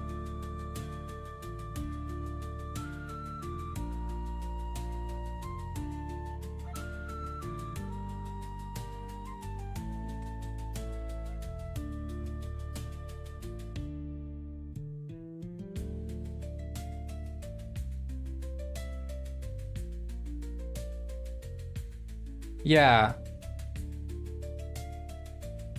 I think there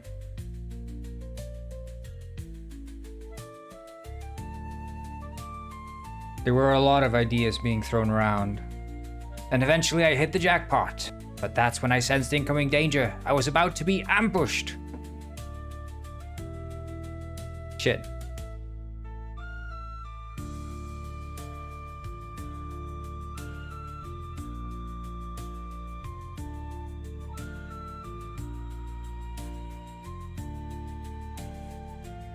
Oh, I didn't bake. Okay. Well, I'll just do that after the leg stretch then.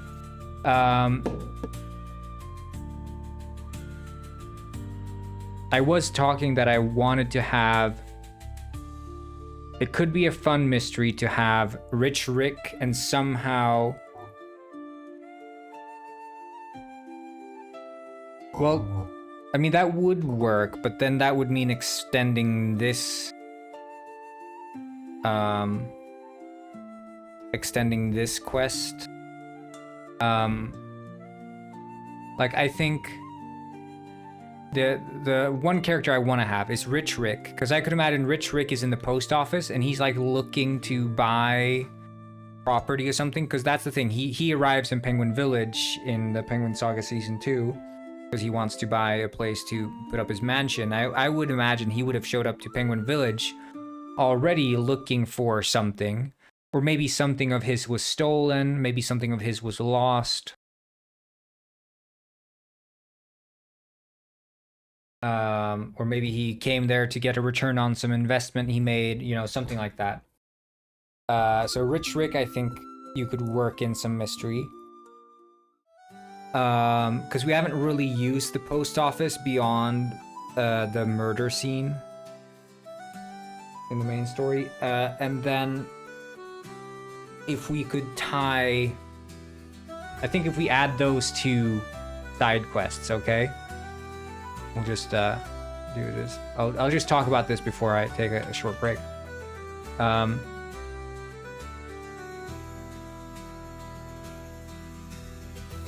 If we imagine, right? If we work from sort of left to right in the Penguin Village, we have the lighthouse, which is not a place with an interior. It's just a tower. We could give it an interior. We could give it an interior if we want. And And that could make for some, you know, interesting thing. Then we have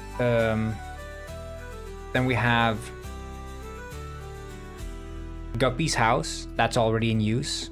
We have the dump and Garbage George's house. That's in use in the main story. We have the market. The market is mostly in use. We could use another market stand, but in general, my sort of use of the market is like not as a hub for quests, but rather as sort of like, oh, here's a quest you're doing, and then you need to talk to this other character who just happens to be at the market. So it's like a place for me to easily put down auxiliary side characters within the quest. The pizzeria is used as a meeting spot. You talk to Rex there, and you talk to Trawler there, but it's not technically used for quests. The Seal Club is used for the main story, and it's again used in this, you know, gambling thing that we're doing now. The gun store is used in the main story, but it's not really used that much, so we could use that one more if we wanted to. The gym is used to its full extent. You even have to use the stuff in there.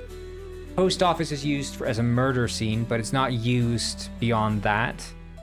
The skyscraper is used to get access to the apartments. That one's used to its full extent as well, really. It's just tall for no reason, but since the elevator has to be locked, we can't really do much more with it. The movie studio is used to its full extent. This house here is used for the snake wins. Clinic is used multiple times. Flipero Fashion is used. Nutique is used. This grocery store is used. AK-47, no. The very limited amount of guns in the gun store. It's actually more like a weapon store than a gun store. The detective bureau is obviously in use. This building is empty. Clothing store is used, and it's used multiple times as well. Beak's Fish is used multiple times. And then we have these on the backside. Yoga Studio is used to its full extent. Newts and Notes is also used to its full extent. This is an empty storefront. So we have, okay, we have actually 2 empty storefronts. So we can be a bit wilder with it then. This could be another thing here that we have. So we have 2 empty storefronts. But this apartment building is used. The town hall is fully used in the main story, and no, just the main story. Skate park in use. Fish factory used. Haunted house. Mine is used. Then we have these 2 houses here. They're used. We have the harbor workshop used many times. The black market. So this harbor area is used also. April 12th is the launch date for the Lard Plushie campaign. April 12th, so stay tuned. Library is used, and then the airport hangar is used. So in reality, if we're looking at potential sort of lesser used locations, I would consider the pizzeria, I would consider the gun store, and I would consider the post office, because these are sort of landmark buildings. These 3 are landmark buildings, and they should be used to their greatest extent. And I think that visiting the gun store once is not super interesting. We could extend with, yeah, exactly. You could have a Pinguino side quest. You could have a Jerry side quest. So both of those characters could be worked into the story in side quests. You could even make a combined Jerry and Pinguino side quest somehow.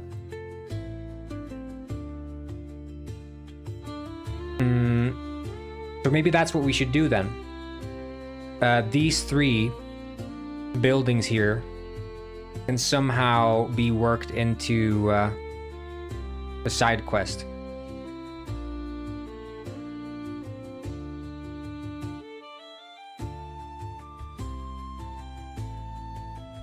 maybe,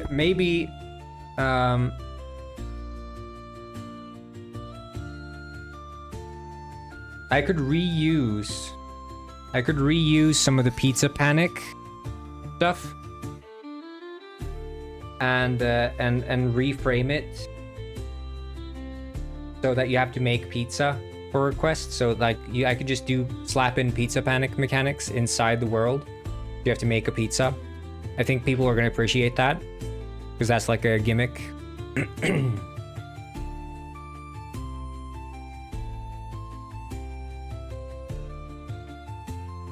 So we could do that, and that could be. We could do okay, yeah, because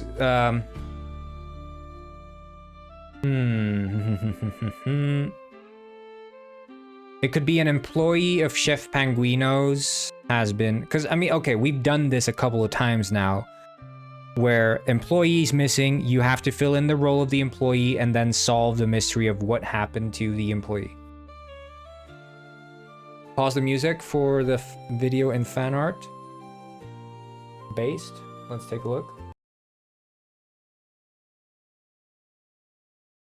Is this the past? A great Scott, of course it is. You are living the history of Penguin Village. I guess I just have a very vivid imagination. Indeed you do. And to get back to the future...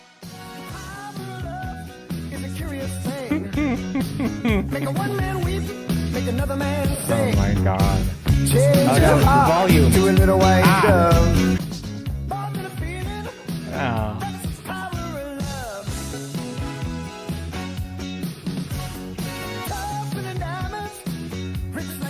I'm gonna get like copyright struck. I can't listen to this. It's gonna get copyright struck.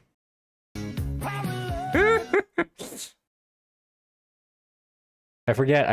YouTube's gonna copyright strike me. They're gonna shut me down. That was really good though. That was really good.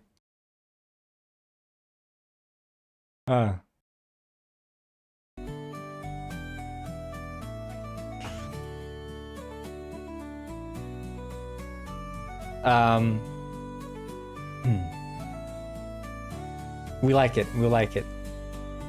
Yeah, I should have made it. I should have made a Newt version. I should do that. I gotta make another Newt song. I do. But let's think about it. Okay, so something okay, Chef Panguino.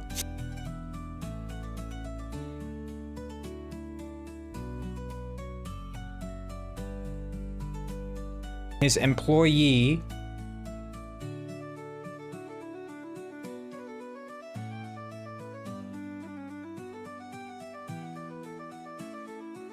like, okay, so because Jerry's here, like, can we mix in Jerry and Chef Panguino somehow?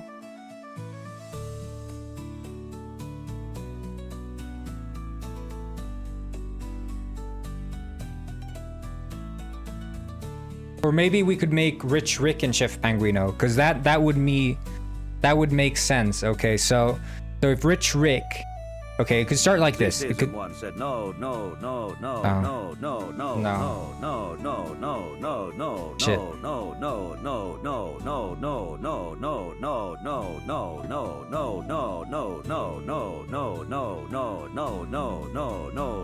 Maintain composure. Find inner peace. Okay, so Rich Rick has arrived on scene because he's going to check up on an investment he made but never received any money for. Okay? And he's in the post office. He's arrived on scene to look up an investment he made but never made any money from. And it turns out that the investment he made was in some property owned by an employee working at Chef Panguino's pizzeria. And it turns out you go to the pizzeria and you speak to the owner of the place or like some employee, and You speak to Chef Panguino, maybe. And Chef Panguino would tell you in his own special way, because he doesn't really speak, he just flails his arms or whatever.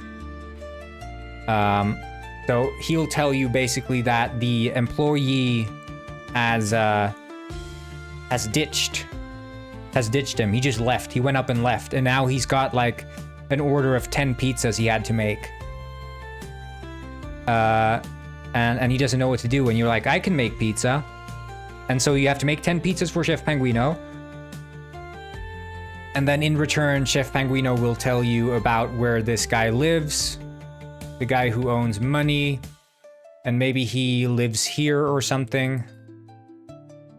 What happens then? Okay, so we can work with that. Let's just leave it there. You guys can think about this. If you come up with some brilliant idea as to what this guy did when he owed money and went up and disappeared, what happened to him? Come up with some idea. Penguin Saga Season 3. Well, I'm sort of working on 2.5. It's sort of 2.5, but let's just draw up Rich Rick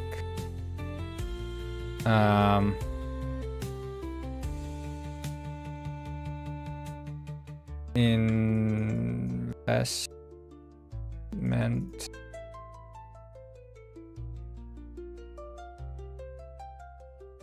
disappeared.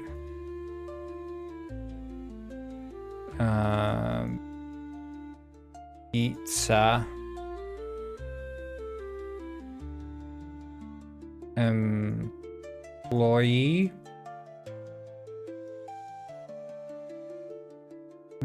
make pizza like times 10 or whatever, and then something. He vanished and was mates with Jerry. Yeah, well, that's the thing. Do we want to include 3 major characters in one side quest, or do we want to let Jerry have his own side quest on the side?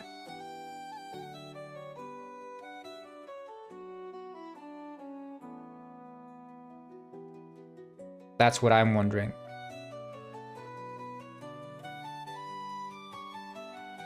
Because to me, it makes more sense to have Rich Rick and Penguino in one, and then Jerry in another one. And that would make us sort of fill out the world more.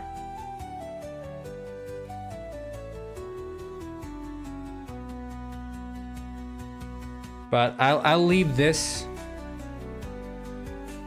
If you guys want to think about what happens after you make pizza, go ahead. I'm gonna take like a leg stretcher, so I'll be back in, 5-10 minutes or something.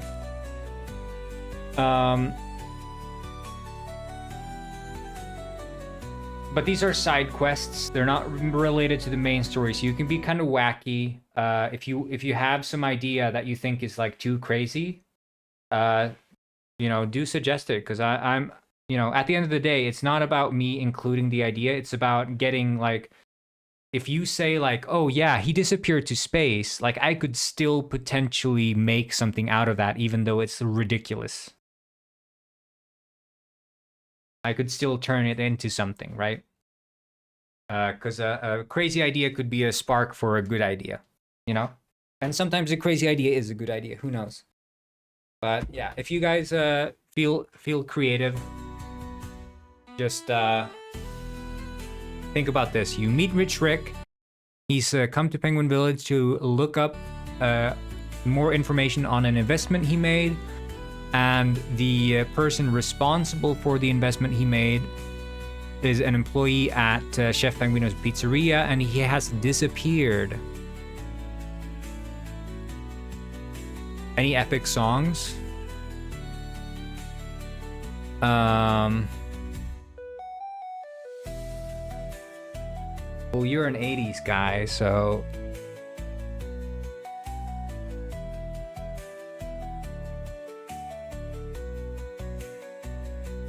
Isn't it, this one? This one's good. Flock of Seagulls. I ran. And I ran. Anyway, be right back.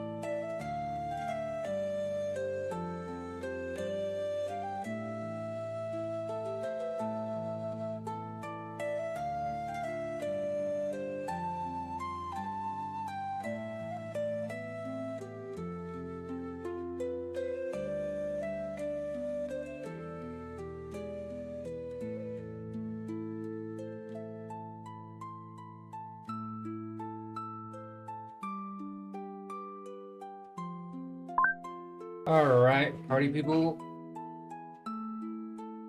Let's get back to it, shall we? Any ideas? Any thoughts? Any ponderings?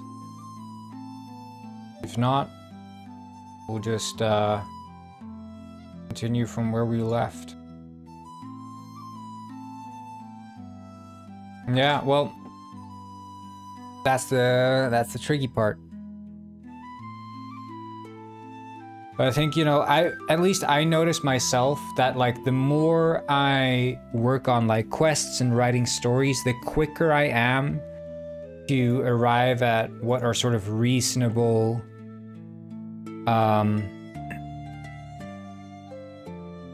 events, reasonable sequences of events. Yeah, after making pizza.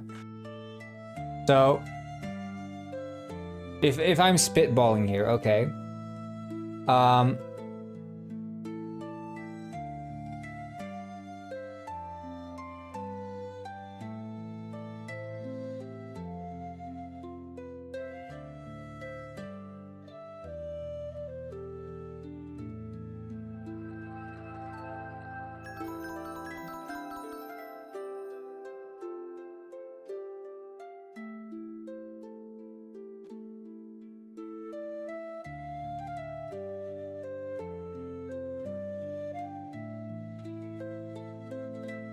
So he could be an employee at Chef Penguino's pizzeria.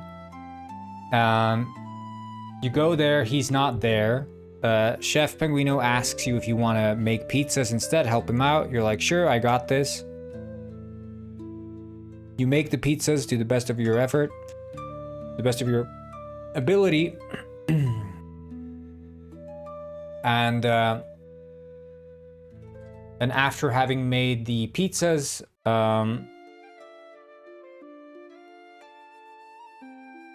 you would be told that this is where the employee lives. So you could visit his house. And then you could do like a search for clues thing, right? You'd search for clues in his house. And with clues, now we're sort of hands-free, right? We can go wherever we want with that. Because all the previous stuff that has happened with the pizzas and him ditching, it's irrelevant, right? Because at this point, we're at his house and we can do anything we want. So what do we want to do? Well, we could say that, you know, he could have left for someplace. He owed money and the loan sharks got him. Yeah, I think that could work. And you'd rescue him from the loan sharks. Hi,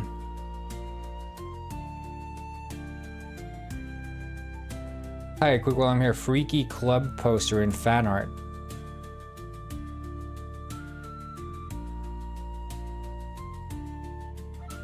Freaky Fridays. Okay, that's too freaky. What the frig is on him? It's white stuff. These shrimp crackers are amazing. Yeah, but they're okay, pretty good. Waiter, more shrimp crackers, please.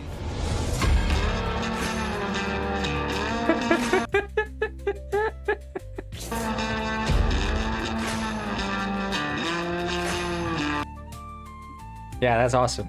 I love shrimp crackers, dude.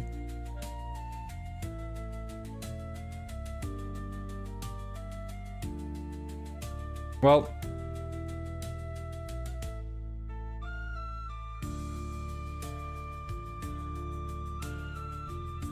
okay, I could imagine that either he's, you know, either he's a bad guy or the good guy. When it comes to a mystery, though, like any mystery, and I've been reading this, was not epic enough. That makes sense. Oh, you need like an epic song for that, yeah. Well, for that kind of edit, I would have probably suggested something different. Yeah, just someone link the Discord, please, for TG Error.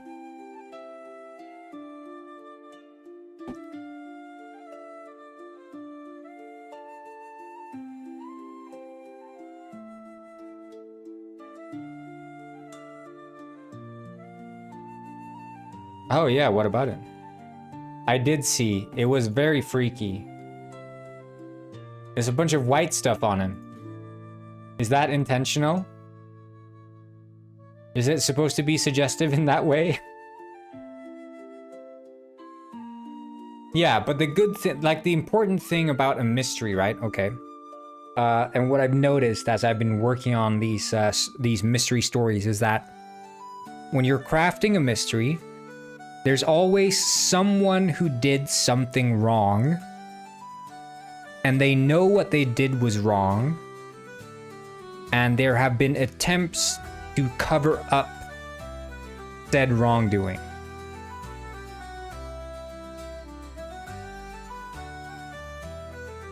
That was a mistake.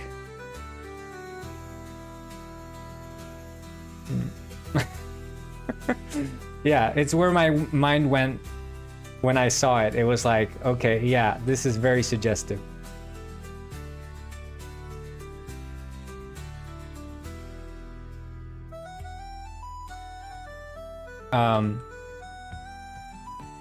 But yeah, a good mystery has someone who has done something wrong and an attempt to cover it up, and they are acting in a way that is sort of smarter than the... It is only by the detectives' use of their smarts that they are able to sort of outwit the lack of ability to cover up the wrongdoing. And in this case, you know, okay, if it's the loan sharks that did something wrong, I think having it be outright stated from the get-go that the loan sharks are guilty by leaving like, oh, unpaid, like threatening letters and stuff. I think that would make it too obvious that, okay, it's the loan sharks. But then again, it's a side quest, so at that same point, it's like, you know, maybe we just make it interesting enough, because it is a game at the end of the day. It's not like a book. So you could make it be obvious that it was the loan sharks who did something bad, and then just have the part of the loan sharks be like interesting enough to make it not matter that you find out instantly that the loan sharks are like the guilty ones.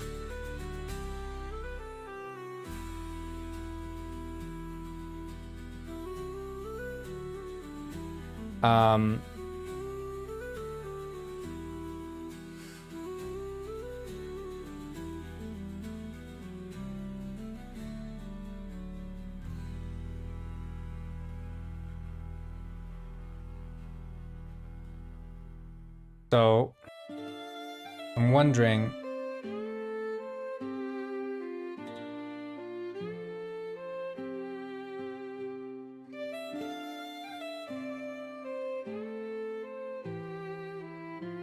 like, where would the loan sharks be? Are they running a...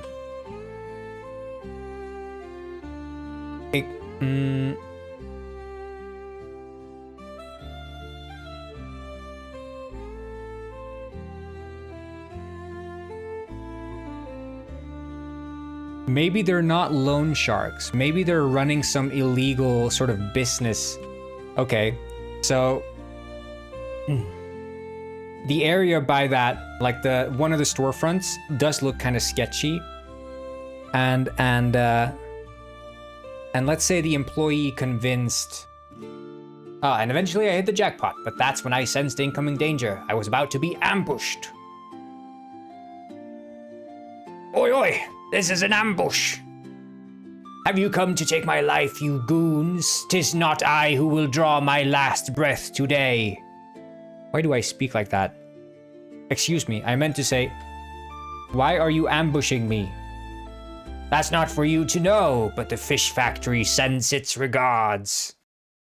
Well, if it's a fight you want, it's a fight you'll get. Yeah. I wouldn't go down without a fight, so I decided to beat up these goons. And basically, like, you just beat them up and they're gonna die. And then when you beat up all of them, if you beat up all of them,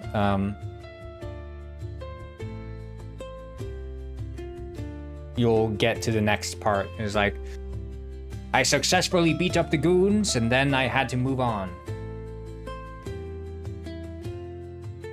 Well, so...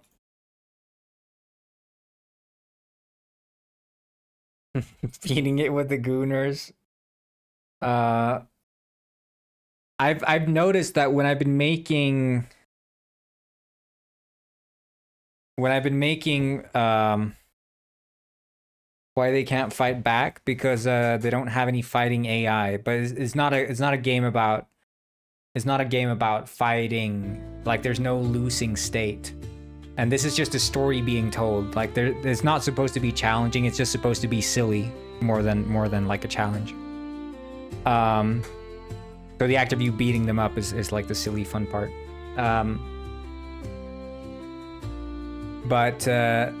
So what I've noticed as I'm like crafting all these stories is that the wild goose chase going from A to B to C is unless you make the actual points interesting, it doesn't become interesting to go from A to B to C. And that's something that's like difficult. And you'll notice that, like, if you're writing a book as well, you don't just want things to be like, this happened, then this happened, then this happened, or like, we went there, then we went there, then we went there.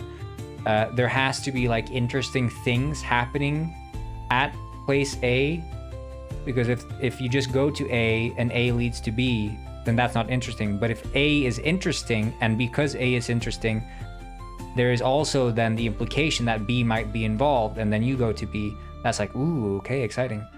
But again, you always have to think of why is A or B or C interesting in the first place. And that's something that I had to like do multiple rewrites of, because it felt like, you know, I was sort of just jumping from place to place in my story. But like for me, the wild goose chase in the mystery is like, it's irrelevant. It becomes relevant when I've exhausted the possibilities in the location. So for example, in the there was one point where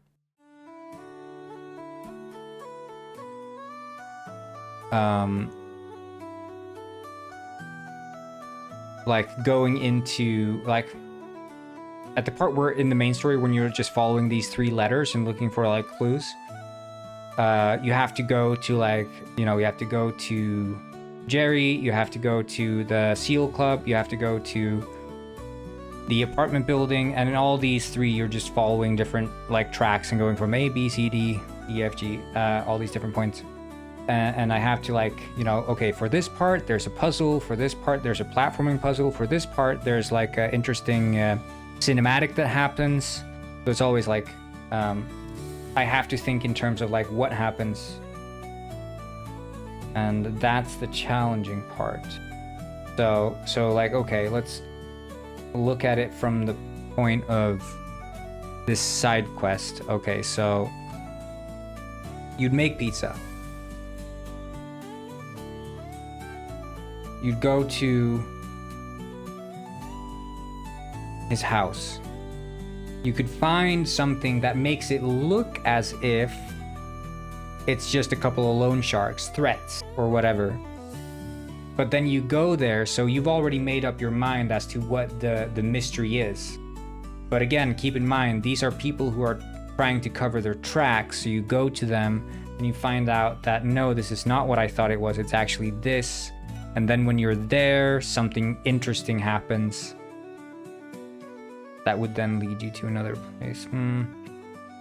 I wonder, because the thing is, like, okay, it could be if we figure out some silly reason why this investment money disappeared, or we find out that it's a silly investment that he made in the first place and that there was never any issue. He was just, you know, okay, so why did Rich Rick make the investment?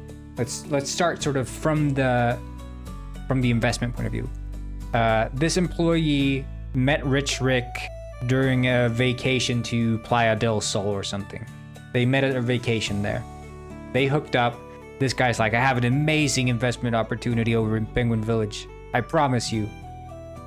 I have an amazing investment opportunity. And Rich Rick, are you sure? Are you sure? And he's like, yes, I promise you. It's amazing. And then he name drops like, oh yeah, I've worked with Chef Banguino. We're personal friends. I know him really well. And he's like, okay, Chef Banguino's friend. Well, I guess I can trust you. So he gives him a bunch of money. He makes an investment. And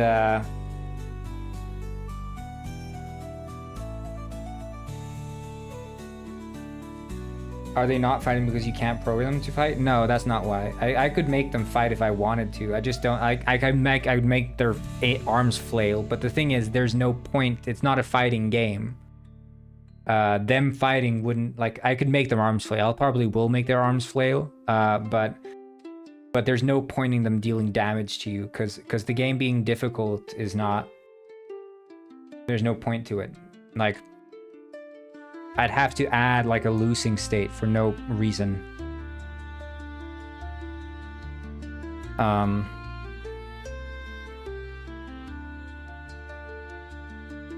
Okay, but they met up at Playa del Sol. They made some connection there. And he made an investment with his money. But what did he invest it in? He invested it in this business that is right over here.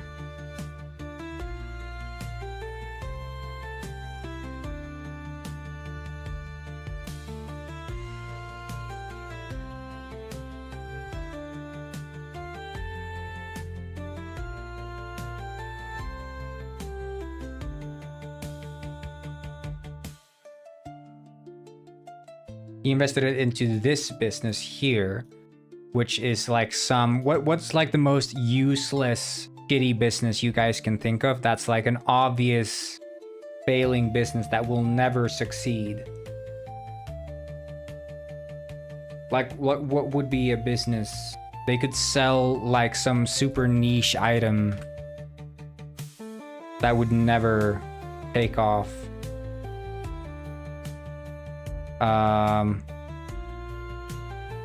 Shovels. Oh, you think he invested all his money in the shovel? Yeah, that could be hilarious actually. This guy single-handedly invested all of his money into the shovel business, and that's why the shovel guy has so many shovels, because he's got this massive funding from this penguin who invested all of this money from Rich Rick into hello, I'm back.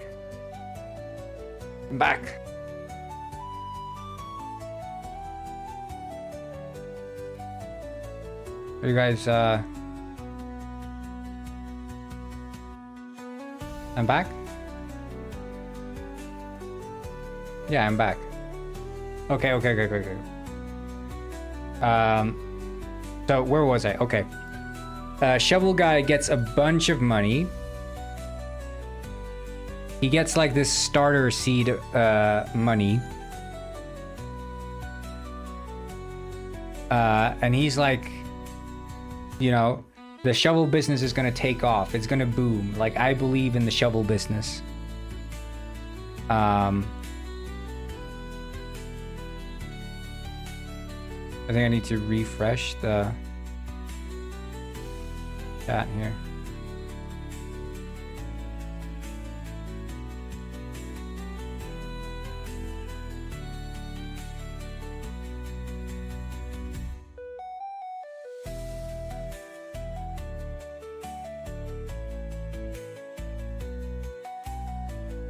Alright, I just need to see if it shows up.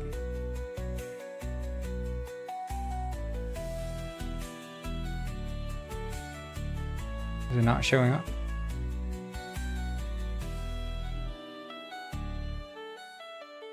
I just have restarted.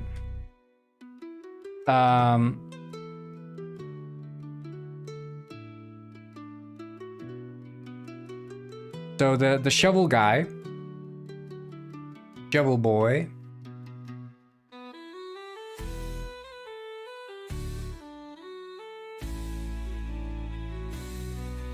You saw me?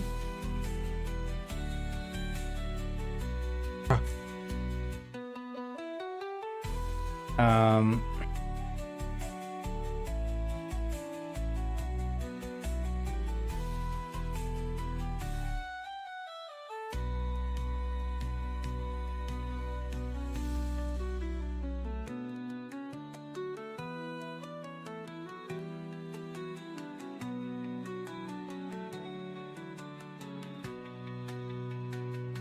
Thinking.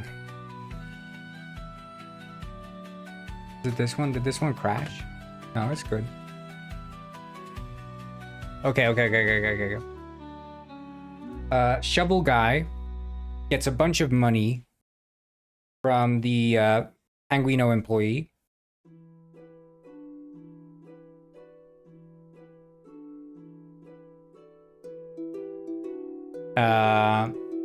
But shovel guy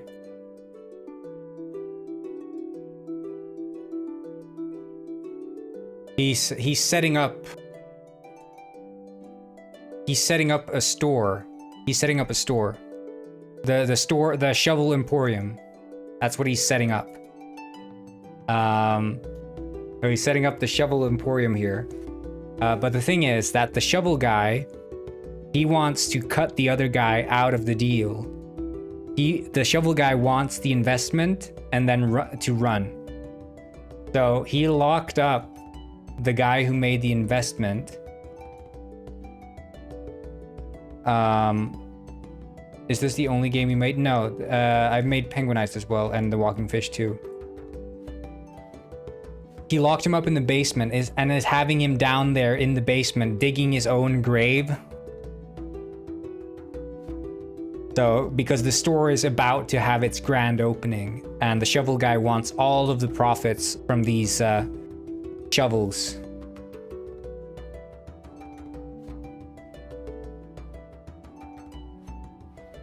And that's sort of where the story takes us. I think that could be like a silly thing. So you find like slips, ownership slips or something, like he owns the shovel store. And then you have to speak to the shovel guy at the... Speak to the guy who has the shovel stand at the market. Because of course, you know, it's kind of weird. Like the shovel business isn't really booming, is it? It doesn't make sense that you have this and now he's expanding to a full-fledged store up there that isn't quite opened yet. And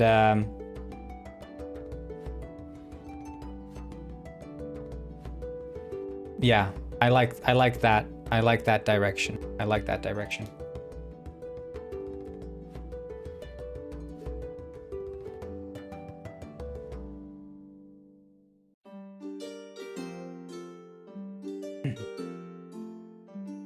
But of course, we have to figure out a way to make it I mean, we could involve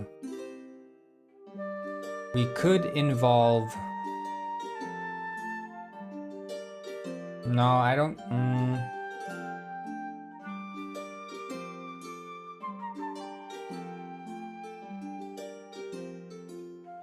we could involve Post-Gwyn in it as well. We could involve Post-Gwyn.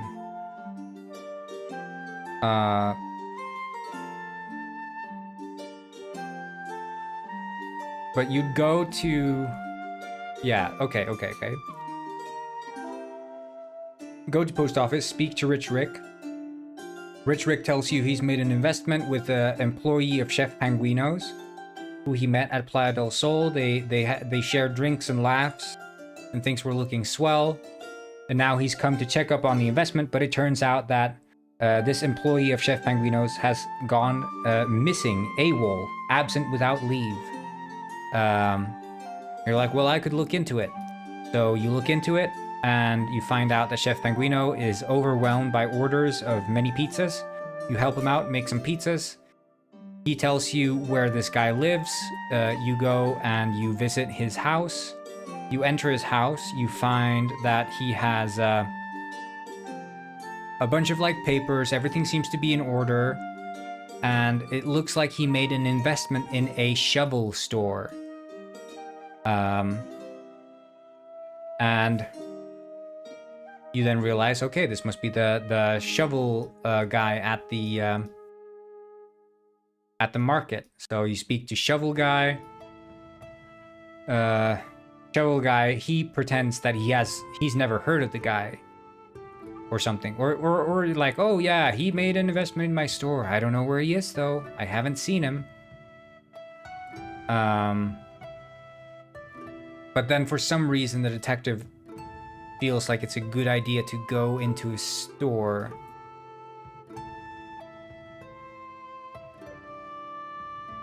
GDealify.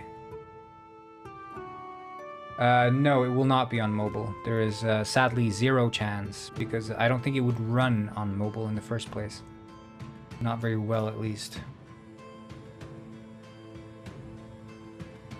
And it's too big for mobile. It's a PC game. It's built for PC.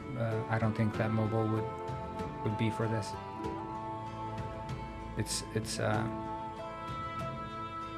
I don't think it's because PC, like, this is a premium game. Mobile games play like shit freemium games. You can't sell a game on mobile and have it be paid. Like no one even, people don't even want to pay $1 for a game on mobile. They want it to be free, and then they want to have microtransactions, and I don't do that shit. So like, screw mobile gaming. I hate it.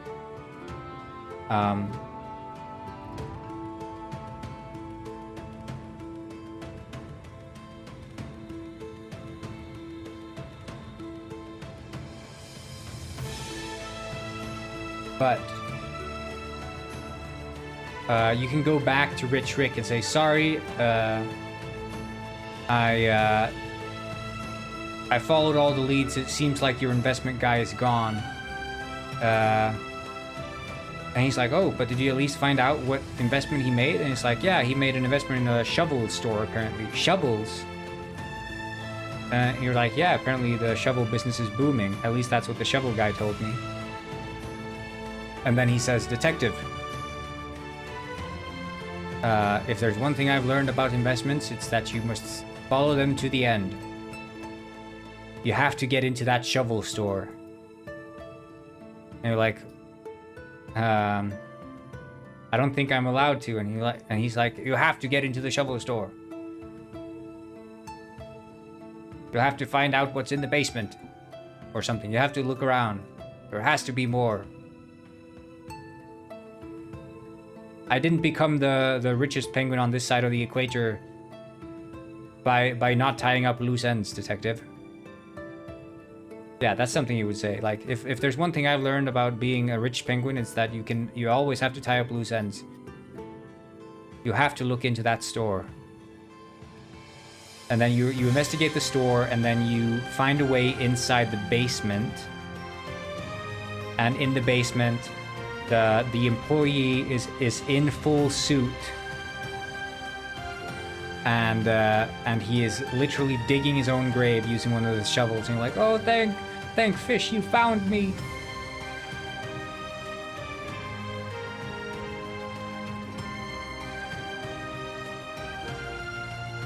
Because it turns out that the evil shovel Gwyn was gonna cut out the guy from the part. He didn't want anything to do with it. He wanted to bury the paper trail and keep all the money for himself. He's a greedy bastard, the shovel owner. Everyone hates him. I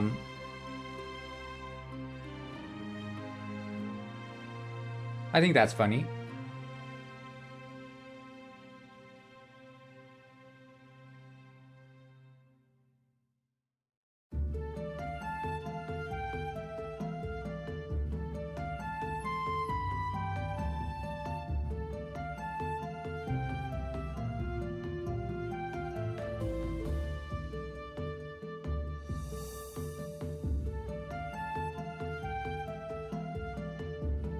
Because it could be funny, right? It's funny because the shovel guy is like insistent on the fact that the shovel business is booming. Like, people are going to want to buy shovels. Like, shovels are the next big thing. And he's convinced this guy this Chef Panguino's employee guy that shovels are the next big thing. Of course, he's working right next door, so it wouldn't be surprising that they'd have like chats. And he managed to convince this guy who then, when speaking to Rich Rick, says, I have this amazing investment idea, because he's like so dubious. He's been like tricked by this shovel seller that he would want to spend that much money on a shovel store and starting a shovel store. I think that's a funny one, and it ties up with the market guy. And if we can figure out some way to extend that story somehow, I think that's good. But I think we're hitting some okay beats along the way. And I think Rich Rick being sort of the pivotal man in that story to be like, no, you have to see this through to the end. You can't leave loose ends loose. You have to tie them up.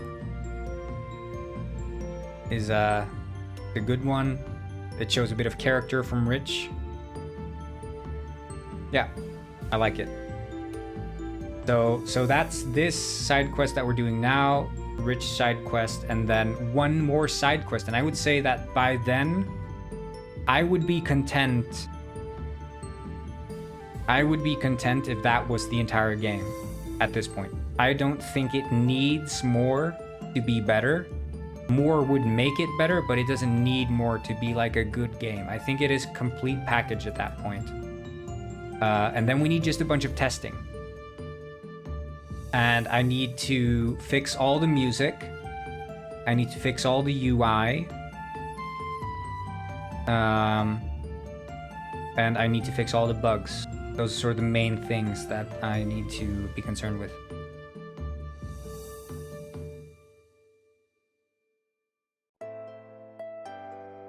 I think we're on pretty good pace. I'm hoping to have this game out April 15th. That's sort of my headcanon. So that would give me about 2 weeks. So it would release around the time when the plushie campaign is running. Because we discussed that earlier, where my intent was sort of to like before or during the plushie campaign is like a good time to release the game in my mind.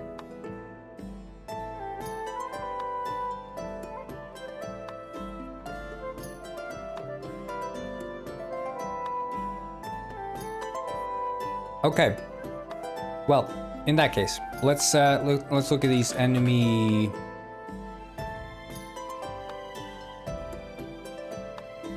We'll do allow dialogue, no. But then here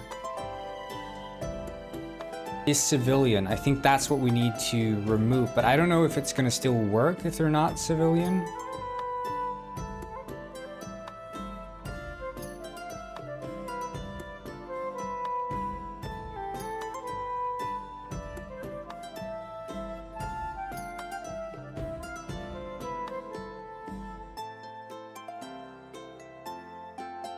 Yeah, okay, let's just draw this up real quick.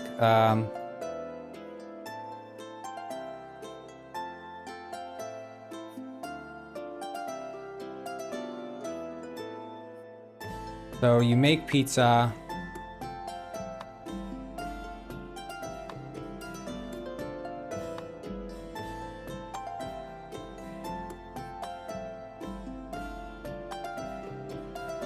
Investigate.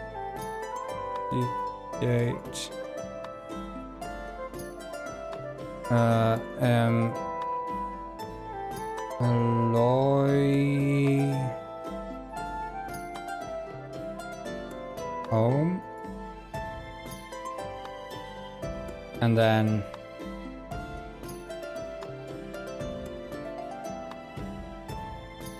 speak to we call him speak to Shovel. We'll just call him Mr. Shovel. And then after that, Rich Rick again.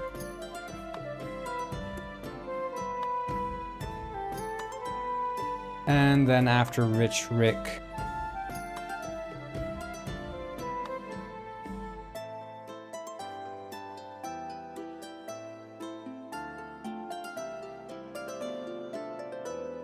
well, I don't decide the pricing, sadly. I don't decide the pricing. That's up to Makeship.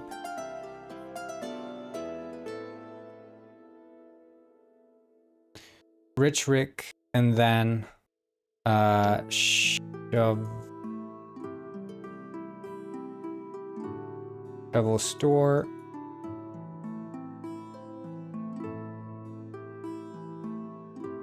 Basement.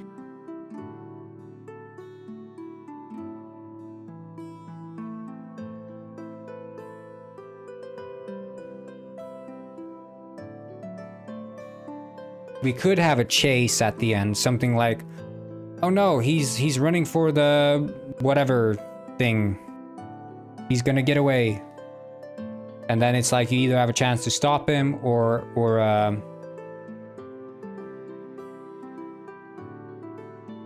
he gets away. Like maybe he's running for I don't know where you would escape. Like there's no way out. You can't get away from Penguin Village, can you?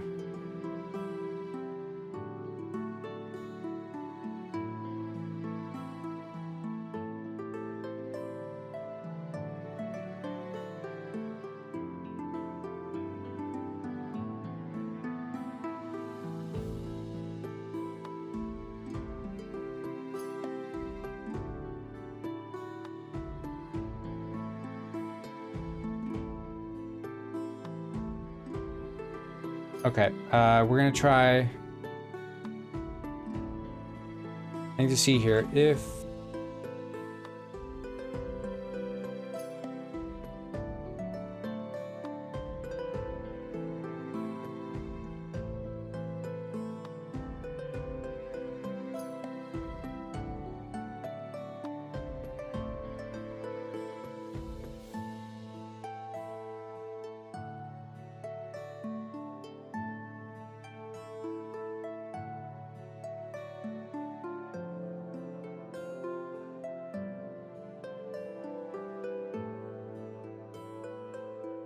make a joke if he gets away that he'll come back to you at some point after discovering that he can't get away.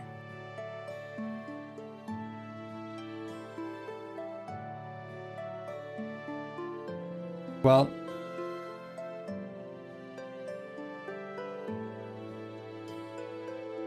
I was thinking like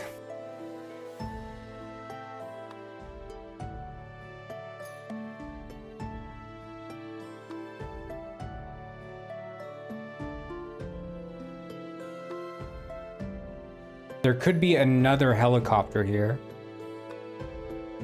Yeah, something is wrong with Penguin Pet. It's because of the new you guys know the new Twitch thing that I had to delay the entire stream of because of that one sort of does not do well with connection loss, so I can't refresh it in the same way. I need to like update that. I have to restart Penguin Pet.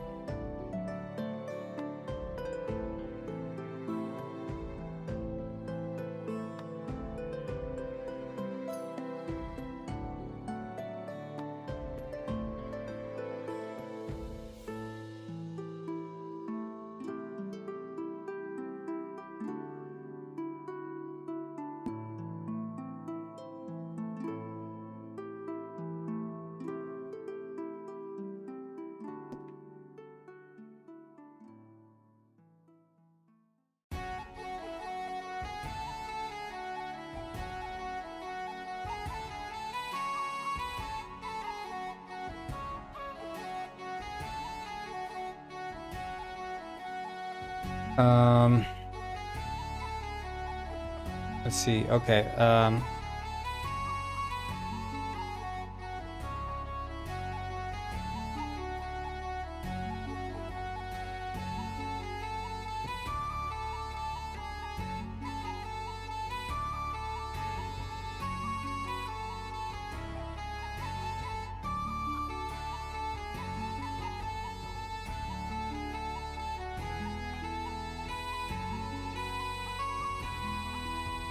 It lost connection just earlier. I don't know.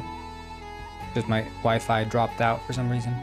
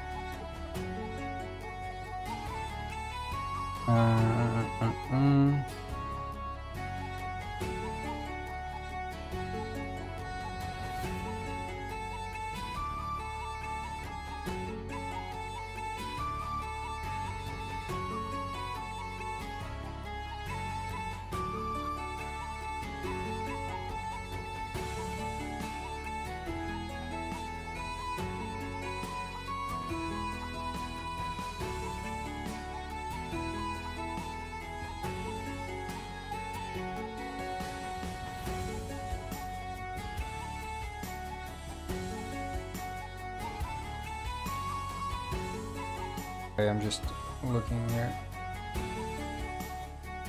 So the problem is that when we kill an enemy, we need to see here. Okay, if it's delayed or not is villager. But I wonder if is villager.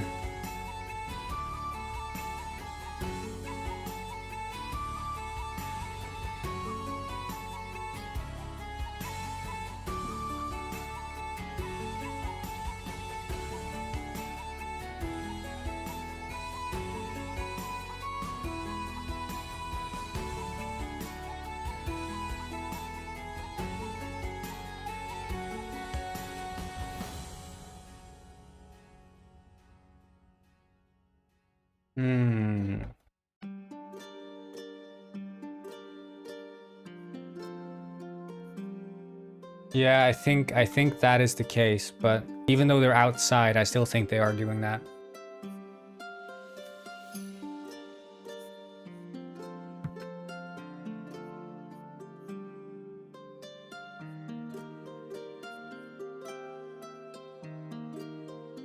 Probably biting the fiber optic cables or something.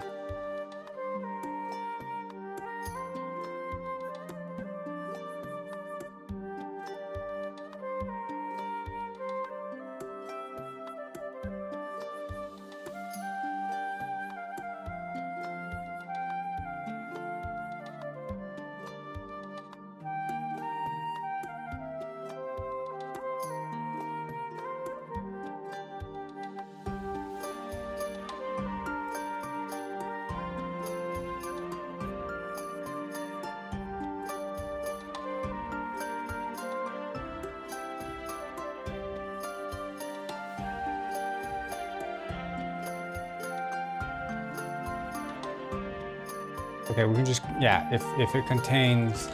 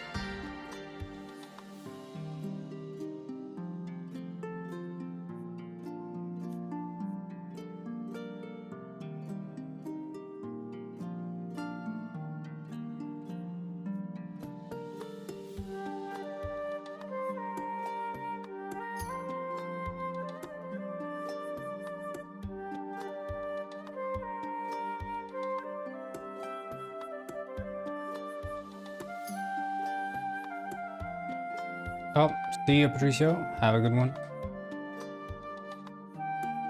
Set active state is enemy. Start if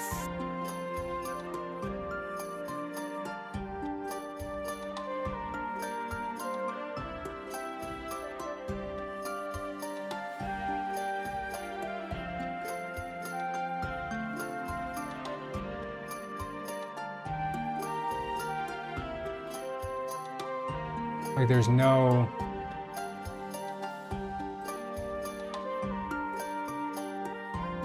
I don't think there's any other one called enemy.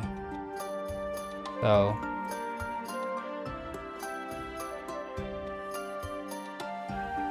or just contains ambush.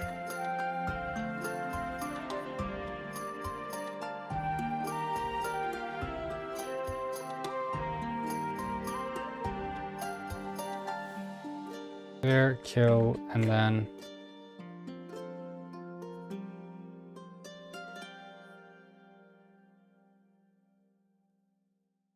just died.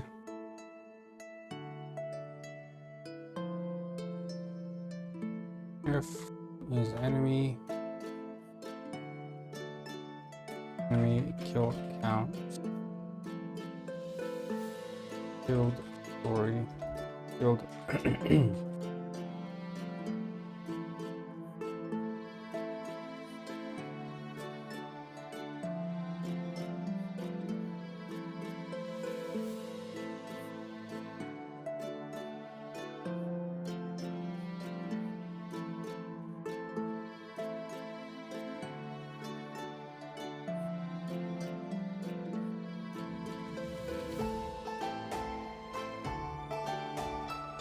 That active static for this, which would be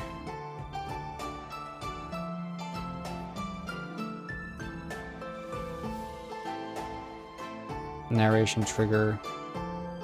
Oh.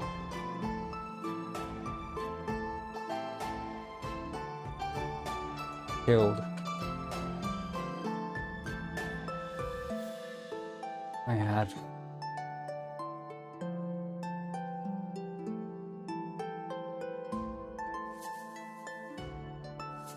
without much.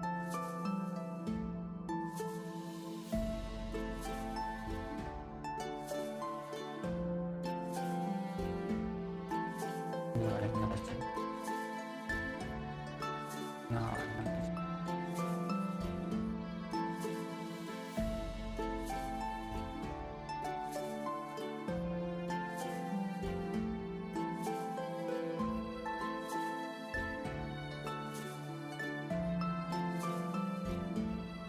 File.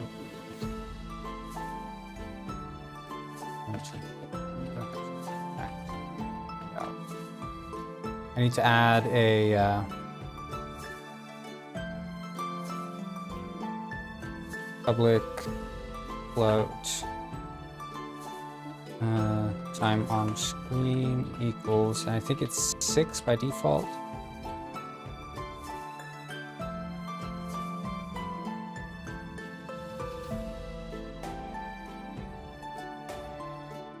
Time on screen.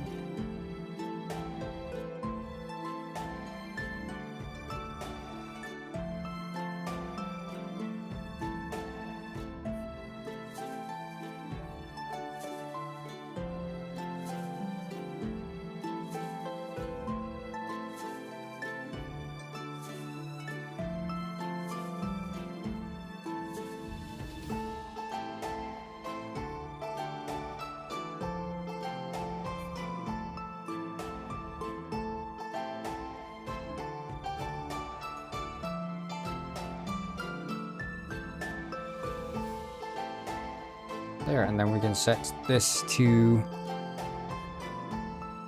which one was it? It was a gambling one, right? Yeah, I think this one was set to 8, even 10 or something.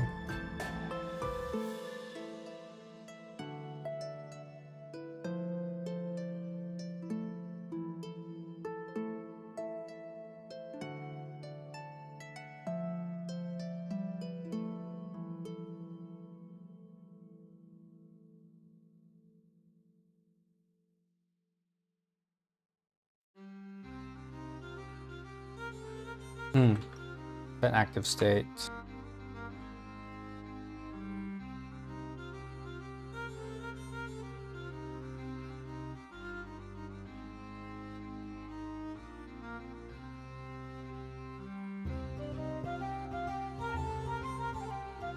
True, false.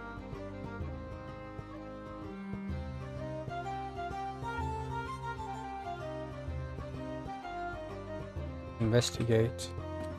Fish back.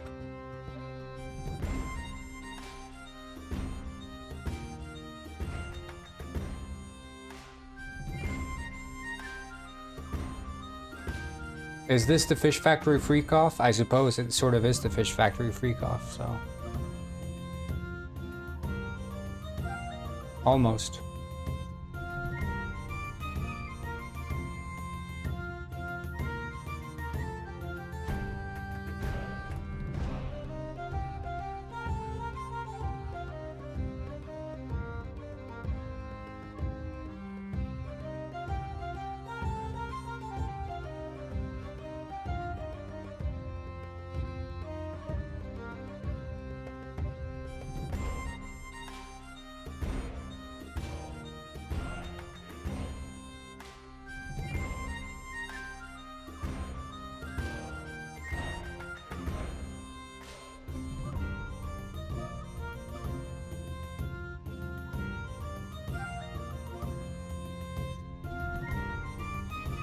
Okay. That's pretty much all that. And then, okay, well, I don't know. I'm hoping that I get some time to work on this during the weekend as well. We'll see.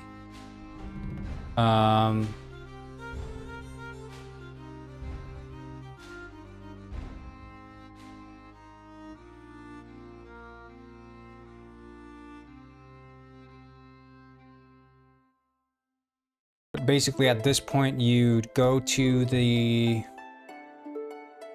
fish factory. You'd go inside.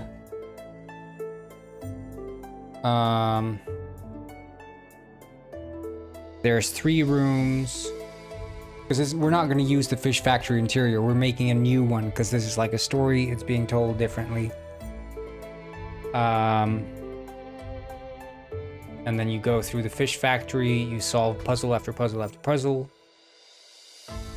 And eventually you get to the center where there are some cultists who will turn you into a fish, and then story interrupted.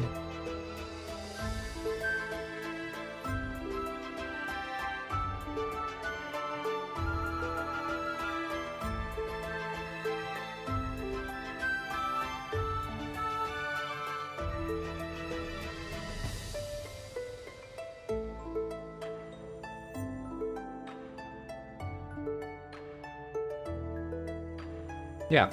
Yeah. I like this. Yeah, I think we're gonna leave it at that, people. I think we're done for the week. So, thank you all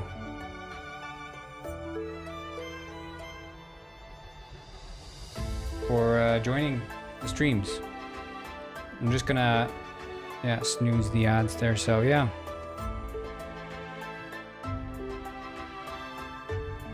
I wish you all a wonderful day.